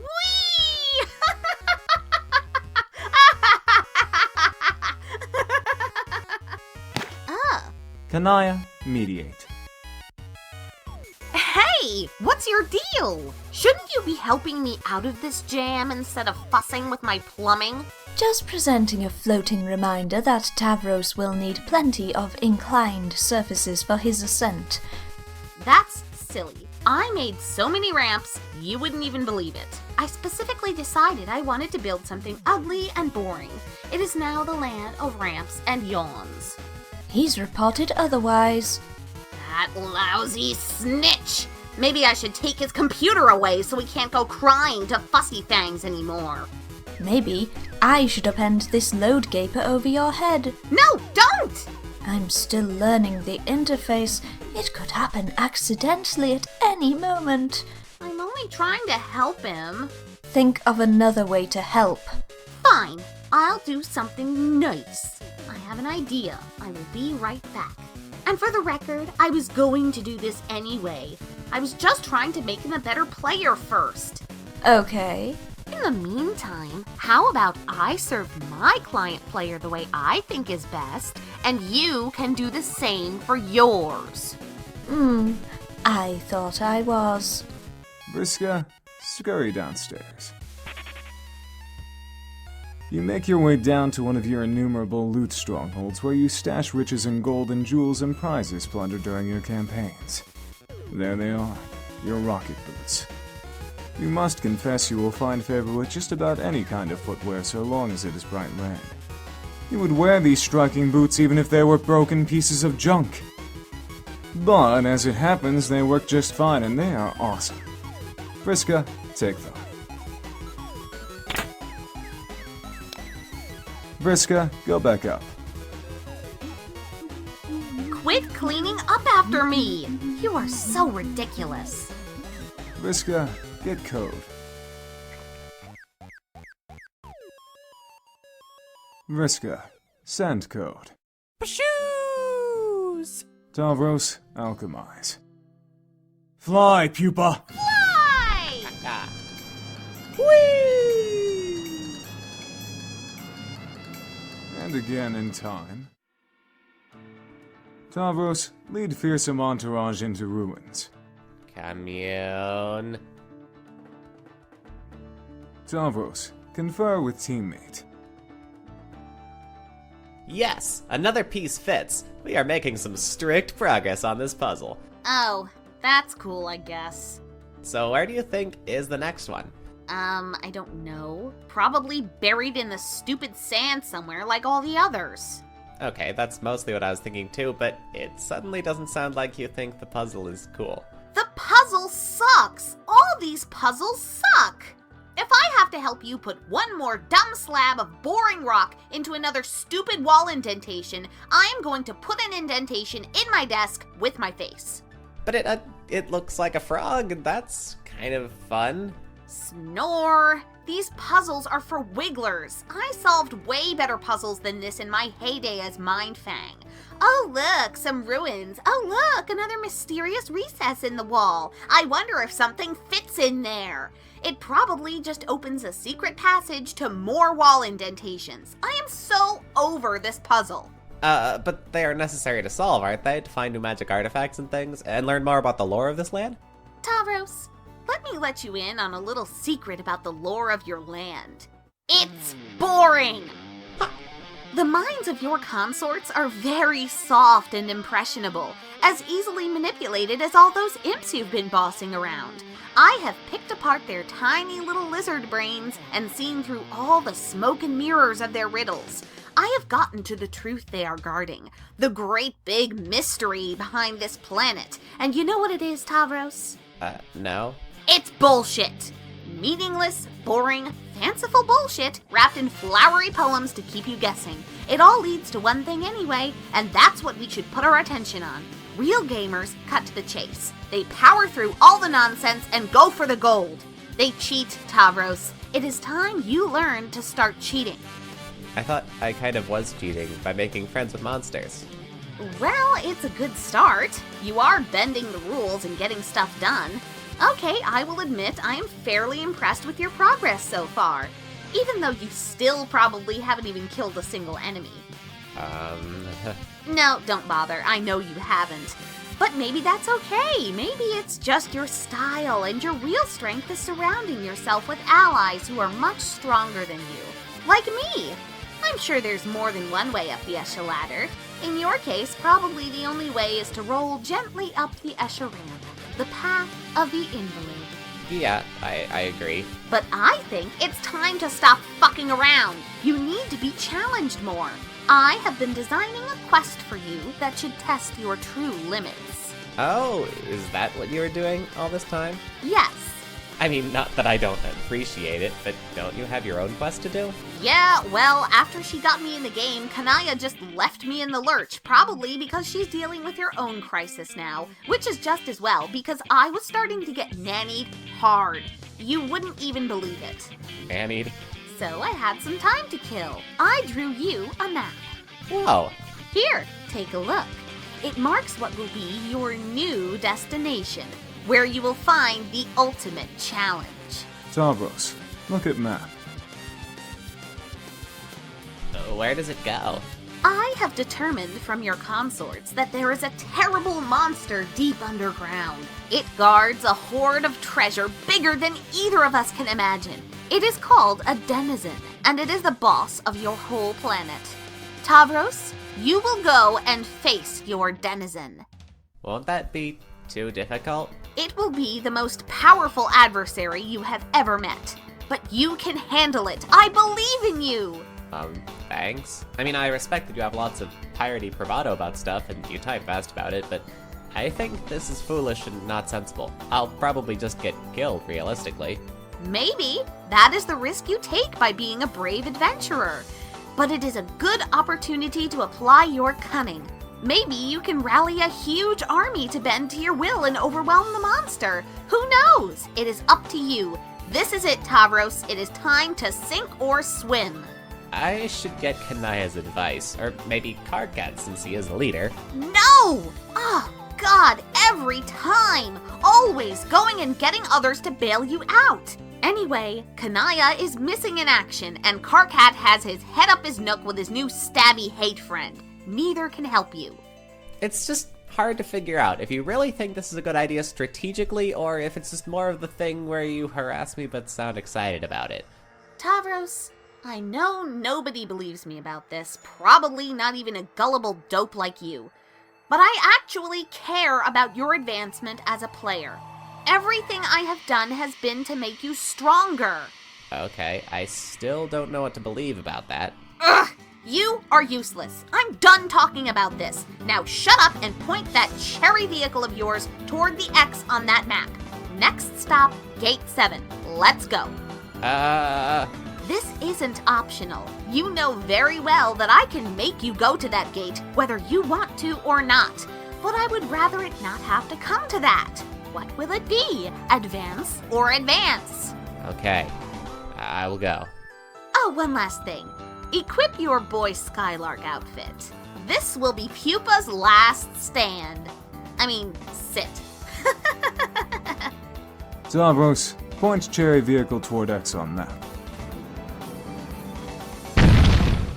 You proceed through what seems to be your second gate into the land of maps and treasure. The Thief of Light lies in wait. Vriska, wake up. Oh my! It appears Pupa Pan himself has flown through my window while I was asleep. How exciting! Surely he is here to take me away on the adventure of a lifetime. He is more dreamy and heroic than I ever imagined. Ow. But what's this? It seems the legendary boy Skylark has misplaced his shadow. He is looking everywhere for it, to no avail. He is having a devil of a time, what with being paralyzed from the waist down and all. He clearly needs my help. Vriska, help Pupa find Shadow. Pupa! You truly are a silly goose. Your shadow has been trapped underneath your useless torso the whole time. Honestly, where else would it be, you stupid sack of shit? Of course, the secret to reuniting with your shadow is to get up and walk around, and play and dance and frolic. Your shadow will surely join in your gaiety. But it appears Pupa has lost the use of his legs. There will be no frolicking in this young man's future. Unless... Vriska, apply special stardust.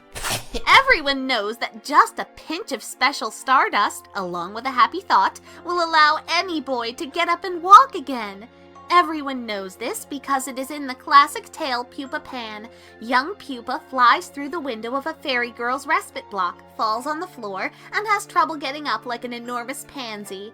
The fairy girl then helps him walk again, and in return, he teaches her to fly, even though she probably already knows how to fly, because she's a fairy. They fly out of her window together, and have magical adventures for many sweeps thereafter. To be honest, you hardly know a damn thing about Pupa Pan. But you do not care. Pupa remains as pathetic and useless as ever. The stardust did nothing. Probably because it is just glittery powder with no magical properties whatsoever and is basically bullshit. Because in case it wasn't clear, magic isn't real and neither are miracles. Or...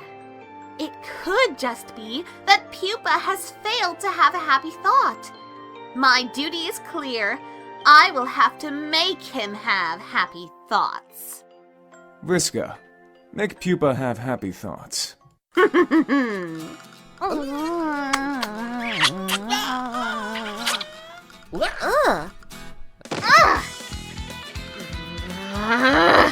Manipulate.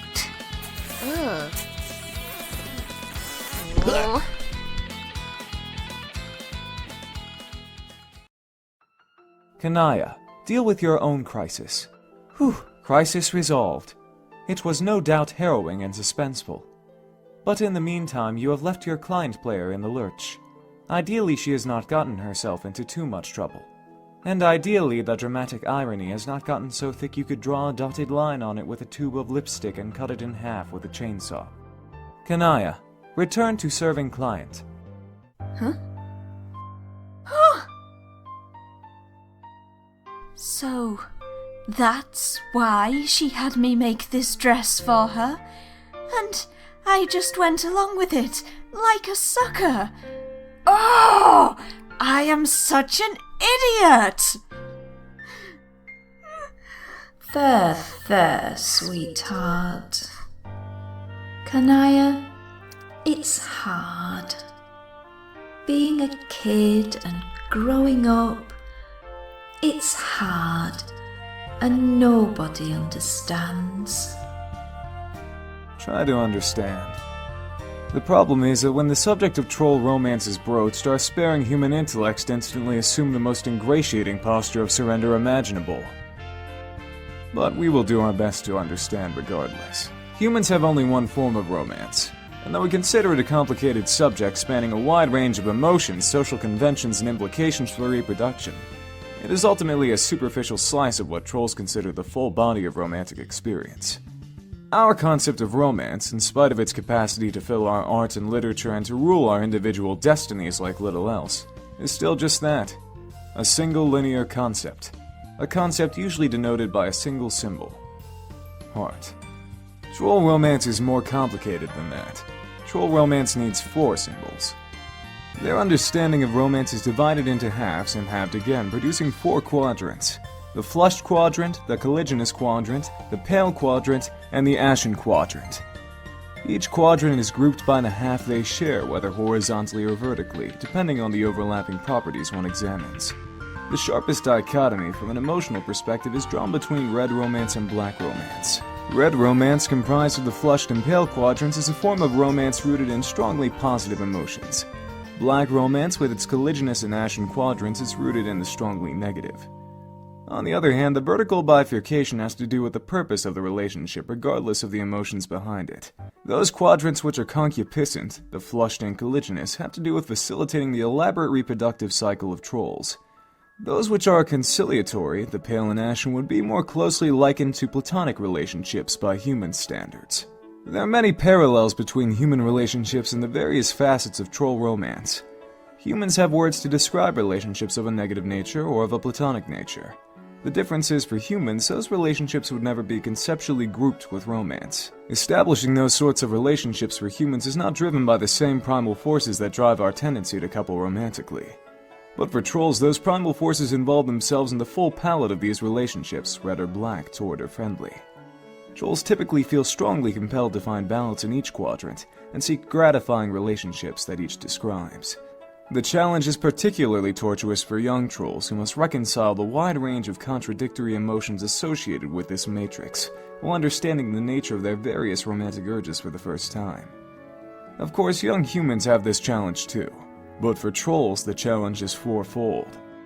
Examine Flushed Quadrant. When two individuals find themselves in the flushed quadrant together, they are said to be matesprits. Matespritship is the closest parallel to the human concept of romance trolls have. It plays a role in the troll's reproductive cycle, just as it does for humans. This is pretty obvious. Not much more needs to be said about this. Moving right along. Examine Colliginous Quadrant. When a pair of adversaries delve into this quadrant, they become each other's kismesis. As one of the concupiscent quadrants, it plays a role in procreation as well. There is no particularly good human translation for this concept. The closest would be an especially potent arch rivalry.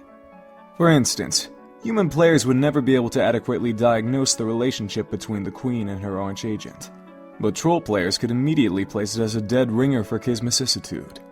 They would think we were all pretty stupid for not getting it, and they would be right.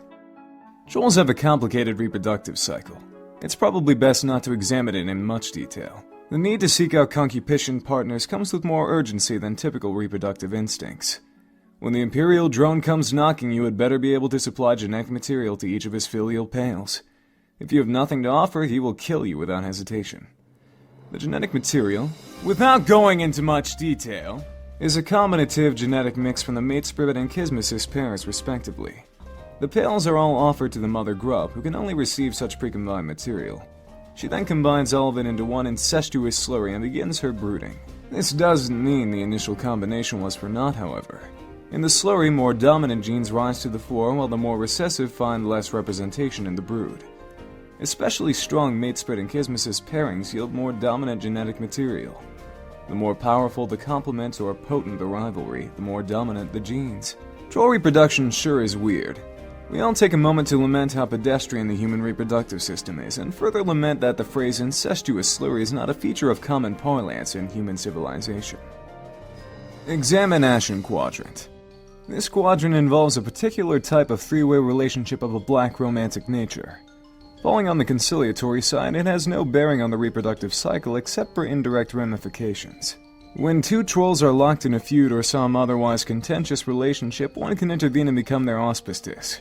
The auspicious mediates between the two, playing the role of a peacekeeper, preventing the feud from boiling over into a full colliginous rivalry. Since such lesser feuds are quite common among trolls, there is a significant need for auspiciousing parties. Without them, too many ashen feuds would become colliginous and begin to conflict with other exclusive kismesis relationships, leading to a great deal of societal complexity and sore feelings, even more so than black romance usually involves. Without auspicitism, the result would be widespread black infidelity. The relationships each quadrant describes tend to be malleable, if not volatile, especially on the concupiscent half where more torrid emotions reside. It doesn't take much to flip a switch and transmute black rom feelings to red rom and vice versa. In many cases, one party will have red feelings while the other has black. But it will often be the case that one party's feelings will swap to match the other's, since there is no quadrant which naturally accommodates such a disparity.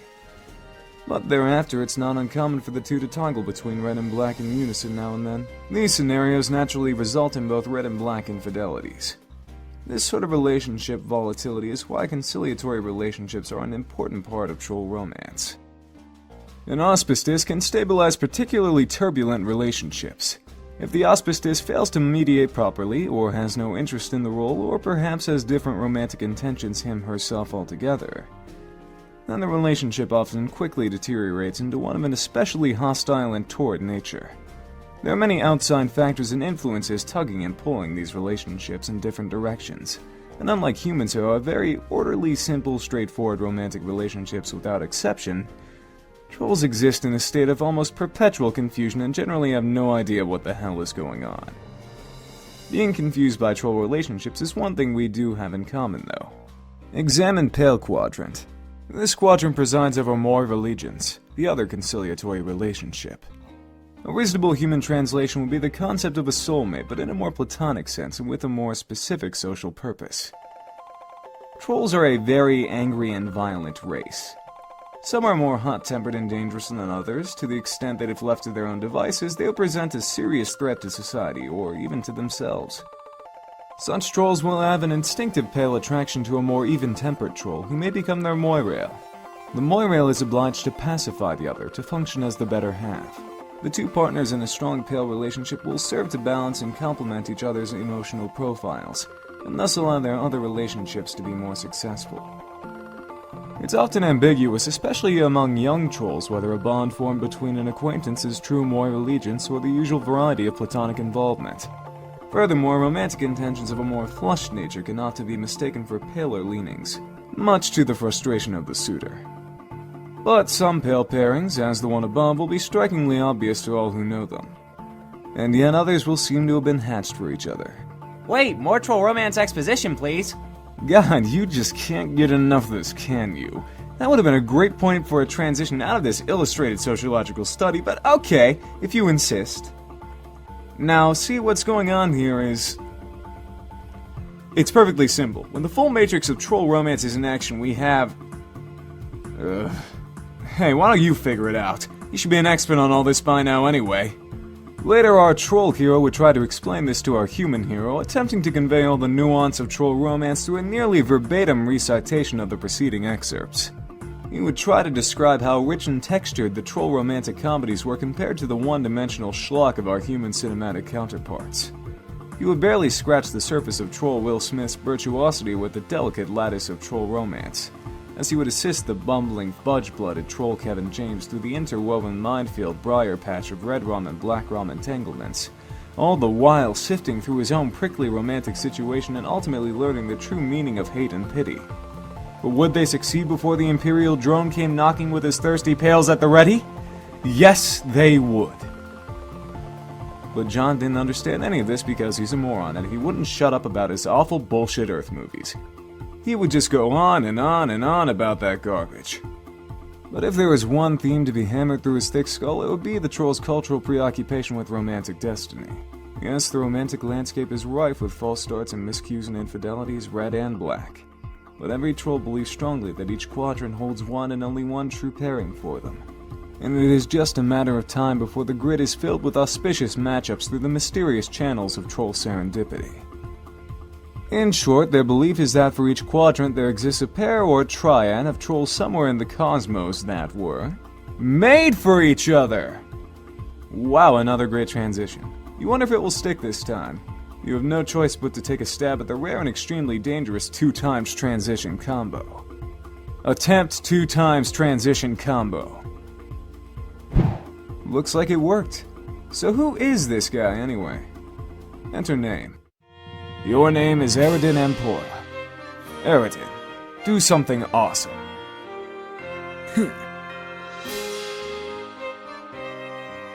Wait for it. Wait.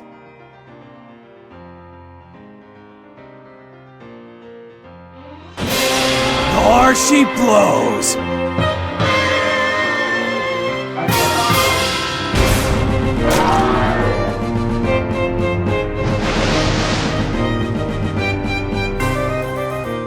Okay, that guy is pretty much squared away. What about her? Enter name.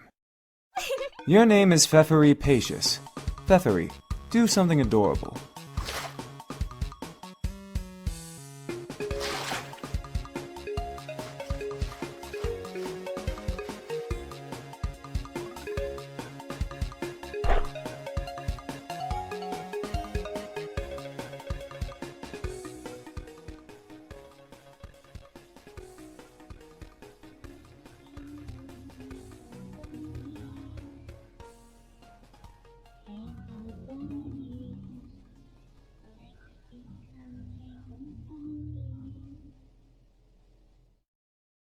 Pfeffery, go home.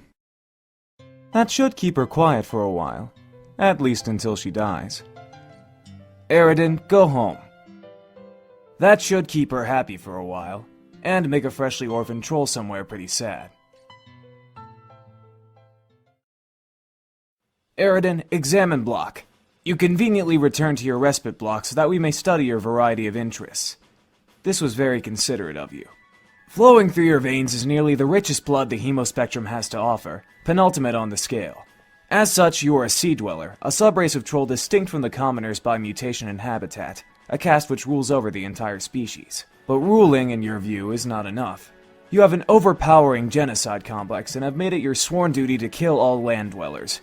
You've amassed resources and deadly weaponry from around the world for this ambition through many sweeps of extreme role-playing, while pursuing a working doomsday device which will bring Armageddon to all those on the surface.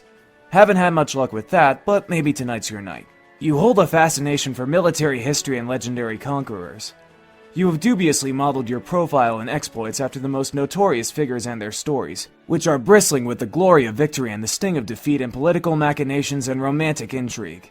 It is an image you are careful to craft through exaggerated emotional theatrics, and your penchant for mass murder notwithstanding, people tend to regard you as a bit of a tool.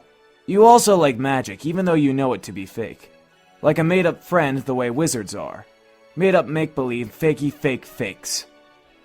It's still fun, though. Your troll tag is Caligula's aquarium, and you speak with a very weird and sort of wavy-sounding accent. You hold off on doing anything for the moment on account of courtesy to fellow royalty. On the subject of courtesy, you have also returned to your block so we can get a better look at you. Again, quite considerate. Royalty sure is civilized. You are also a sea dweller. You have the most noble blood possible, the only of your kind known to possess it, and the only to share it with the Glubagolip, a deep-sea monster also known as the Rift's Carbuncle, emissary to the Harbor Terrors, or in more hushed tones, Speaker of the Vast Glub. This makes you the heir apparent for Alternian rulership, which ordinarily would place you in considerable jeopardy. Her imperious condescension would steer the flagship from the fleet and make an attempt on your life herself, if not for the protection of your monstrous Lucis. And if not forewarned of your race's extinction by the whispers of that Lucis, you would have big plans for the throne. All the plans. All of them. You would redefine what it means to be called in troll society. Under your rule, it would mean caring for the unfit and infirm rather than exterminating them. And you have put this idea into practice by calling the fauna of the deep. You tend to wild and beautiful aquatic hoof beasts, grooming and feeding them daily. You capture and cage cuttlefish by the thousands for their own good, and also because they are funny and colorful and you love them. They often swim through the bars of their cages, but that is fine. You run your whole palace as a sort of wildlife adoption facility, even if the wildlife's need for care is dubious at best, and the practice really just amounts to an elaborate role-playing scenario. It's still fun, though. You would also look forward to using your reign to unite the two races. You were told you would do this one day by your Lucis, even if it does contradict her message of extinction. Oh well, you suppose not all prophecies can come true? Your troll tag is Cuttlefish Color, and you have a hard time not getting really excited about practically everything! What will you both do? Eridan and Pfeffery, do something ridiculous. Yes! Fuck yes! Hell fucking yes! Eridan, bother Pfeffery.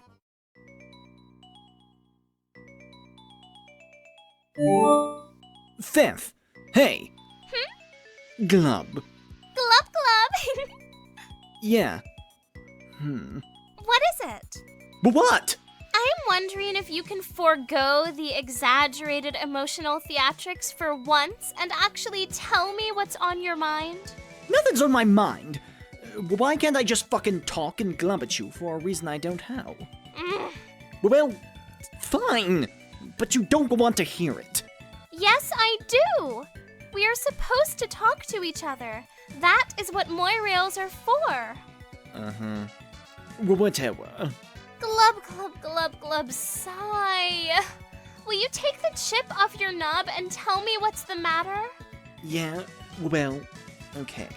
Since we are the palest of pals a guy could ever ask for, I will tell you. Even though you will only humor me as usual since you don't agree with my agenda. Any of my agendas, really. None of the agendas. None of them.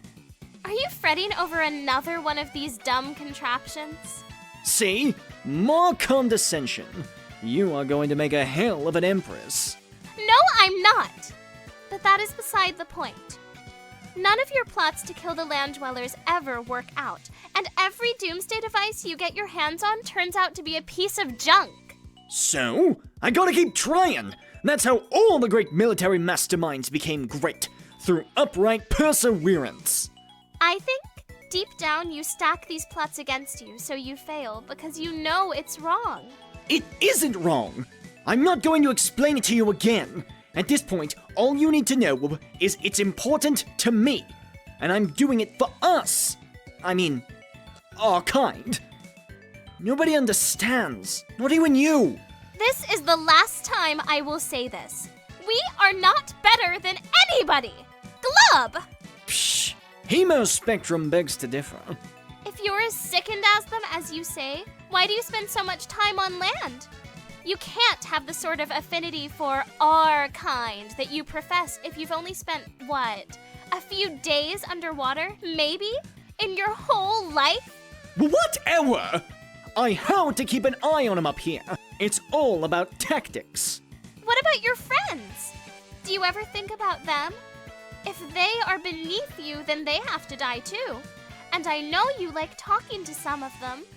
You say you hate them, but I think you are pretending. History is full of cases where conquerors consort with members of the enemy in a mannerly way before wiping them out.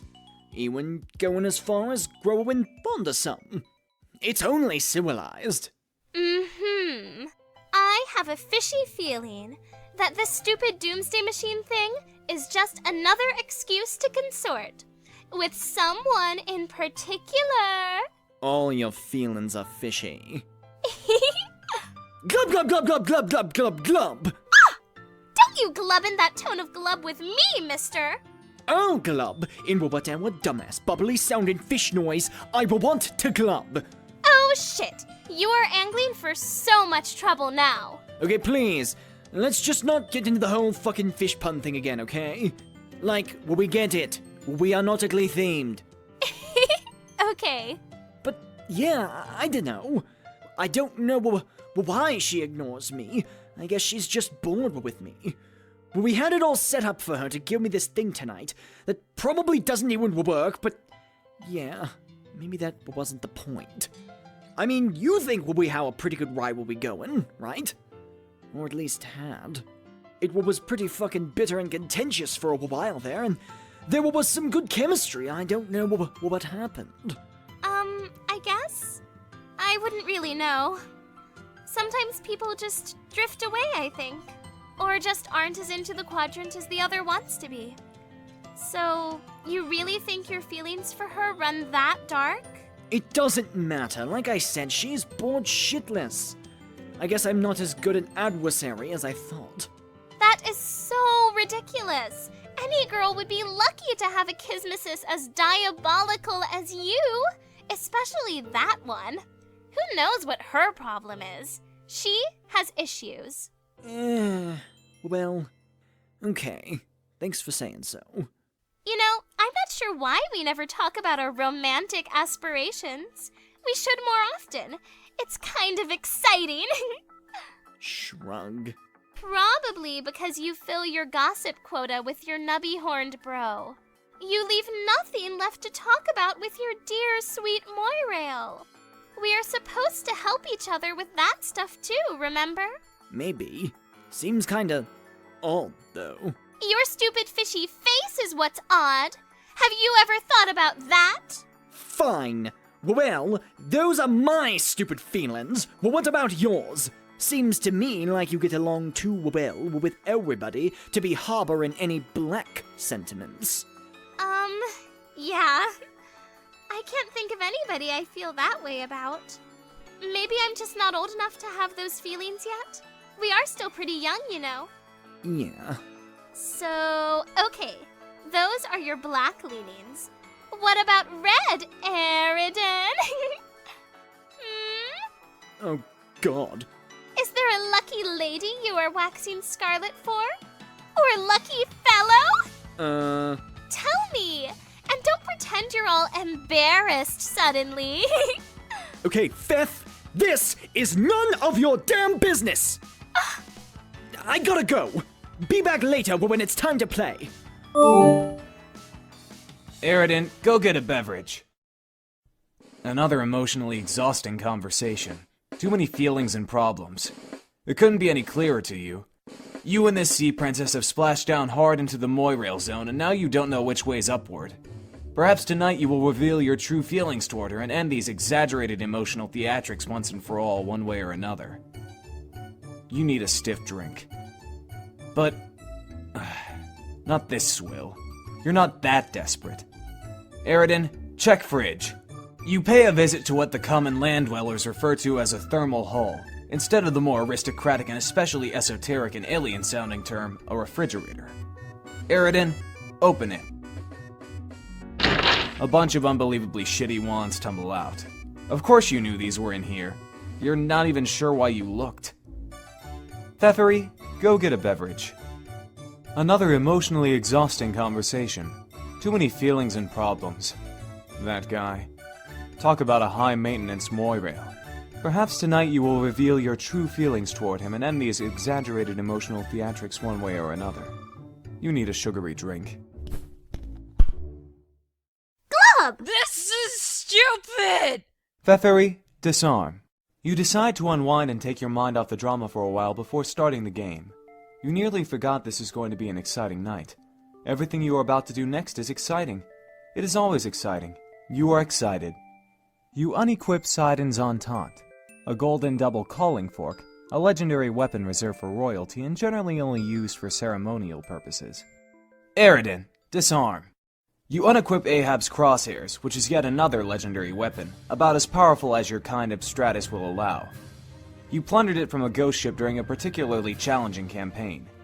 It was the same old Gamblignant ship from which your accomplice at the time also plundered a set of extraordinarily powerful dice. You almost feel sorry for the adversaries you will face tonight. They will likely pose neither team much challenge at all. Unless one of the links in the prototyping chain includes something especially huge and monstrous, but really, what are the odds of that happening?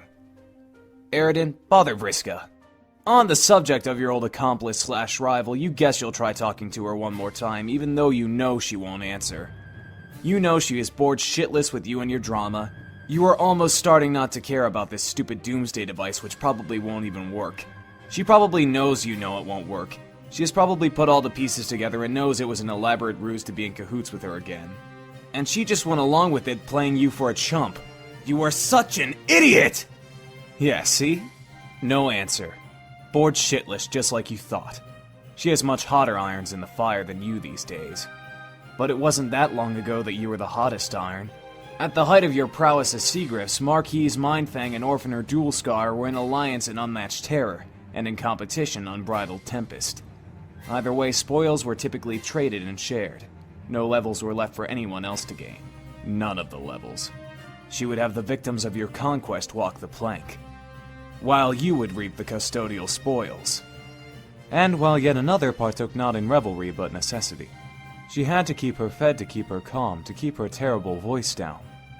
If she were to raise it above a whisper, trolls would begin dying. First, the lesser bloods, those more psychically susceptible. If she raised it to a shout, all on the planet would die, land and sea dwellers alike. And if she were ever to get really upset, she might release the vast glob, a psychic shockwave that would exterminate every troll in the galaxy. In truth, it would be all too easy to solve the land dweller problem once and for all. You just need to lighten up on the feeding schedule for a while. Maybe you'd be a little too busy to bother with that hassle for once. Or maybe you could happen to be off your game for a spell. It happens even to the best sometimes. But nah, it would make her upset. More emotions, more problems. That's all you need. Sometime later, the Witch of Life takes her place in the land of dew and glass. Theferi, report to Aridin. Woo! Theth, are you in? Yeah. That took forever. I was getting worried. Kinda. Yes, it was a pretty close call and got kind of complicated. But Solix finally came through, and now I believe the full chain is complete. Man, that guy. He's a fucking drama machine. It is fucking pathetic. Your stupid fishy face is the drama machine that does nothing but whine and glub. Nah. Fuck, sorry. Anyway, you shouldn't say that about him. He is a hero, and he saved my life. Yeah, sorry. I was just really worried and stressed out. I thought you were dead. And I didn't even get to thank you for saving my life, or really for anything. And I just spent all this time here worrying and thinking about stuff, and I decided I have something I want to tell you that I've been meaning to get off my nub for a while now. Oh, really? That's good. Actually, I have something I've been meaning to say to you, too. Whoa, really? What is it? You go first. Okay. But this isn't easy to say. Yeah, I know. It's okay. Maybe I will understand more than you think. We might even be saying the same thing. Okay, I hope so. I think... Now that we are both in this game and have left our world behind, and you can no longer pose the danger to our people that you had always planned to, I think it is not really necessary for me to be your Moirail anymore. Whoa. Wait. What? I'm really sorry, Aridin.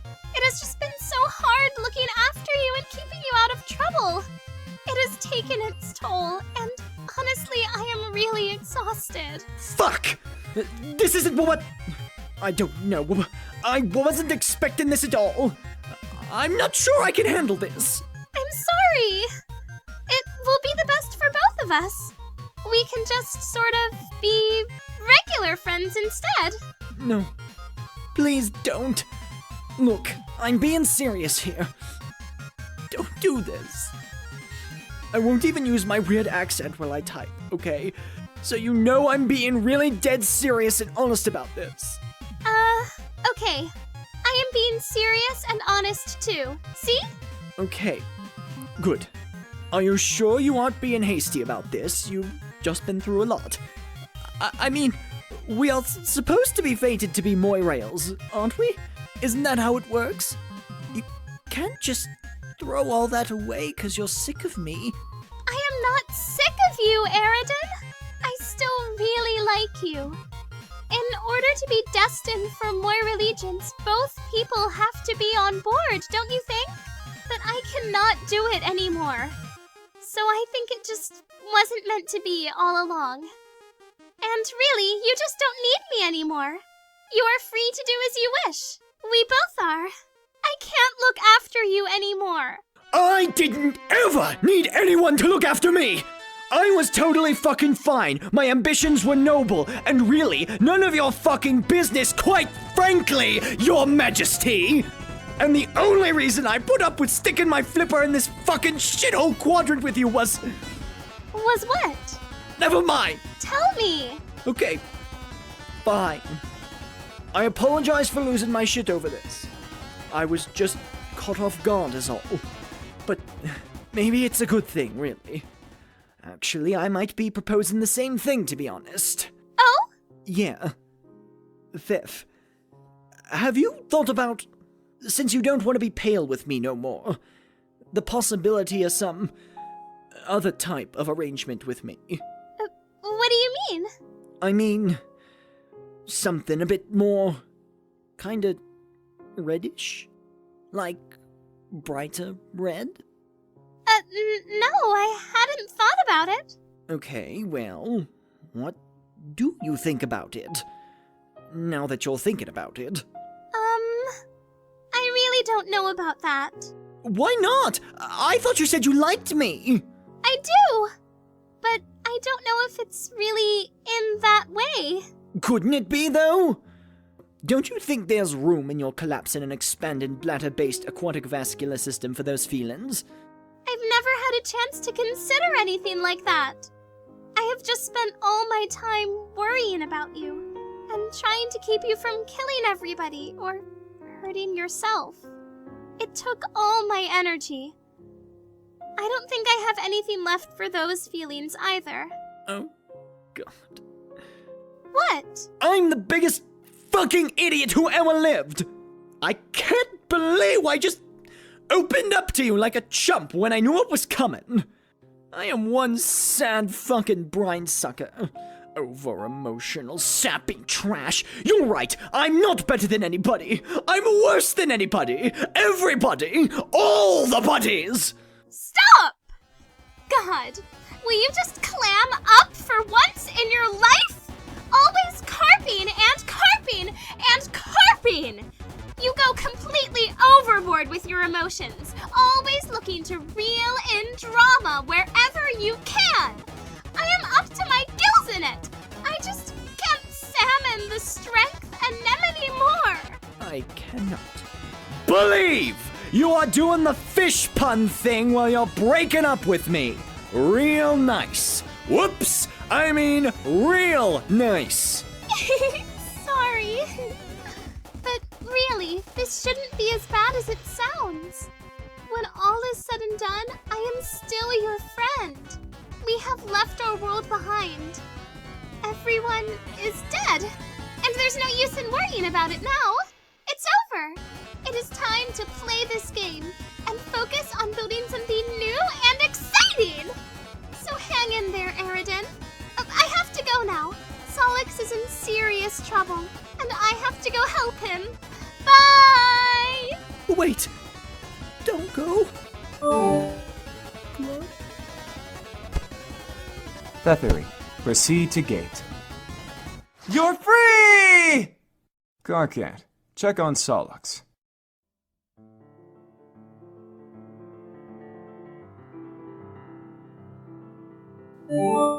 Bro, are you okay? Hey! Oh God, what have I done? Solix! Please tell me that's just honey. Please just be honey, please just be honey, please just be honey! Okay, make-believe time is over! Oh God, oh God, oh God, oh God, oh God, oh God, oh God, oh God, oh God, oh God, oh God, oh God, oh God, oh God, oh God, oh God! It is all your fault. You couldn't get him in before the glub. There, you goddamn blubbering pansy.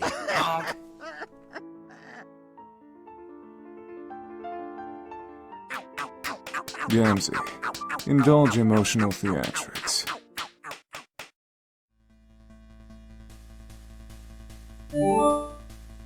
Gam, I need to talk to Car. Where is he? He isn't answering. He's, busy being slapped. Motherfucking senseless by the guy who likes knives. But I can relay what message you got, my brother. I don't feel comfortable with that. I have some serious feelings and problems here, and I need some advice. Yeah, I feel ya. He's pretty worked up too. Well, why?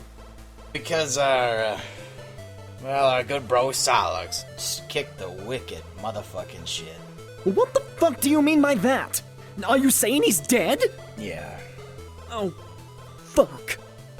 Oh God, fuck. Now I feel like an asshole. Yeah, I'd say that an asshole is the thing that just about what everybody feels like. Carcat blames himself on it. Poor motherfucker. But I told him to be chill, cause there's a miracle coming. I can feel it. That is the worst fucking advice. But what an awful thing are you to say? Magic isn't real, stupid. Stop believing in it. I've gotta believe at what my heart tells in me. Even if it's a fake thing. Honk. This is a lot of pointless rubbish, and isn't no emotional help for him. Or me either, for that matter. Put Car on. I can't really think about intervening. The black frowning motherfucker kinda scares me.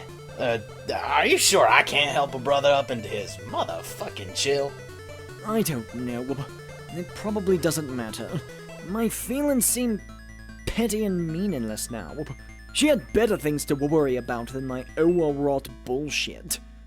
Like the dead guy who saved her. So forget it. Thanks anyway. Bro, my advice is you just kick back and motherfucking snap into some rude elixir. And maybe get your wicked zone on. There, I said my piece. What the fuck are you fucking babbling about? Snatching ice cold, dog. Motherfucking chug that shit like you and the bottle was reunited lovers. Are you recommending a beverage to me or something? Is that what this is? Yeah, man, slam a Fago. I don't. How a fucking Fago, you stupid fuck! Why would I keep that disgusting shit on hand? Are you motherfucking sure about that? Oh, God. You're right. I do. I totally forgot about it. You see, man? Motherfucking miracles. Aridin, Slamafago. You prepare to kick back and motherfucking snap into some rude elixir and maybe get your wicked zone on. It sure would be startling if what followed was a crudely drawn spit take accompanied by an odd short exclamation. Bruh! What? It's just soda. Not great, but not that bad either. What's the big deal? We all need to settle down here. And later still, a princess prepares to administer a universal remedy for the unawakened.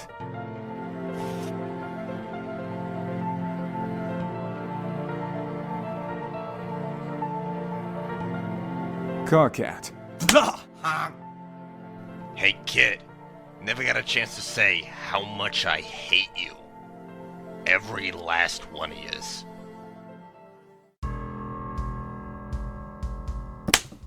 Goddamn troll kids! Every time you toying around they smooching each other. Makes a man want to stab his own gut and puke blood.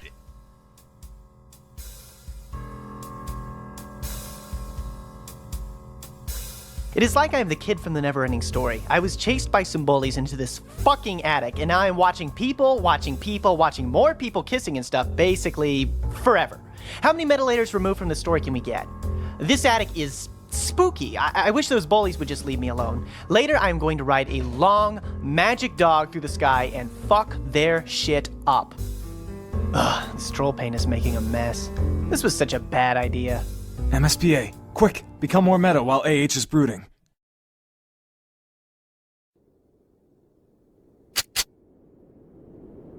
Land of Stumps and Dismay.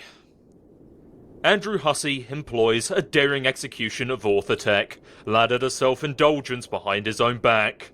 It keeps happening. All MSPA readers make a solemn vow to do an acrobatic fucking pirouette off the stump and blow their brains out if it doesn't stop keep happening. Okay, get back to the story, jackass. Excuse me? Oh, I'm sorry. Am I not going fast enough for you? Well, quite frankly, Your Majesty, I don't think you realize what kind of hell I've been through. Do you have any idea how long I've been trapped in this attic? Do you have any idea how fucking scary it is in here? Do you even have the slightest clue how many times that wolf head over there has scared the shit out of me? Wolf?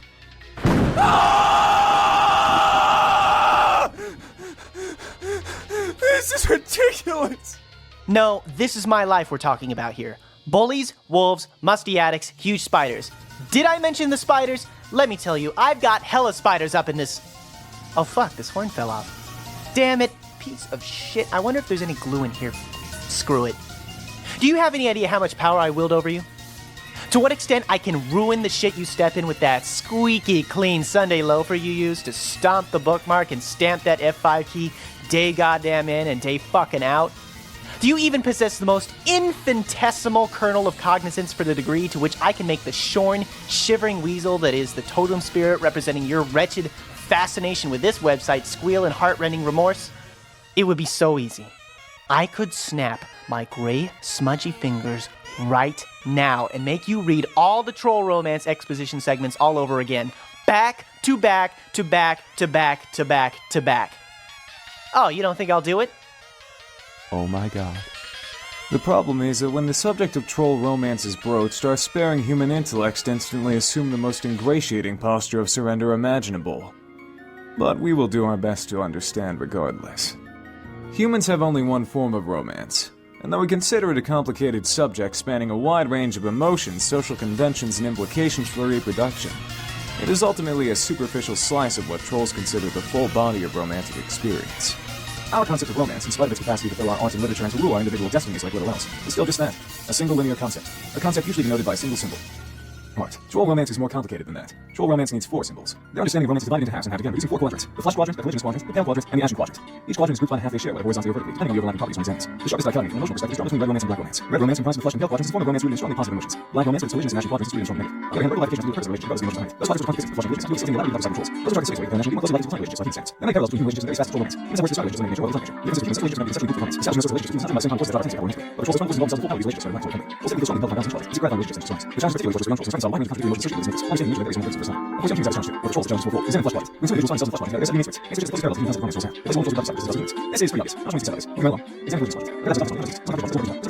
there are unique traits. Answers to close parallels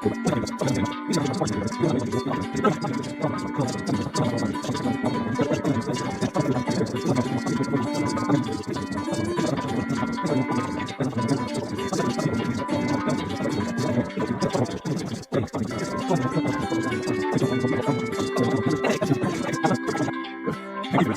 showing these studies. You can go along. Examine collisionist quadrants. There are some concepts of romance trolls. Some contributing emotions. If there is one theme to be hammered through sticks, it would be the troll's cultural preoccupation with romantic destiny. Yes, the romantic landscape is rife with false starts and miscues made for values red and black. But every troll believes strongly that each quadrant holds one and only one true parent for them. And it is just a matter of time before the greatest skill with auspicious matchups to the mysterious channels of troll serendipity. In short, their belief is that for each quadrant there exists a pair or triad of trolls somewhere in the cosmos that were made for each other. Wow. That's what just happened, bitch! Alright, now you're definitely trolling us. Come on!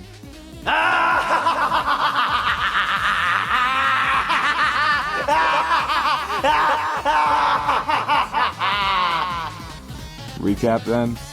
Nah, I think we're good. Reel it in. Yeah, okay, I guess I've told you guys enough. Where were we? Oh yeah, Slick. SS, move this along. It's bad enough you had to watch this broad smooch a corpse and this kid bawl his eyes out once already, even if it was centuries ago. Next! For the lover. Why would they even design a button like that if it didn't print the right advancement characters? You were getting really tired of mashing the equals key. This moon is different. It's very purple and quiet. Doesn't look like anyone here is awake yet. Not like the yellow moon you were just dreaming about. Plenty of friends there, all up and around making a racket. It was fun for a while. Until you woke up with honey in your mouth, killed your Lucis, saved a princess, and died. Luckily, you have a couple lives to spare. Most other players only get one extra. But you're kind of a special case. Boy! Huh? You there! Red and blue-eyed boy! Hello! I remember this! I didn't get the chance to formally greet you. I suspect this is what made you angry. But worry not! I've been brushing up on your troll etiquette. Pardon me while I consult the appropriate pages. It'll only be a moment. This book is very thick. Just what you need. Another voice of the imminently deceased invading your head. Haven't they caused you enough trouble already? Get it out. Troll etiquette sure is confusing. Get it out! Get it out! Get it out! Get it out! Get it out! Get it out! Get it out! Get it out! Get it out! Oh, jeez!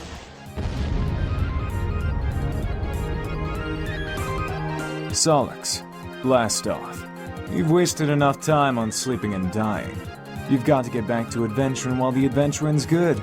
And also change out of these stupid pajamas.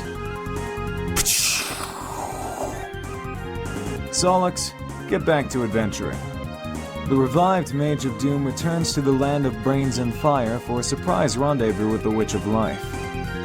Hey, what the heck is going on in here? Vriska, get back to adventuring. Somewhere on Lomat, the thief and the page plunder the untold riches of innumerable pointless side quests.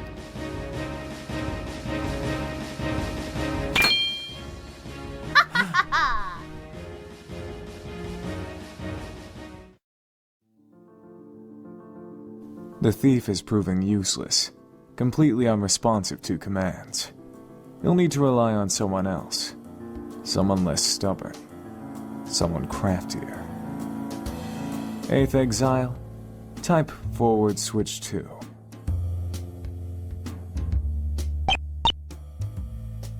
While the Knight of Blood charges ahead, the Seer of Mind remains behind to unravel the mysteries of the Land of Thought and Flow. Seer. It is time. It's the voice again. You were wondering when she'd come back. This time you are ready for her. Terezi. Retrieve chalk. You search for the appropriate card through your scratch and sniff modus. The card will be unmistakable. It is the one that smells like a fruity rainbow that makes you sneeze.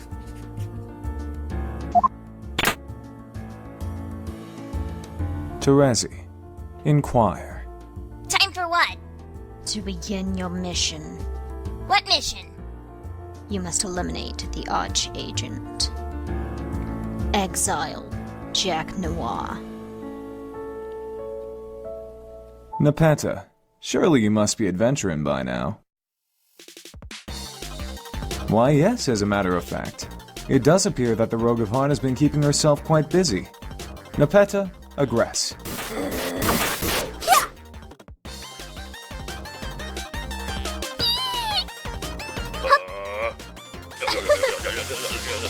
Cubes. You inquire into whereabouts of the Maid of Time. The Heir of Void has no idea where she went. She just disappeared. Equius, get up and commence adventuring. The underlings have been getting enormous lately. Must have been something one of those other clowns prototyped. Speaking of clowns, Equius, answer Carcat. It does not appear to be a message from Carcat directed at you specifically. He had just updated one of the many memos on the trans-timeline bulletin board he set up a while ago. You've since no longer bothered keeping up with the endless and mostly incomprehensible communique. But while checking the update, you can't help but skim through the first memo in the long sequence, which was written hours ago from your present perspective. Equius, read first memo.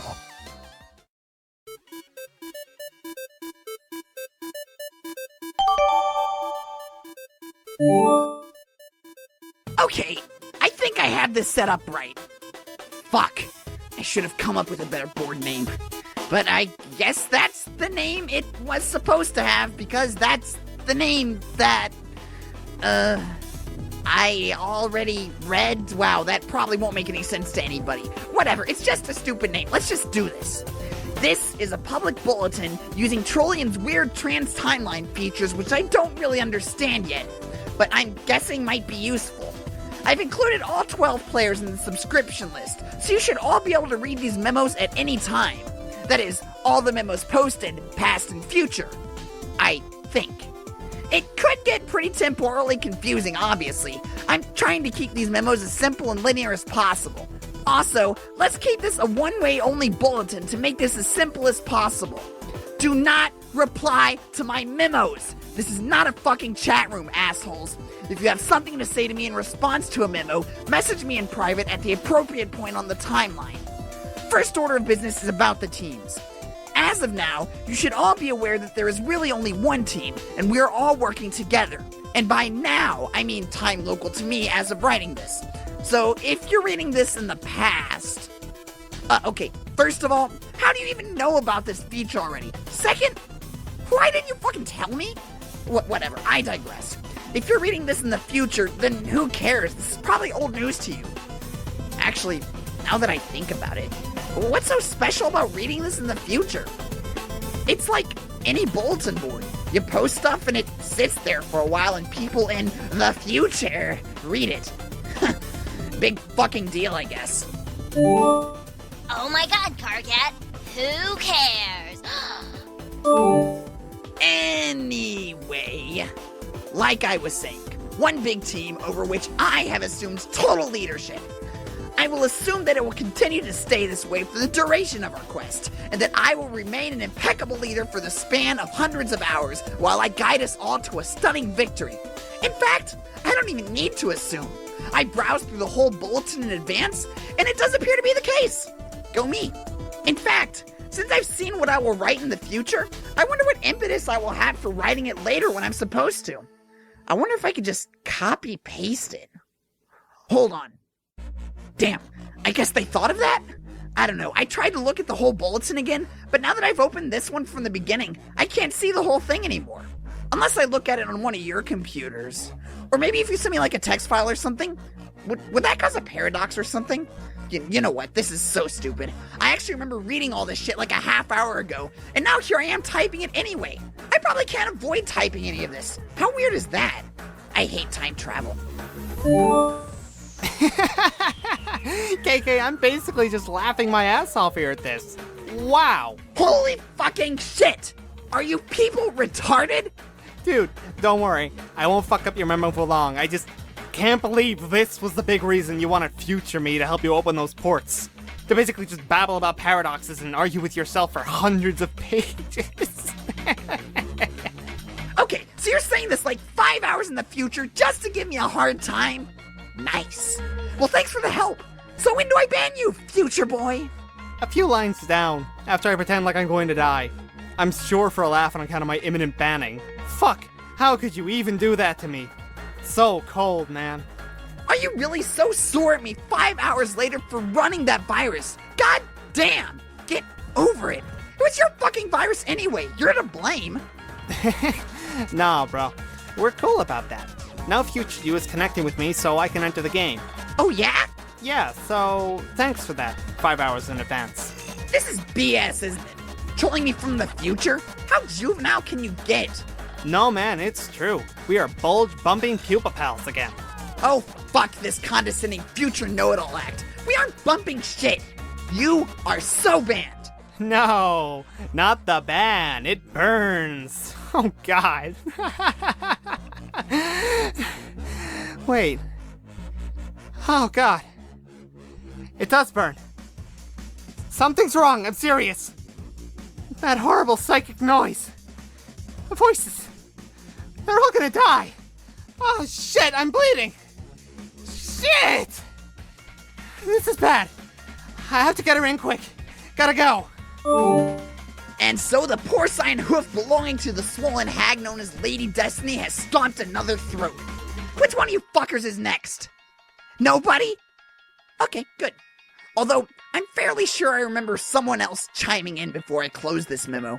You ADD disordered shit rinsers can't keep your lascivious prongs out of the row hole, can you? Solix, for future reference, or past reference, or whatever, if you want to do that kind of role-playing, you can start your own bulletin. You can all act like brain-dead asswipes in your own festering flap of paradox space. Fine with me. Everyone will be so confused by the time paradoxes, it will distract them from how awful their terrible hobbies are. Choose your classes now. Level 69 Nook Sniffer is up for grabs. Who wants it? No, that is not an invitation for you fucking nerds to come in here and correct me on your goddamn fairy elves. Just do me a favor and keep me banned from that one, okay?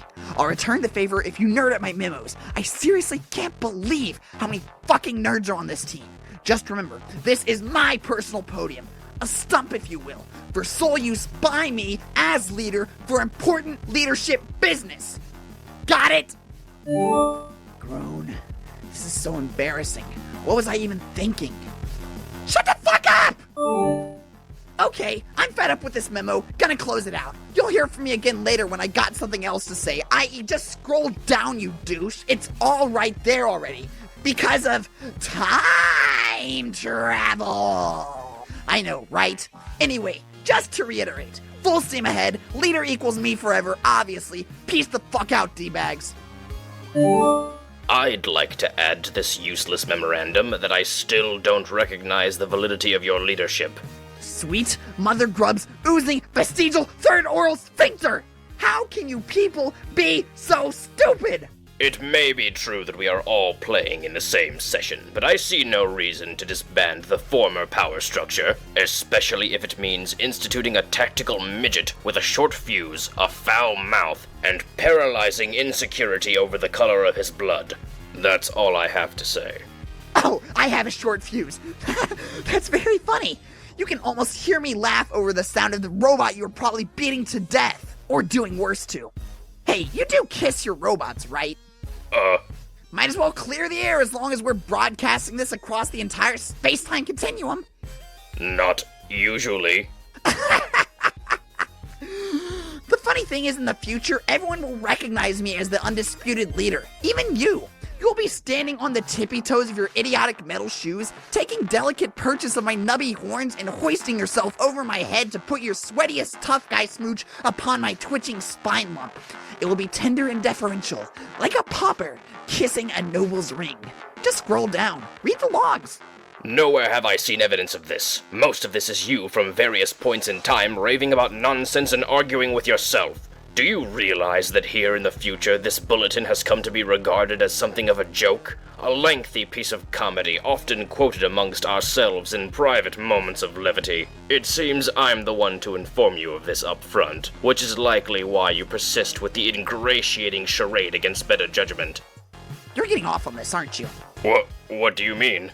This excites you, being the tough guy and pretending like you're putting the awesome leader in his place. You're probably working up a good sweat. Hope you've alchemized a bunch of spare towels. Hey, why don't you ampersand combine them with your spongy brain for extra absorbency? How do you know about my perspiration problem? I mean, aside from reading about it in this memo. Wait. Fudgesicles! What about the Queen? Jack was helping us exile her. So, both? Okay. Wow. Oh my god. Dark text lady, I get it. No, I don't think so.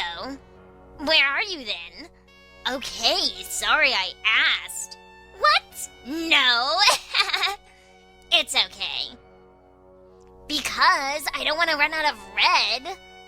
Because red is the best and tastes the best. You are a strange and funny girl. Carcat, begin another memo.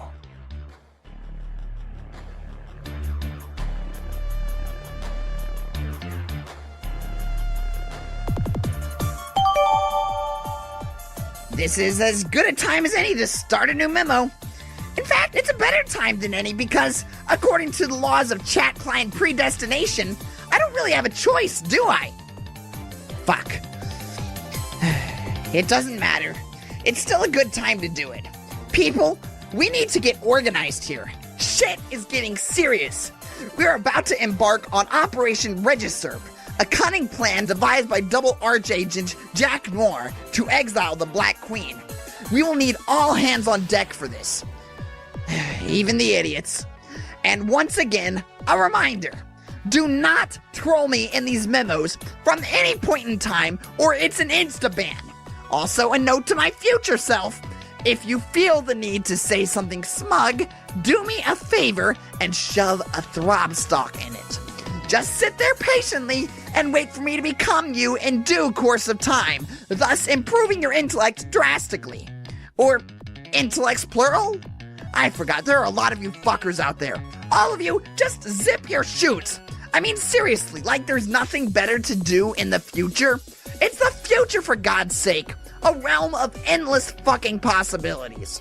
Now, before we get started, let's take a toll of the situation at this point in time. My point in time. Who's in so far, who's not, etc. Hey, sorry for busting in on the memo, but I can't get a hold of you. You're not answering. Oh, for fuck's sake! Gamzed Weiss is fucking useless. All he told me was to enjoy a beverage. No, dude, don't drink that shit. If it were up to him, we would all drink Faygo at once in some ritualistic rap clown suicide pact. But instead of committing suicide, the thing that we will all accomplish is becoming instantaneous assholes with awful taste. I mean, it's not even that bad. It's just soda, but whatever. This isn't the point. This isn't the venue for airing your future problems, Count C. dipshit. I know. It's just, I got a problem with the fairy. And I'm really kinda sitting here in bad shape about it. Emotionally speaking. Okay, well, I get that. I hear you, bro. But this is still not the right place for this, so I've gotta ban you. But seriously, just get in touch with me in private about it, okay, man? We'll get shit straightened out. Okay, is everybody good? Just gonna sit here for a minute, local time, and see if anyone else has any shit they want to scrape off their bulge onto my clean nutrition plateau. Nobody? Great, wonderful. I now declare the nonsense portion of this memo to be over. This degree shall be binding and lasting. Back to planning Regisurb. Bear down, everybody. This is fucking important. There is a queen on the loose, and we've got to show a bitch the door.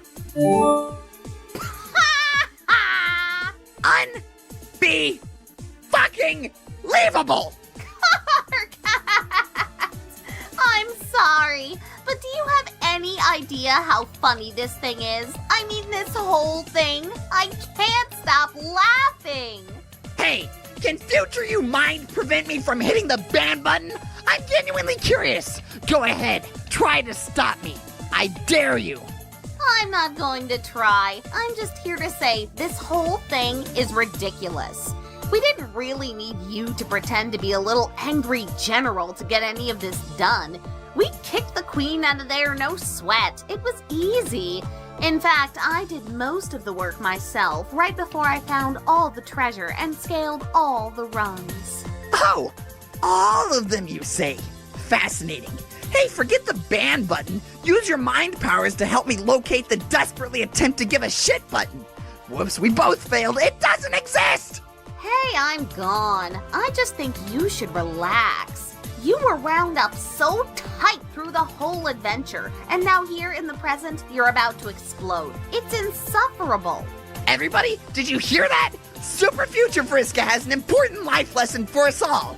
We don't have to worry about our present responsibilities and obligations because, as it turns out, in the future, all that stuff already happened. We're off the fucking hook! Time to relax. Let's all crawl into our cocoons and get busy stimulating our autoerogenous chain globes. First one to start a wank fire gets a shiny boondollar. This is an order from your leader. Later, fag.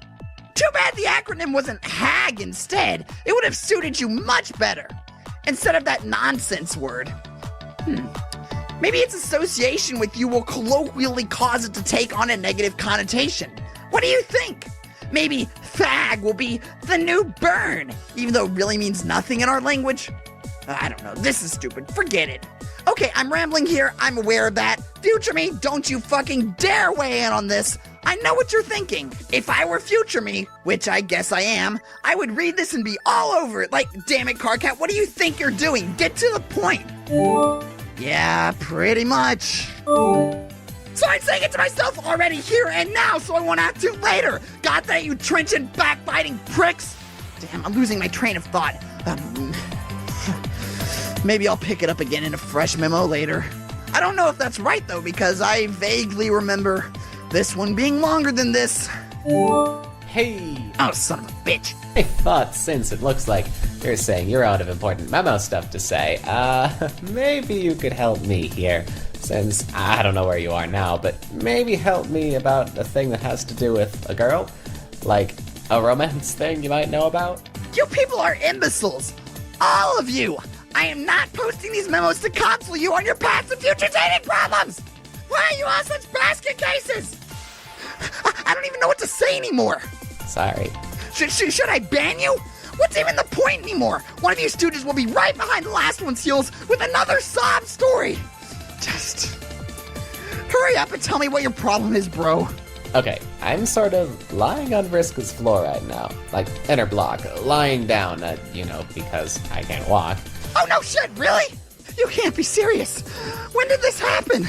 Yeah. Anyway, she tried to kiss me. Well, she didn't try, she actually did. And then kind of dropped me. And also, you're wearing costumes? Wow, I am not explaining this well. This is so fucked up. What have you gotten yourself into? And how to make it, a lot weirder, there is an angry voice in my head. I don't think it's Rufio this time. Rufio's not that angry. He's also imaginary. Like a fake made-up friend. You know, like the way fairies are. God, I actually remember reading this bullshit. Or skimming it at least. How could I forget? more loony block theater, and here I am drawing the curtains for you guys like a dope. Anyway, I think Vriska's upset about it, and she's not talking or anything. What do I do? Okay, well, I can advise you and stuff, but you do realize this is a public bulletin. We should be having this chat in private. Everyone can read this, even her. I mean, fuck. She was just here talking, you dummy. I know, I read that, but that's future her, which doesn't seem so bad. Maybe future her can read this, and I guess, no, I'm sorry about it? I didn't mean to hurt her feelings. Well, fine. If you want to broadcast a trans timeline apology, then fine. But you should realize the future is kind of a wide open thing. I mean, she could read this like 2 minutes in the future as well as 600 hours.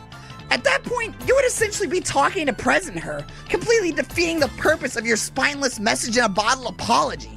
Oh, yeah, I didn't really think of that. Hi. Carcat, shut up. This does not concern you. Okay, whatever. My memo, but whatever. Wow. Hi. Tavros, it's okay. Really? So you don't feel that way about me? That's fine. I shouldn't have expected any difference. I can deal with it. I'm not a wimp like you. I roll with bad breaks all the time. No biggie. In fact, I already have dealt with it. I was over here dealing with it while you were over there on the floor fooling around with your computer after a cute girl tried to kiss you for some reason. As it turned out, fooling around with your computer to go cry on future Carcat's shoulder about this? Yeah? You are a strange and funny boy, Tavros. Oh god, this is completely hilarious! Now I see why everyone's been ripping on my memos. Carcat, I said shut the fuck up! Anyway, though totally unnecessary, your apology is accepted. Okay. Now, pick yourself up off the floor so we can go wring some fucking treasure out of this miserable magic rock. Yeah, I'll try. Actually, never mind, I'll be over there to help you with that too, kind of like I do with everything. Just lie still and try not to start crying or anything, and wait a few minutes for your time frame to catch up with mine. What? Exactly! I am smarter than you. You see? You're learning. Fuck, enough already. They're great. Another happy couple in whatever hideous quadrant this batshit pairing will sustain. Now off you go! Holy hell, this is exhausting. I don't even know what I'm talking about anymore. Okay, maybe I'll take a minute to collect my thoughts and get back on topic here. No, you won't. This one was particularly nauseating in retrospect. I'm shutting this down. Hey, Run. Get up, Run. Get up on those goddamn jelly legs of yours. Go kiss the girl. I said get your ass up and go kiss the girl, you pipsqueak. You're making me mad, Run. Kiss that girl. I'll rip your horns off and put them through your eyes. I'll pop your little head like a grape. You're a wimp, you know that. Make me sick. Kiss her! Kiss her, you wimp! Get up and kiss the girl! You are having trouble bringing yourself to get up and kiss the girl. You kiss that girl this instant!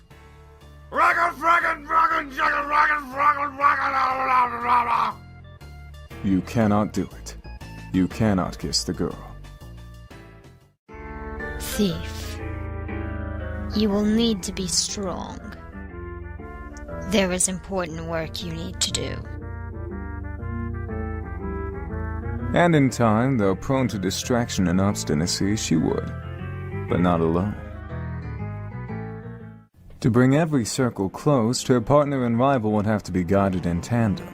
The thief and the seer were to serve as twin lashes of the scourge cracked by a quasi-royal against her own former kingdom to settle a score, to make him pay. Scourge's black inches would rip red miles through Durst, and the bright rivers gushing from its wounds would wash her mutineers down the drains of exile. In time, they would have to answer for their treason. Patience would be necessary, but then she'd recently come into all the time in the universe. Snowman. Continue briefing. Okay, then what? Find the ring before he does. Where is it? Retrieve the ring from the royal vault. And then destroy it.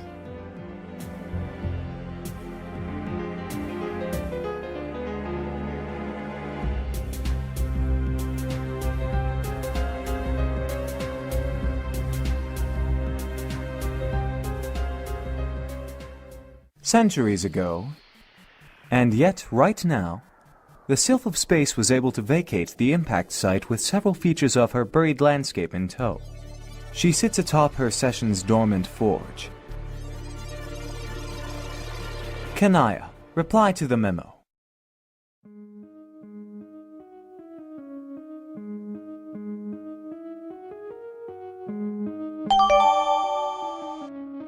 Fine then. Since past me just banned current me from the preceding memo and doesn't appear to give a shit about my future wisdom, as usual, looks like I'll just have to start another memo from scratch.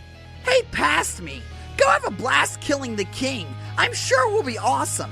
In fact, it was awesome. Bang up job with that dude. Too bad it was all a huge waste of time. Oh, what's that, past hole? You didn't read this and figure that out ahead of time? Or maybe you just skimmed this and didn't get it through your thick bulge. What a shock!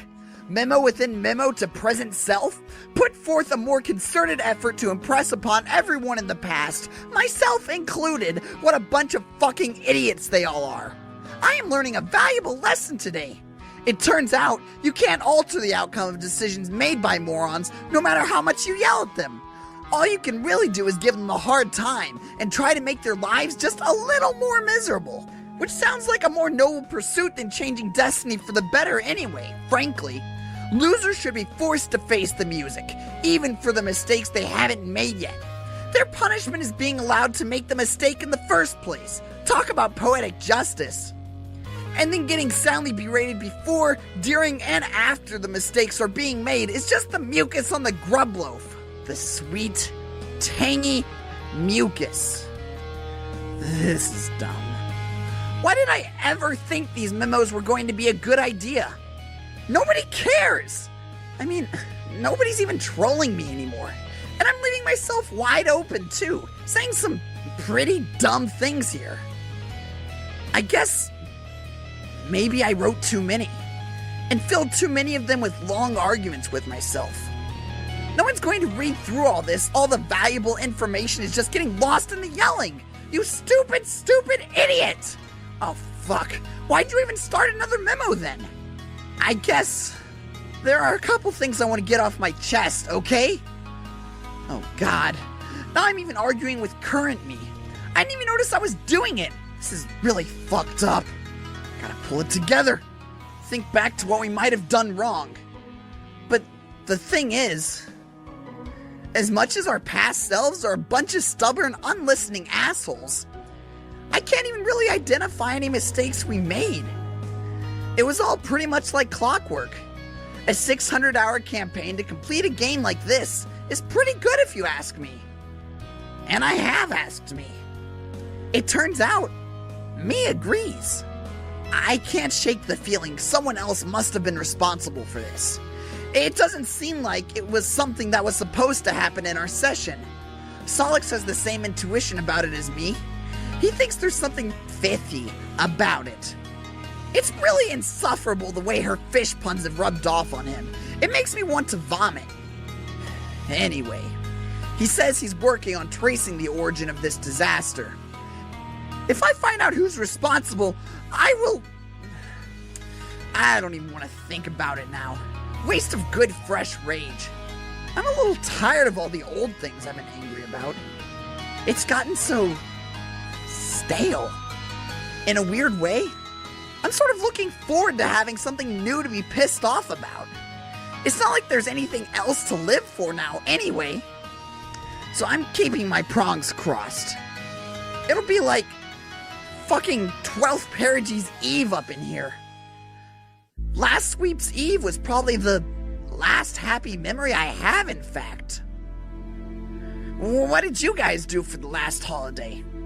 Anyone? I remember my Lucis had been gone for days, and I was starting to get worried. But then he finally returned, triumphant. He brought the fresh behemoth leaving into our hive, and together we decorated it. And, I don't know. That's all I can say. I'm getting a lump in my squawk blister. I guess I'm done. I'm going to lie down now. On the steel floor of this frigid meteor drifting through the black uncaring void of our null session. Null. Kinda like this memo, I guess. Later. I don't think we did anything special. Whoa, hey, what? Last 12th, we stayed in and I read stories to her. It was nice. Oh. That's cool.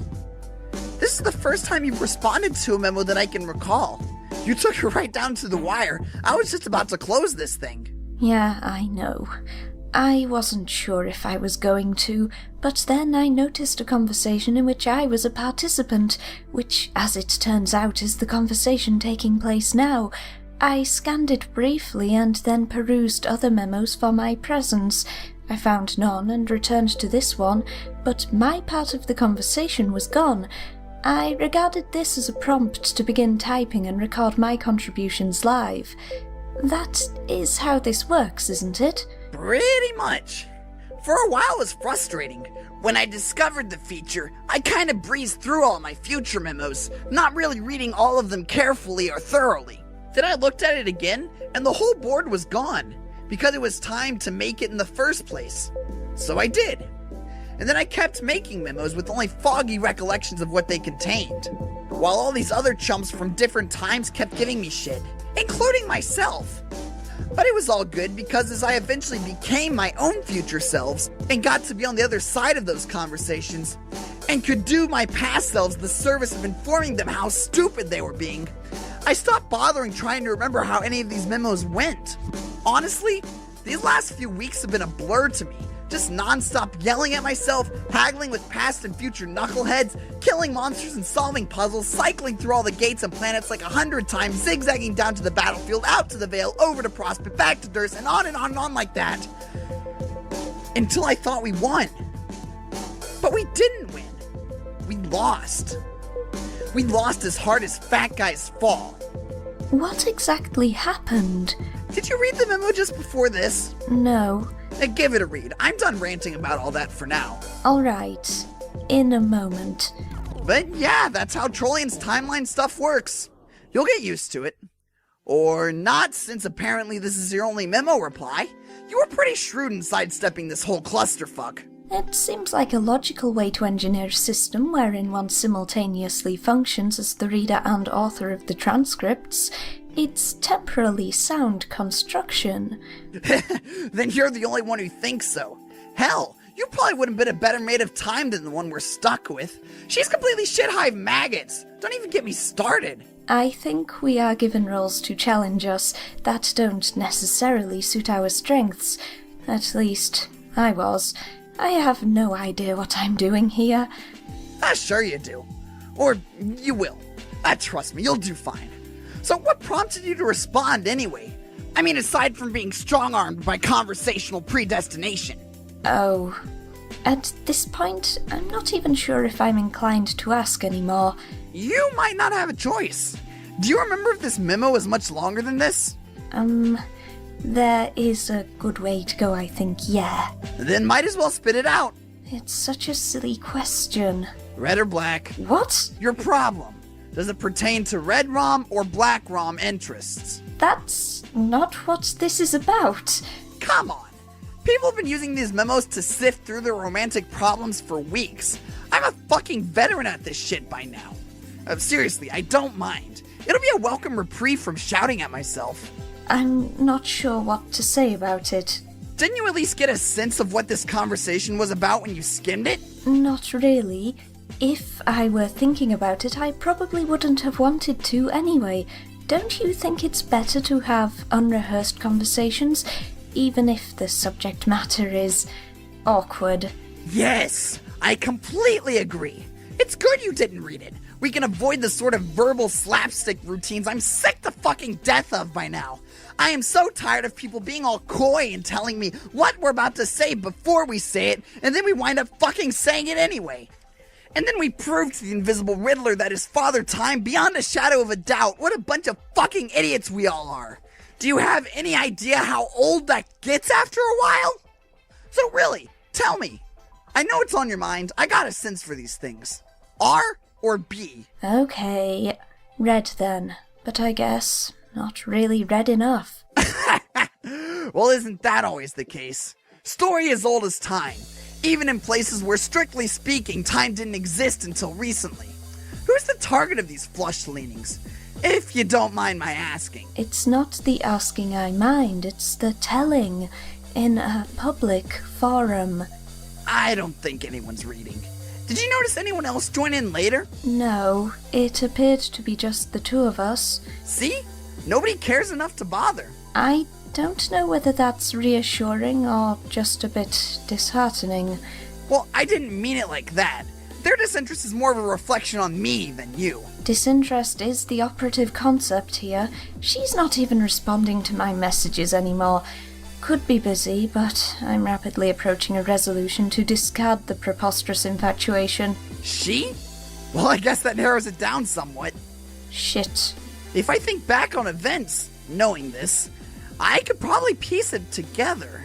How about if I agree to consult with you about it in private? We can drop it here before you crack me like a vault with your weird romance sleuthing acumen. Alright, deal. It still puzzles me that you are so versed in the topic. Do you have access to a manual archived on a remote server somewhere? What? No, of course not. I don't actually know all that much. I just know this stuff will drive you shit-hive maggots if you don't figure out how to deal with it. That figure of speech you keep using puzzles me too. Like, not that I expect you to give a shit, but personally, I am all twisted up about Black Grom stuff especially.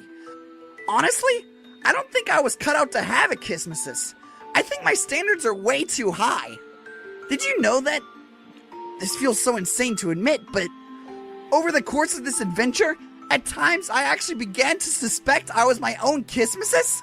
How fucked up is that? I'm not qualified to say. Neither romance nor psychology are my strong suits. But obviously it's not true. I never even did any legit time traveling where I could meet myself. I just bickered with past and future ghosts on a chat client. Fitting, really. Every Caligulous adversary I've contemplated has eluded me like a phantom. Even myself. Whatever, I'm done with it. And what of Scarlet ambitions? Fare any better in that quadrant? No. I'm not airing that shit out here. Maybe privately. It's private. Let's change the subject. What were you originally going to ask me? Oh, fine. Here's this silly question for you. I was just wondering, given your vantage of hindsight, if you'd had cause to observe at any point in time magic. Like, real magic. I guess what I'm asking is magic a real thing? Wow, you're right. That kind of is the dumbest fucking question I've ever heard. I know. It's just that I have a good reason to believe magic is real.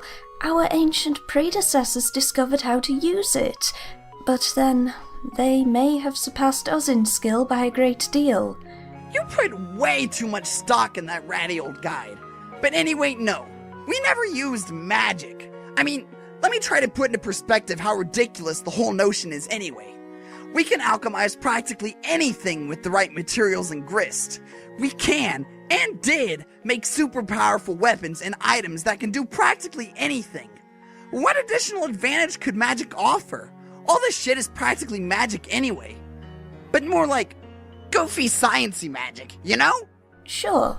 But everything here is kind of magic in a way, isn't it? Fortune-telling dream clouds and golden moons and shit.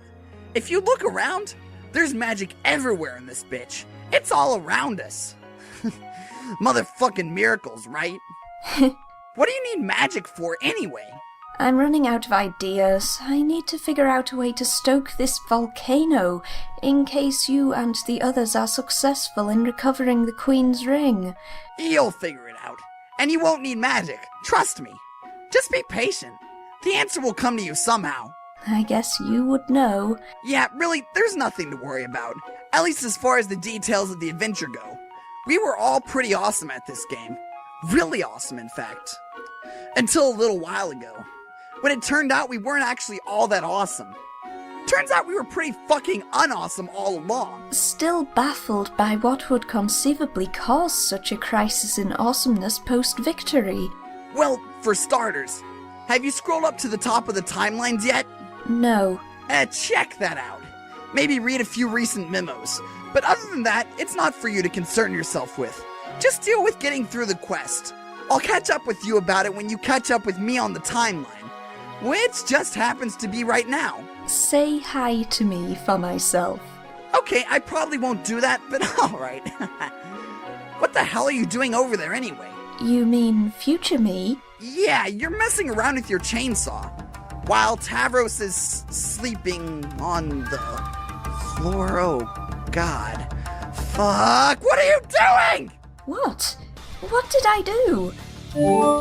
Okay, everything's fine. I guess. What happened? I passed out for an hour. But fucking embarrassing. You're out of your goddamn mind, you know.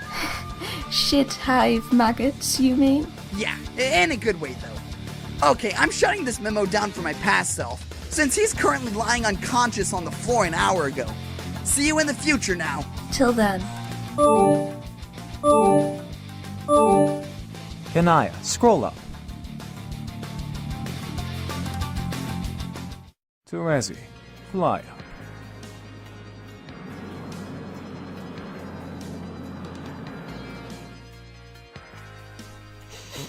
Hey, Terezi!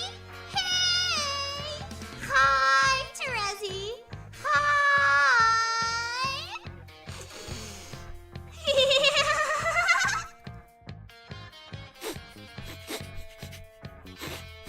Terezi, respond. Okay, I got your message. Thanks for not hassling me about it in one of the memos to get my attention. I appreciate that. Unless you did, but it was in a future memo I haven't written yet. In which case, have a big time fuck you about that in advance. No, I didn't bug you about it in your stupid memos. They are annoying, and I'm tired of getting banned for no reason. Posting in them at all is the reason. You're not supposed to reply to memos, period. That's the reason. Maybe I will start my own bulletin board, and everybody will be allowed to reply anytime they want. Except for guys with nubby horns. Oh no, they will not be able to reply at all. Grumpy car cats will be expressly forbidden from Rainbow Rumpus Party Town. Sounds lame. By the way, that will be the name of the board in case it wasn't clear. Yeah, I got that. This is an empty threat, because if you made a board at any point on the timeline, I would be able to see it right here and read the whole thing already. Wait. Oh God, you actually did! Yes! Future Terezi is looking pretty cool right now. Look, I don't care about the Fruity Rumpus asshole factory. What's all this about going after the Queen's ring? Well, the thing that is all about it is, we have to go after the Queen's ring. It is a new mission. But we're still in the middle of trying to pull off Registerp with Jack. Why don't we take it one mission at a time? Yeah, about that. The whole point is to destroy the ring so Jack doesn't get it. Why would we want to do that? Jack's an ally. Also, the mission sort of involves exiling Jack too. This is bullshit. We're not exiling Jack. He's cool. Carcat, he is not that cool. Yes, he is. He is a total badass with a fuck ton of blades and shit, and he's helping us out. Okay, I think it's pretty cute that you sort of look up to him like that, but seriously, I do not get a good feeling from him. He kind of... Stinks? Let me act shocked like I didn't see that coming. Fuck, I forgot my horns. I always forget them. No, well, sort of. He doesn't smell bad, actually. He smells really clean and shiny and dark, dark, dark. Like an oil slick, and there's a tiny hint of licorice there, too. It's more like the way he moves. I smell his smooth motions and the way he squints his eyes, and it gives me this really nervous feeling. What a surprise! You're dragging your schizophrenic nose into this. What an outstanding character witness! Objection, your tyranny! The bottom line is I'm not going to exile Jack because you believe you can smell malice off an interpretive dance. Karkat, he's a jerk. He has stabbed you on more than one occasion. Some of those stabbings were accidental. Okay, well, I know for a fact the third time was accidental. Anyway, you've beaten the shit out of me a few times yourself. But I didn't draw blood. I mean, I could have to satisfy my curiosity. But I didn't as a courtesy to you. Since you still want to keep it a secret from me, like a petulant little wriggler. Hey, I promised I'd tell you. I just wasn't ready, okay? Well, it's okay. I know what color your blood is anyway. No, you don't. Yep, I totally do. Lies. I've been very careful. Not like all you classless shitbags who slop your blood all over the place every goddamn minute like it's some weird fetish. What? Lar, hold on. What is it? I said hold on. Sometimes it's hard to pick out the letters from the hollow projection. I need to get a closer look. Are you licking your glasses again? I hate it when you do that. It's fucking disgusting. No, what would be that idea? That is better. It is much easier to read your color this way. Your drab, dirty pavement gray, on top of bright candy red, like a shiny lollipop. Does that sound familiar, Karkat? Yes, I'm extremely familiar with this sort of nonsense by now, sure. No, I mean gray on red. Like the way your skin conceals your blood. What? Candy red. Like your planet. You have a strong cherry cough syrup in your veins. It is completely delicious. Who told you? Did Jack tell you? No, he doesn't talk much. I figured it out myself. How? I got a closer look, remember? No. You're playing so dumb. You know exactly what I'm talking about. I cleaned up my wound and changed my shirt before I even met you. I've been extremely careful, so you're going to have to fill me in. It was when I got close enough to smell it under your skin. Please, Karkat, do not pretend that you forgot about our little moment. Whoa, you mean during... Fuck. Okay, let's not talk about this. Not here. This isn't a memo. It's a private correspondence just between us, remember? I know, but... damn it, writing all these memos has made me paranoid. It just doesn't feel secure chatting about it over the client. I don't know, we can talk about this in person. How? In person, do you mean? Uh-oh, look at my eyebrows getting carried away here. Huh? Karkat, help, they are out of control. Those are eyebrows? I thought they were horns. They're horns, too. They're whatever I want them to be. Don't change the subject by being cute. Well, apparently I just can't fucking help myself, can I? Nope. How can you even smell so damn well anyway? You give me a hard time about being coy and shit, but when it comes to your crazy senses, you're so vague, it's like trying to decipher the daily horoscope riddle. Or the riddles of all 48 signs combined. Arrgh! You are a relentless subject changer. Fine. It's okay if you don't want to talk about it. God, you're so shy for an angry guy who wants to be a big shot leader. It's ridiculous. Look, we'll talk. I promise. Why don't you just say some stuff about yourself for a change and cut me some slack? Okay. I'm sure I mentioned after you met my sprite. I learned from her through my dreams before she hatched. Yeah, but it's still so vague. That's the whole point. How about a straight answer? Okay, I'll try. When I went blind, that's when I first woke up. And my Lucis helped me wake up, sort of. You mean on Prospect's moon? Yes. But except for a very brief moment, I was blind in my dreams too. The dream self-image I project can't see, so I guess deep down I don't really want to? Why is that? Is it out of spite to Vriska? I know I'd probably be cool with it out of spite more than anything. No, not that there wasn't some satisfaction in being okay with it, grateful about it even, and making sure she knew it, but that's not it. The day it happened was the first time I'd ever heard from my Lucis. She woke me up and ever since has been teaching me a different way to see. A different way to perceive everything, I guess. Not just in a sensory way. Okay, so why did you never tell me any of this? You wouldn't have gotten it. Even now you still don't really. You have not seen Skya yet. How am I supposed to wake up? I don't know. Something different does it for everybody. How many of us are awake now? How much of the future did you see before we started? In the clouds like Kanaya. Also, how did you go blind anyway? What did she do to you? I don't know why you're so cagey about that. I still don't see how she could blind you without being anywhere near you. Obviously she can't control you, so what gives? Carcat, shut up! God! How about if I tell you all about that stuff the next time we're in person? In fact, I will tell you when you wake up. Until then, I will keep tabs on your towel while you sleep like a little honey pajamaed pupa nestled in his cocoon. Wait, let me guess. Do I look adorable? Actually, you kind of look like a big pile of smelly barf. Wow, what the fuck? Of course you do, dumbass. Oh, then good, I guess. Okay, I gotta fly. Don't worry about the ring mission. You can stay busy with the register. I will organize the new mission myself. Later! Wait, Terezi! Please, don't tell them about my blood. I want to tell them. I will tell them. Later. Once they respect me as a leader. Okay, I will keep that secret if you keep this one I tell you.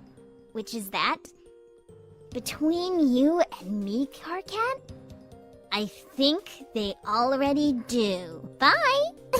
Bye.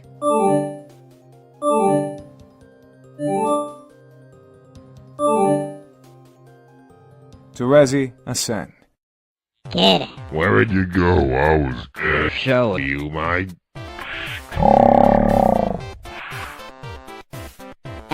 Here. Are those wings? Okay.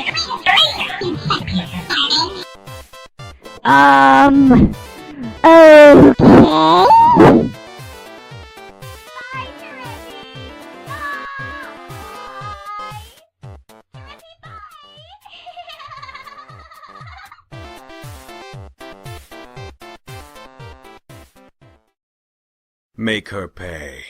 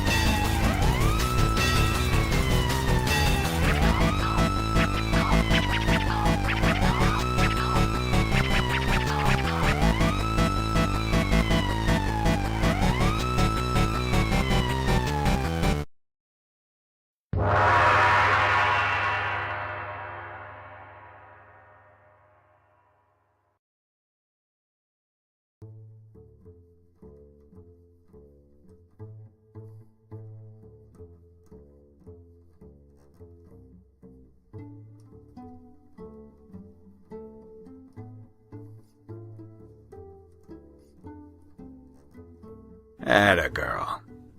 DD, move this along. Someone needs to grab the reins on timeline management here. These delinquents waste too much time.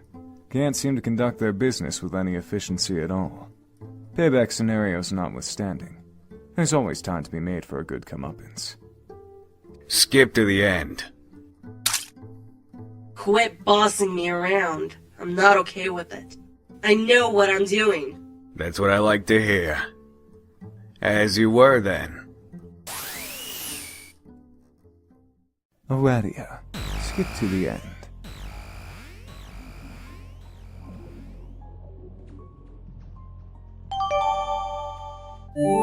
This private board will and has already served as a log of past events for future selves to record, and a guide of future events for past selves to follow. I don't know which half of its role has been or will be more important. Possibly neither is critical, since deviation from the course is mostly impossible, and reflection on its traversal is completely irrelevant. But I'm typing this anyway, because I'm bored again. And here I was thinking we were finished taking orders from voices. We've only swapped the imperatives of the dead with those of our future selves, who are also dead. Yes, it seems that way. Oh well, it was an enjoyable reprieve from fatalism while it lasted. I nearly managed to savor it. An error narrowly avoided them. I think we should refrain from dialogue in this memo, without resorting to bannings or absurd exchanges of self-repudiation. Yeah, I agree. I just thought I'd interject that and go. Okay. We will and have already amassed an army to confront the Black King. An army consisting of our alternate future selves, each one rerouted from a doomed offshoot of the Alpha timeline, each given another chance at the constructive influence over the ultimate outcome. By the way, if you didn't know already, a future self returning to the past from a doomed timeline will always be slated for imminent destruction herself. It's one of the rules, and the unfortunate reality is, this will and has already been a mass suicide mission, or it would be, and already would have been, if we all weren't already dead. Mobilizing ourselves in such numbers would be required to neutralize the King's psychic attacks. It would take our combined concentration to dampen the abilities he inherited from Glub Glib.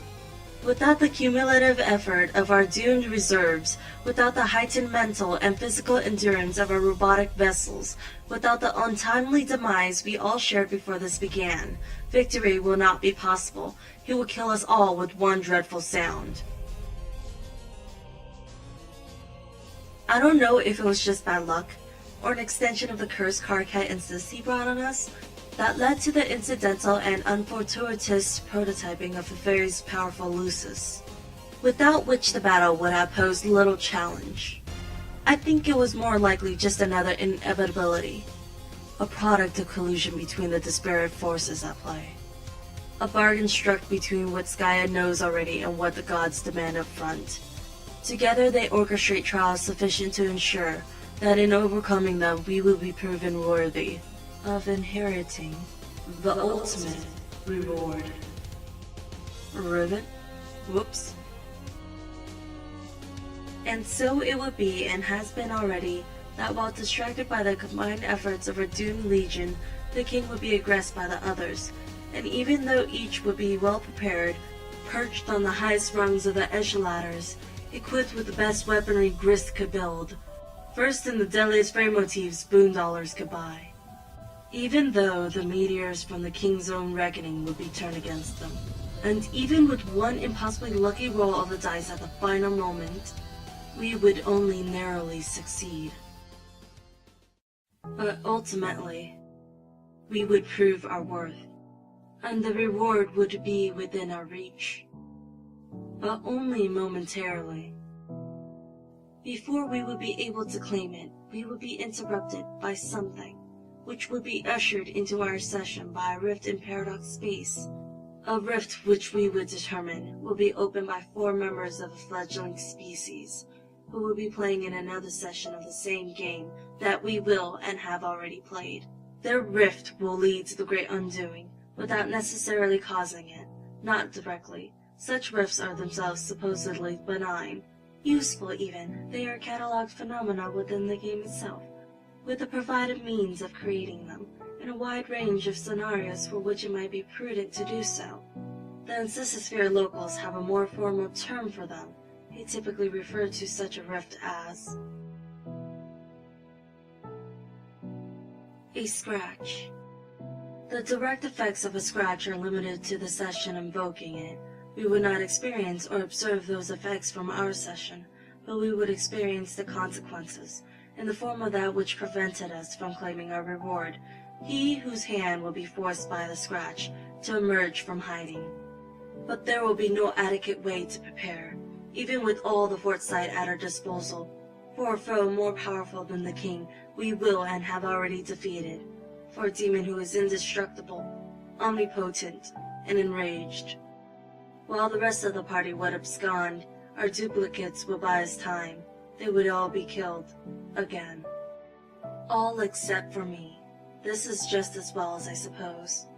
What would we even do with all those copies anyway? We would return to the site of our hatching, so to speak, where we would hide amidst the veil depleted by the reckoning, and wait, drifting in the wide orbit of our soon-to-be null session. Banished from the universe we left behind.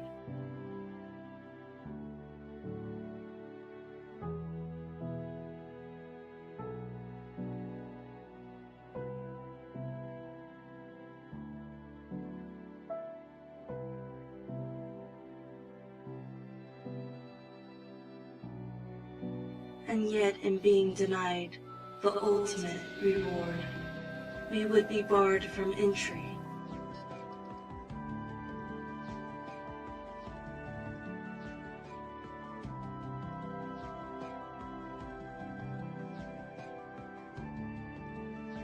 Into the universe we created.